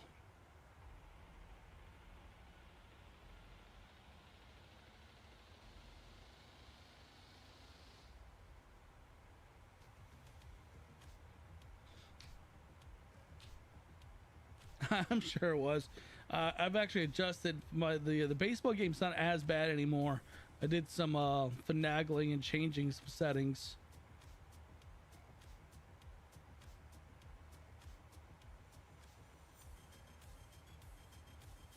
All right, we should be coming up on our point of descent here very soon.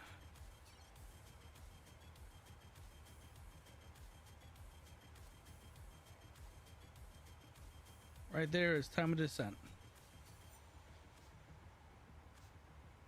It's about almost 40, coming up on 40 miles out, 40 nautical miles out.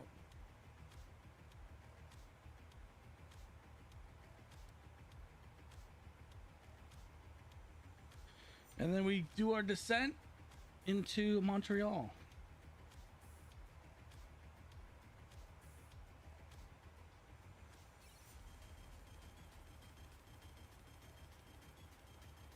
And we completed it's almost a coast-to-coast flight. Almost.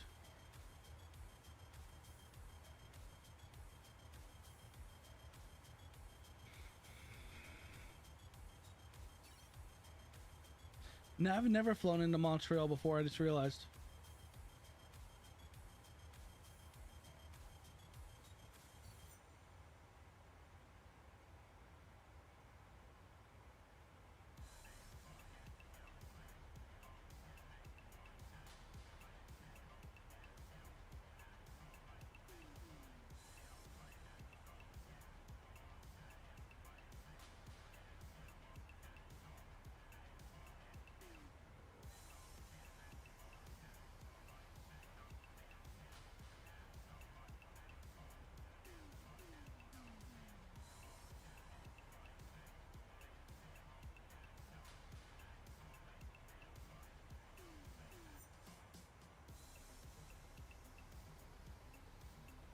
I think I have something special for tomorrow's stream.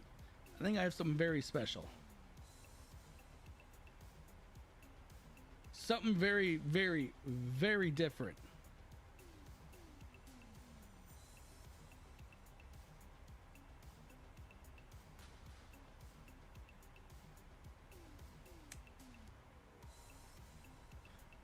And I don't know how well it's going to go because I've never done anything like this. So, get your bush planes out.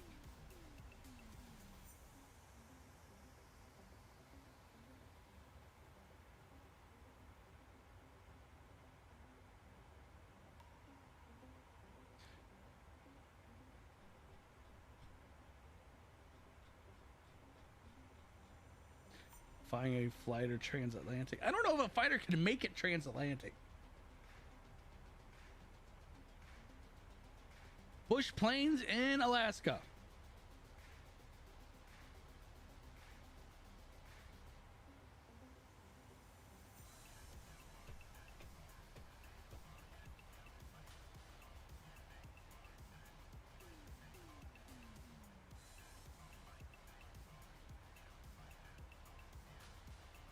Oh, yeah, if that was working, sure.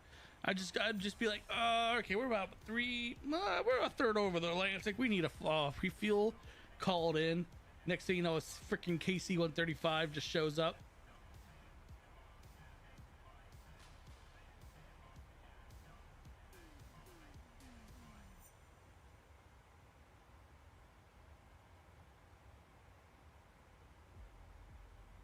I think you just gave me an idea for a stream then. You just gave me an idea for a stream. I love it.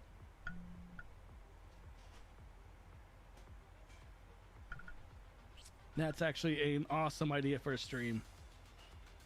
Transatlantic flight in F-22.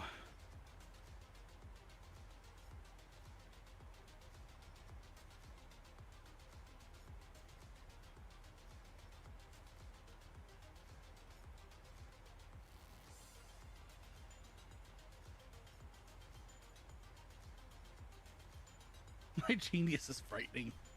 I would have came up with it. It was just a matter of what can I do to make this a worthy stream. Well, yeah, I haven't flown a bush plane in God knows how long, so it's I'm gonna need some get behind the wheel or behind the stick of one, especially since they don't have autopilot.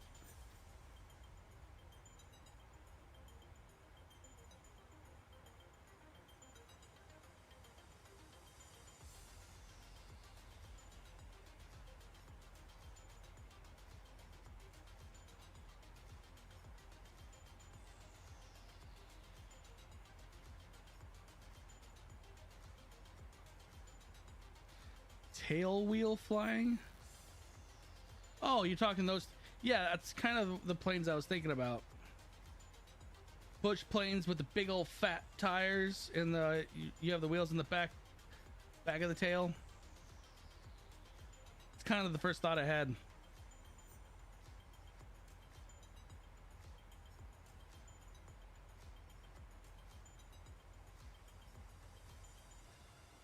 Something different, something more interesting to see scenery wise.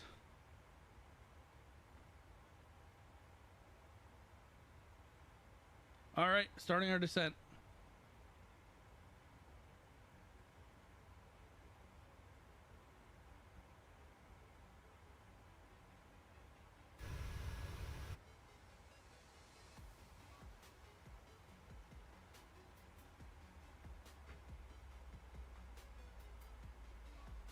Yeah, I guess I'll have to bring up Scott. Ooh, thank you for reminding me. Sky dolly for the landing.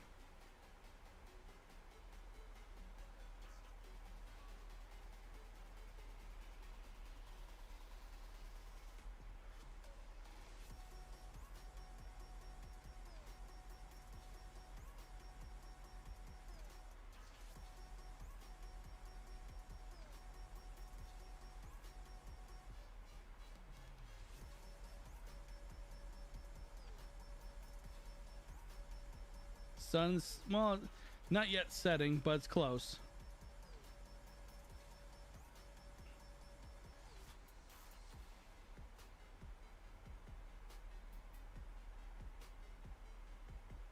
So tomorrow's flight sim name, it's going to be Alaskan Bush Flight. That's what tomorrow's stream is going to be called.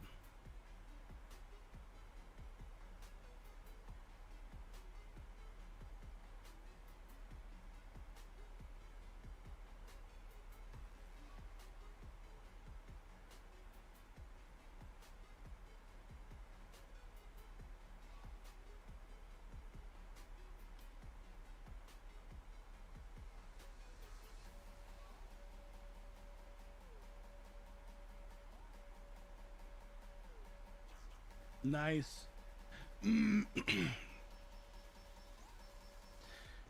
I mean, I would think everyone flies planes because it's kind of, especially if you're up above or up towards the Arctic Circle, you kind of need one.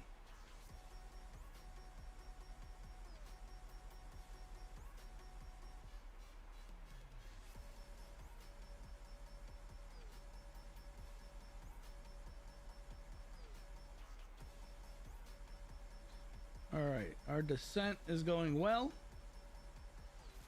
Let's see if we can, yeah, do good.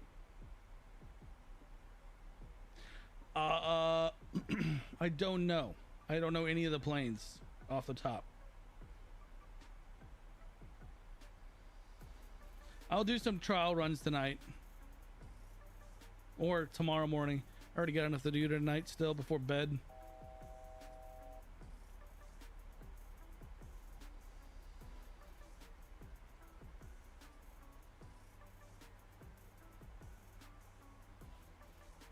What in the hell maneuver was that?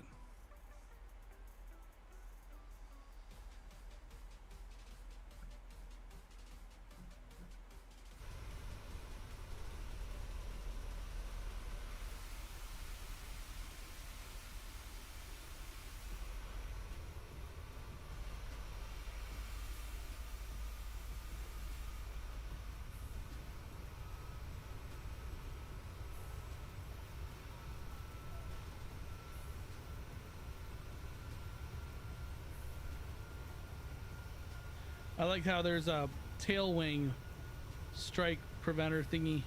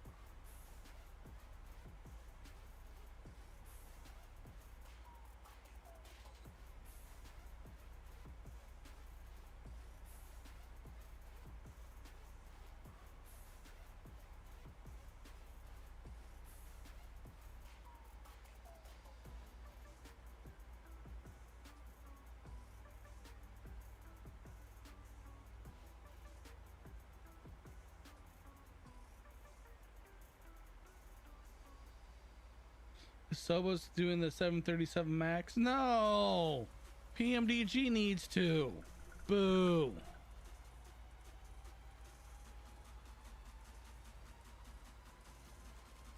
Sobo screws everything up. Tell me one thing good they've come out with. Besides Flight Sim.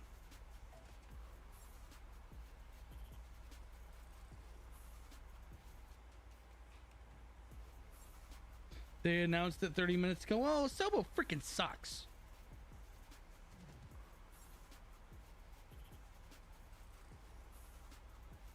I wonder if that means that PMDG is going to cease their production then.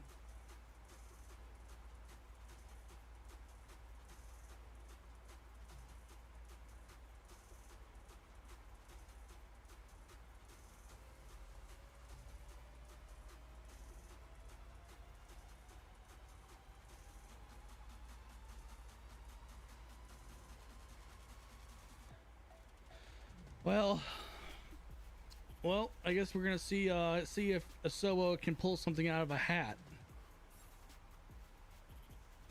Will it be a rabbit or will it be a dunce?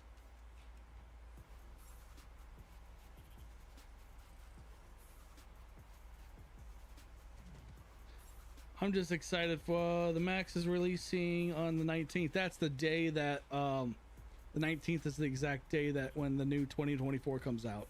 So that makes sense.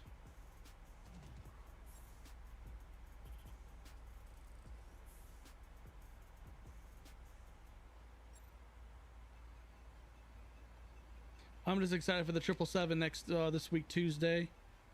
Okay. Talk about either a wing strike or a near miss. Why do they have to break the A330 all of a sudden? Freaking what's Headwinds has an A330 that's freaking amazing. I'm not buying that A330 then. I'm sticking with Headwinds.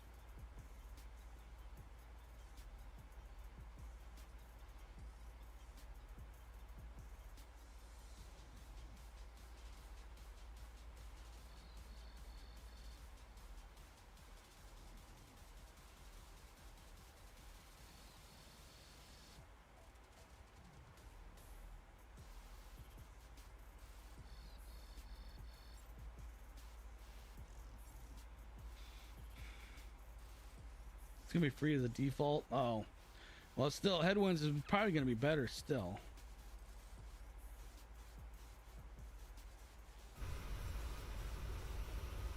Oh, that's a beautiful. The way the sun is going off the clouds, it's gorgeous here. Holy crap!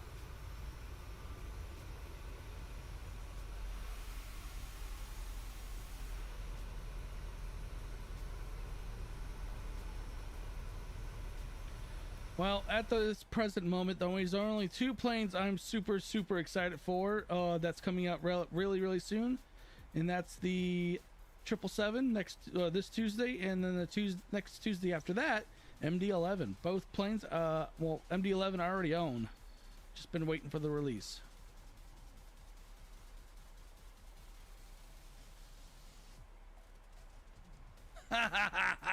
I highly doubt it's going to be the most complex plane.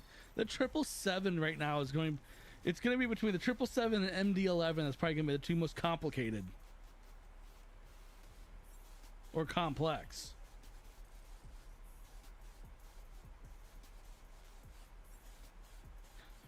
I'm sorry about a Sobo doing something complex.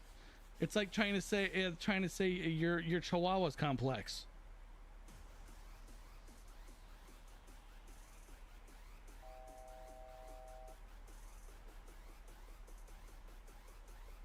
Whoa, no, wrong way.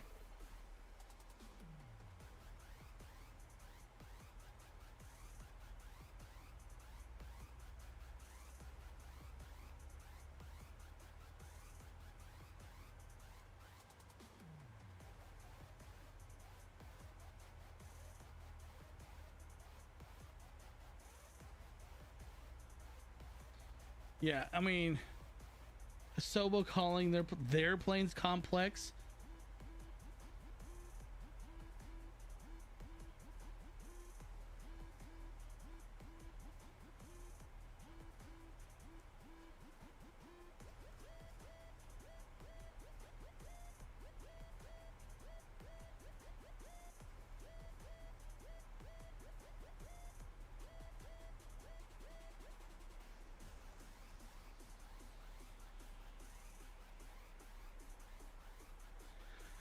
Well, I guess we're gonna have to wait and find out.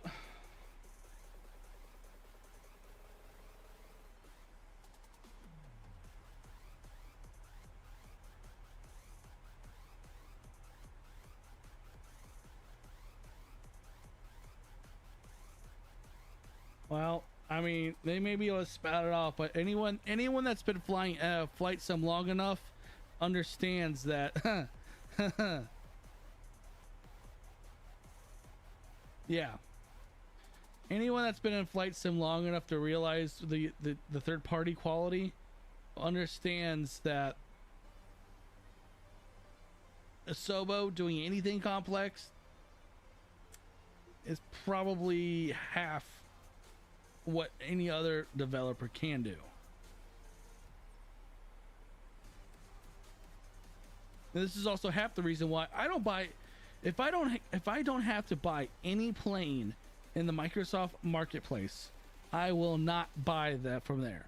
I will buy directly from the third-party vendor so they can get 100% of the revenue, so they continue to do the amazing work they can do, like Miltech, Top Mock Studio, DC Designs, Just Flight. I mean,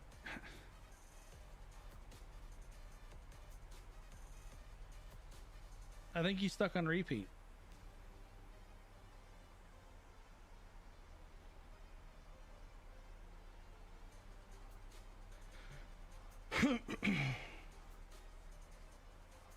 Yeah, I know you don't have the luxury, but yeah, I mean, that's just, I mean, I won't support the Microsoft Marketplace if I don't have to.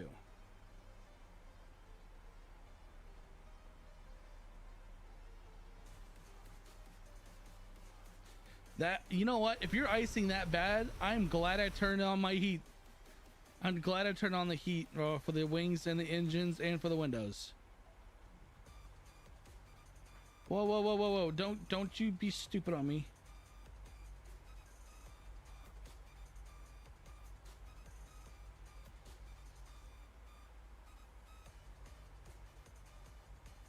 So if Asobo is teaming up with Init Builds, that means that Init Builds is probably going to do 80% of the work.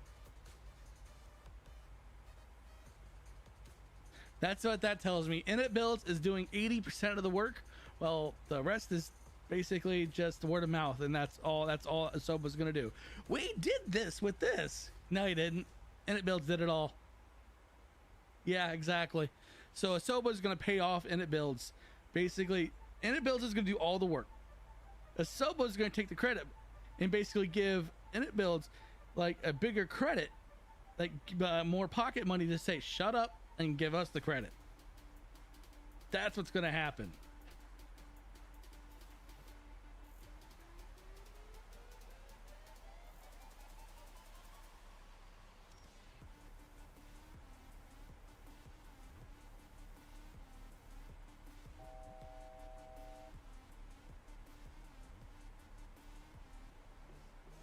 All right, we need to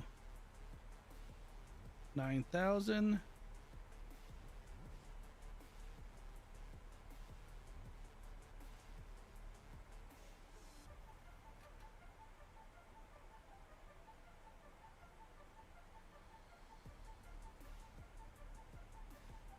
PMDG all the way.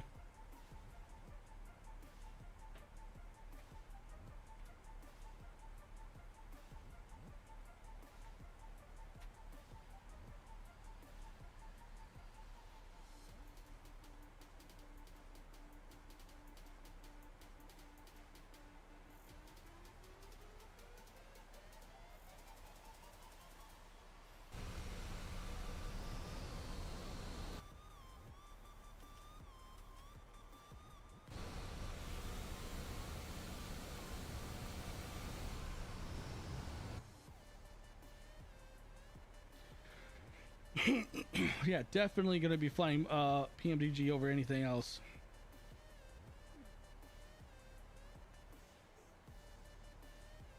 Oh, God, no. There are many other developers that do airlines better than LVFR and Captain Sim. You have PMDG. You have TDFI. Who else? You have Bluebird. Bluebird Simulations is still doing their 757, and I'm getting rain on my windshield. Fly-by-wire. Fly-by-wire has done an amazing job. Then you have Headwind. And you have Bravo Space. Yeah, you have, and then, Horizon Simulations. They all have done a great job.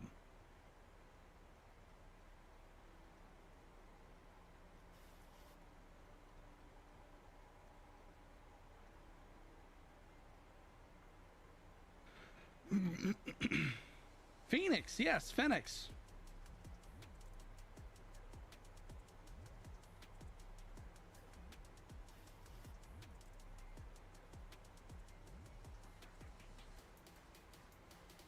$787 from Bluebird. Oh, I'm very interested in that one.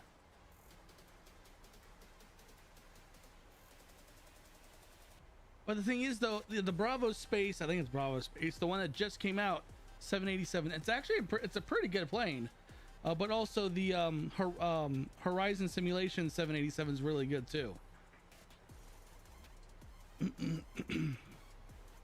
I just want someone to do a better 747.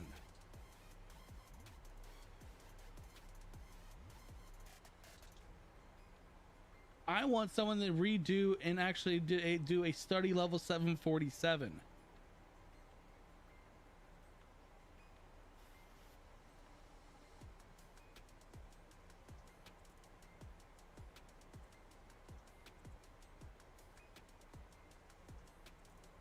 I don't know about the C-17. I don't even know. Oh, C-17, 717. I don't even know what plane that is.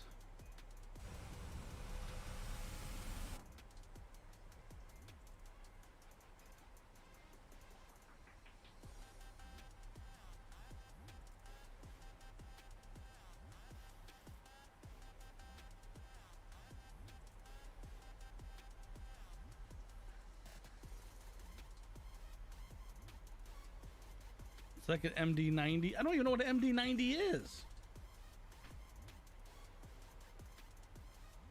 Oh, it's one of those. Oh, that's another. Oh, what's that? Who does aerospace? Aerospace does good planes too. I forgot about them. I think they did the CRJs, and I think they did the Embraers. Unless that was someone else. I know the Embraers. Those are good planes. I have them. That's one plane I still need to learn.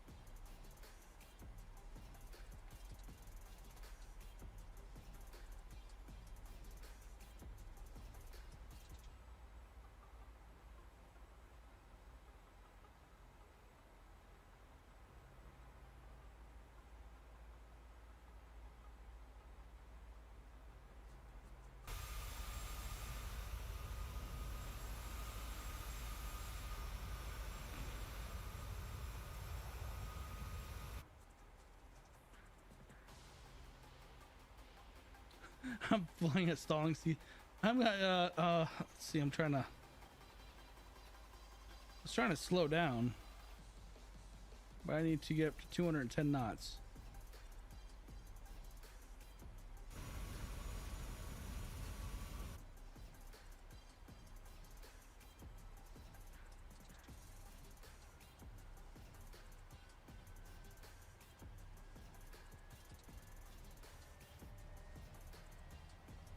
Why are you jumping up all that much now?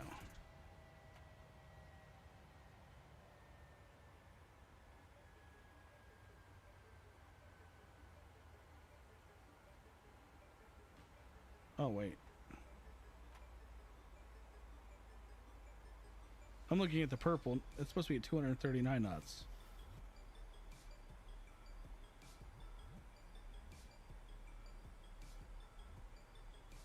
There we go.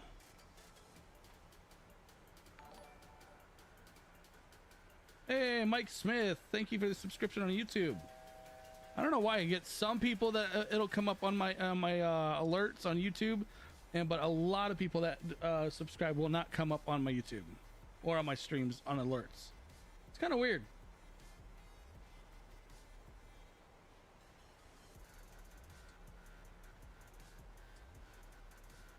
All right, let's see if we can bring this big bird in.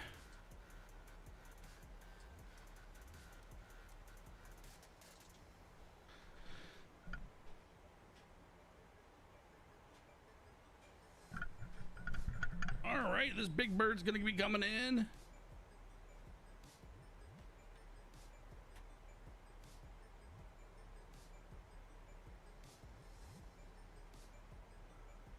Turn on replay.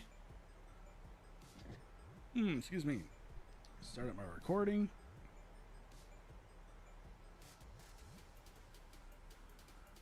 Reset MCP.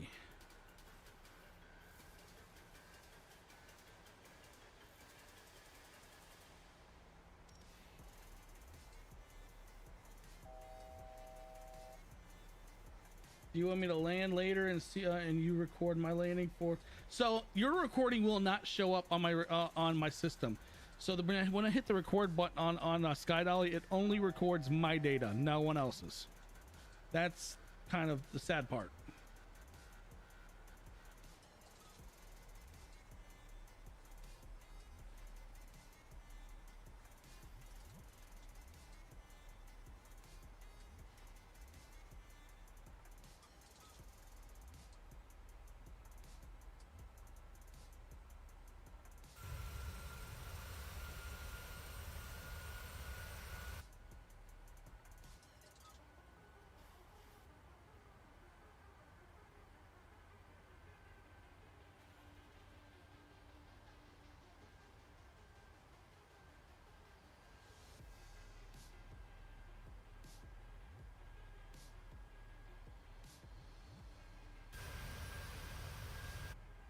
Should turn here. There it is. All right, we're going in for our turn.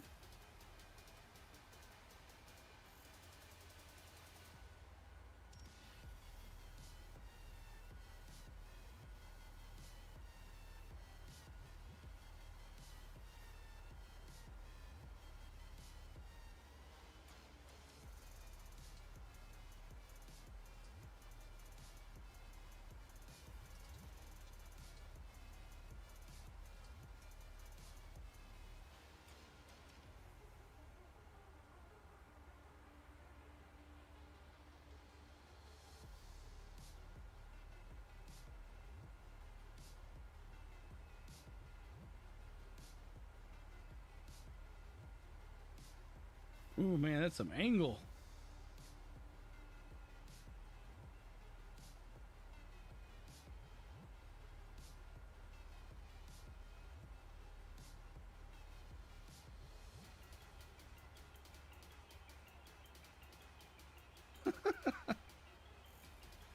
Having a little too much fun up front.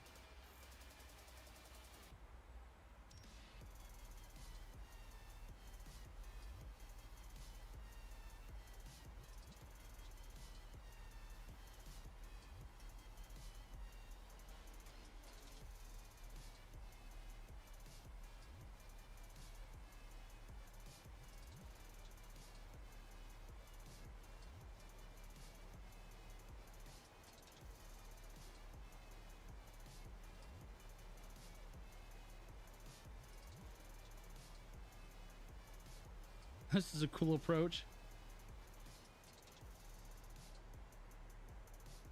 All right, we're about to be online.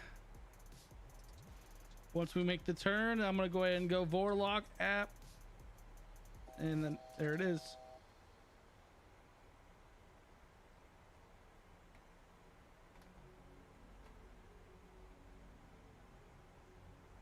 Lined up.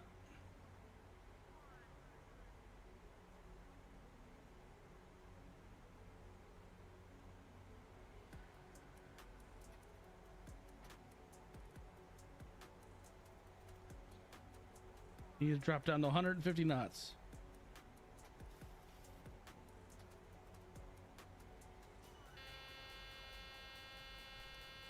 Gears down.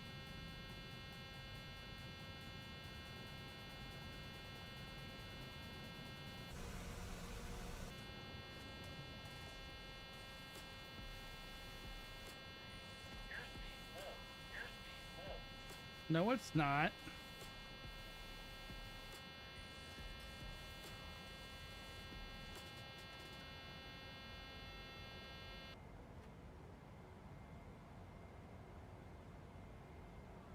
Whoa, whoa, whoa, whoa, whoa, whoa.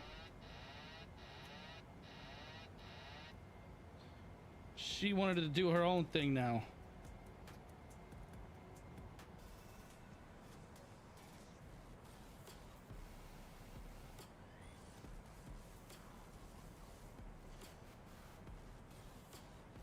She's coming in hot. Why is she not slowing down?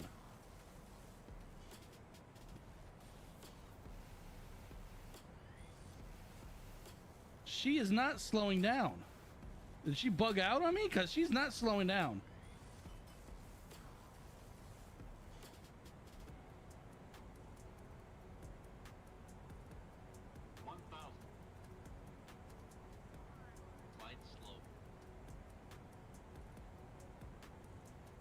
It's acting like the engine's still turned on. Like I'm like still under control of any of Flight slow. auto throttle.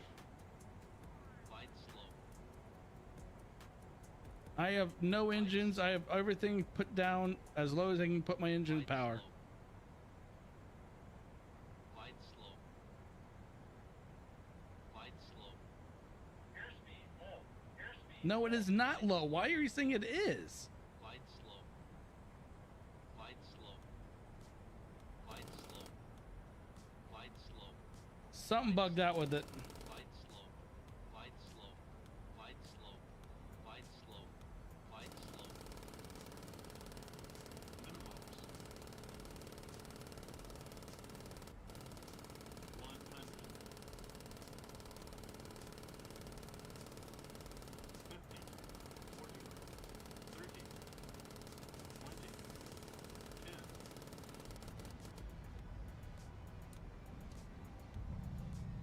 Yeah, she bugged out. This plane completely bugged out on me.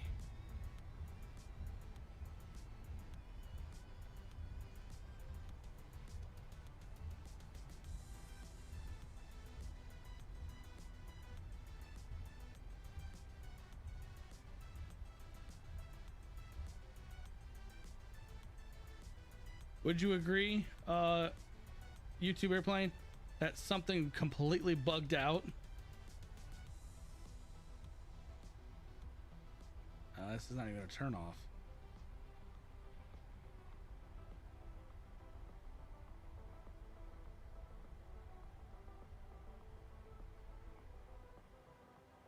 I mean, it would not slow down. I had full throttle. The throttle was all the way back. I even had to put spoilers up partially, and it still did not want to respond. Yeah, something bugged.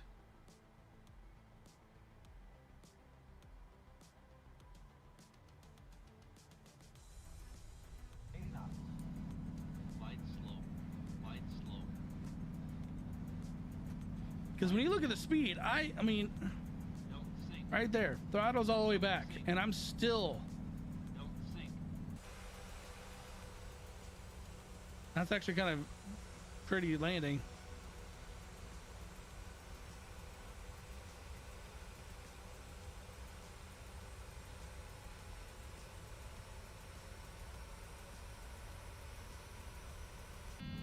It's acting like it's, yeah, it's.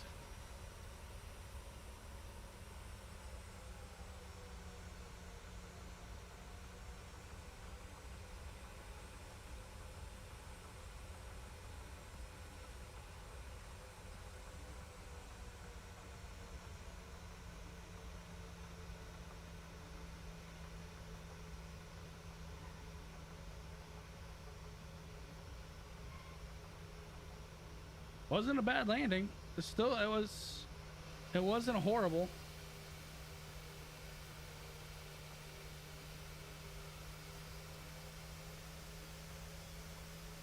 I was just coming in real hot.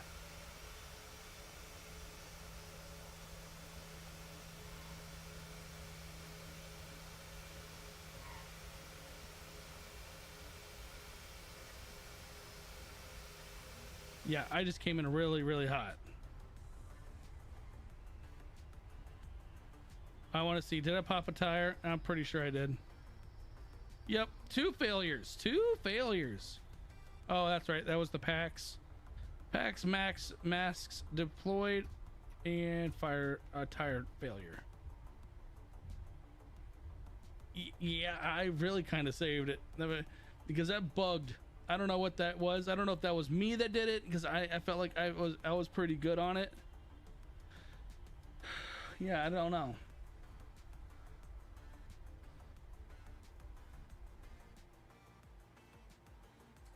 I don't know. And what you know what? Let's check the landing rate. I'm just curious. That was probably awful.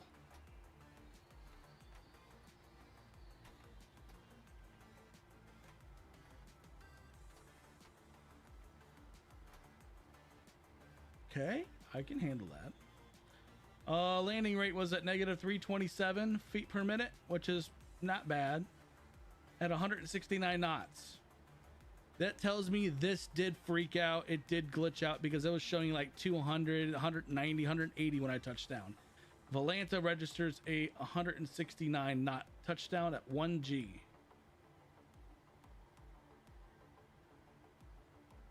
So yes, the plane freaked out and did some really janky shit.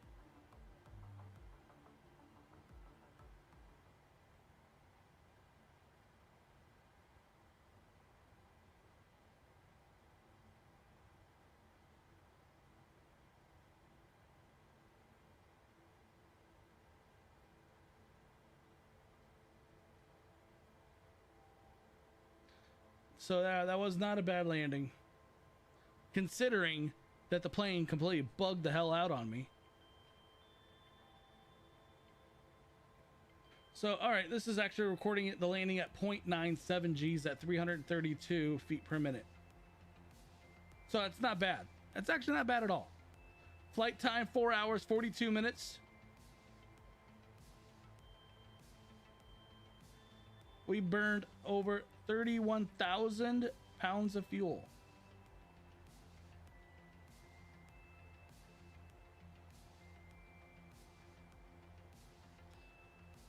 Yeah, so there was that.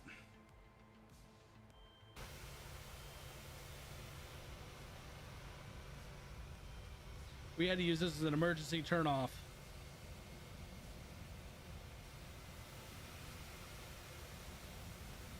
But all right, that's that. Like I said, for tomorrow's live stream. Look at it for about let's say 3:30, 4 o'clock, between there. We are not doing a long flight. We're not doing a airline flight either. I have an idea for video your viewers send in videos to you or score and you rate the landings.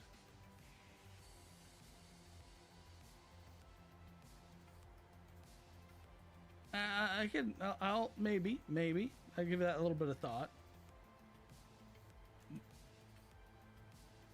But yeah, tomorrow, Alaskan bush flight. Bring your planes, bring your bush planes. It's gonna be a good one.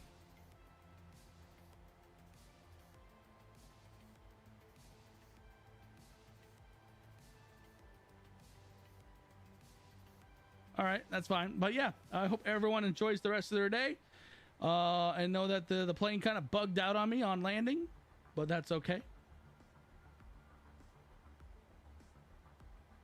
Have a great rest of your night, day, afternoon, morning, wherever you're at in the world.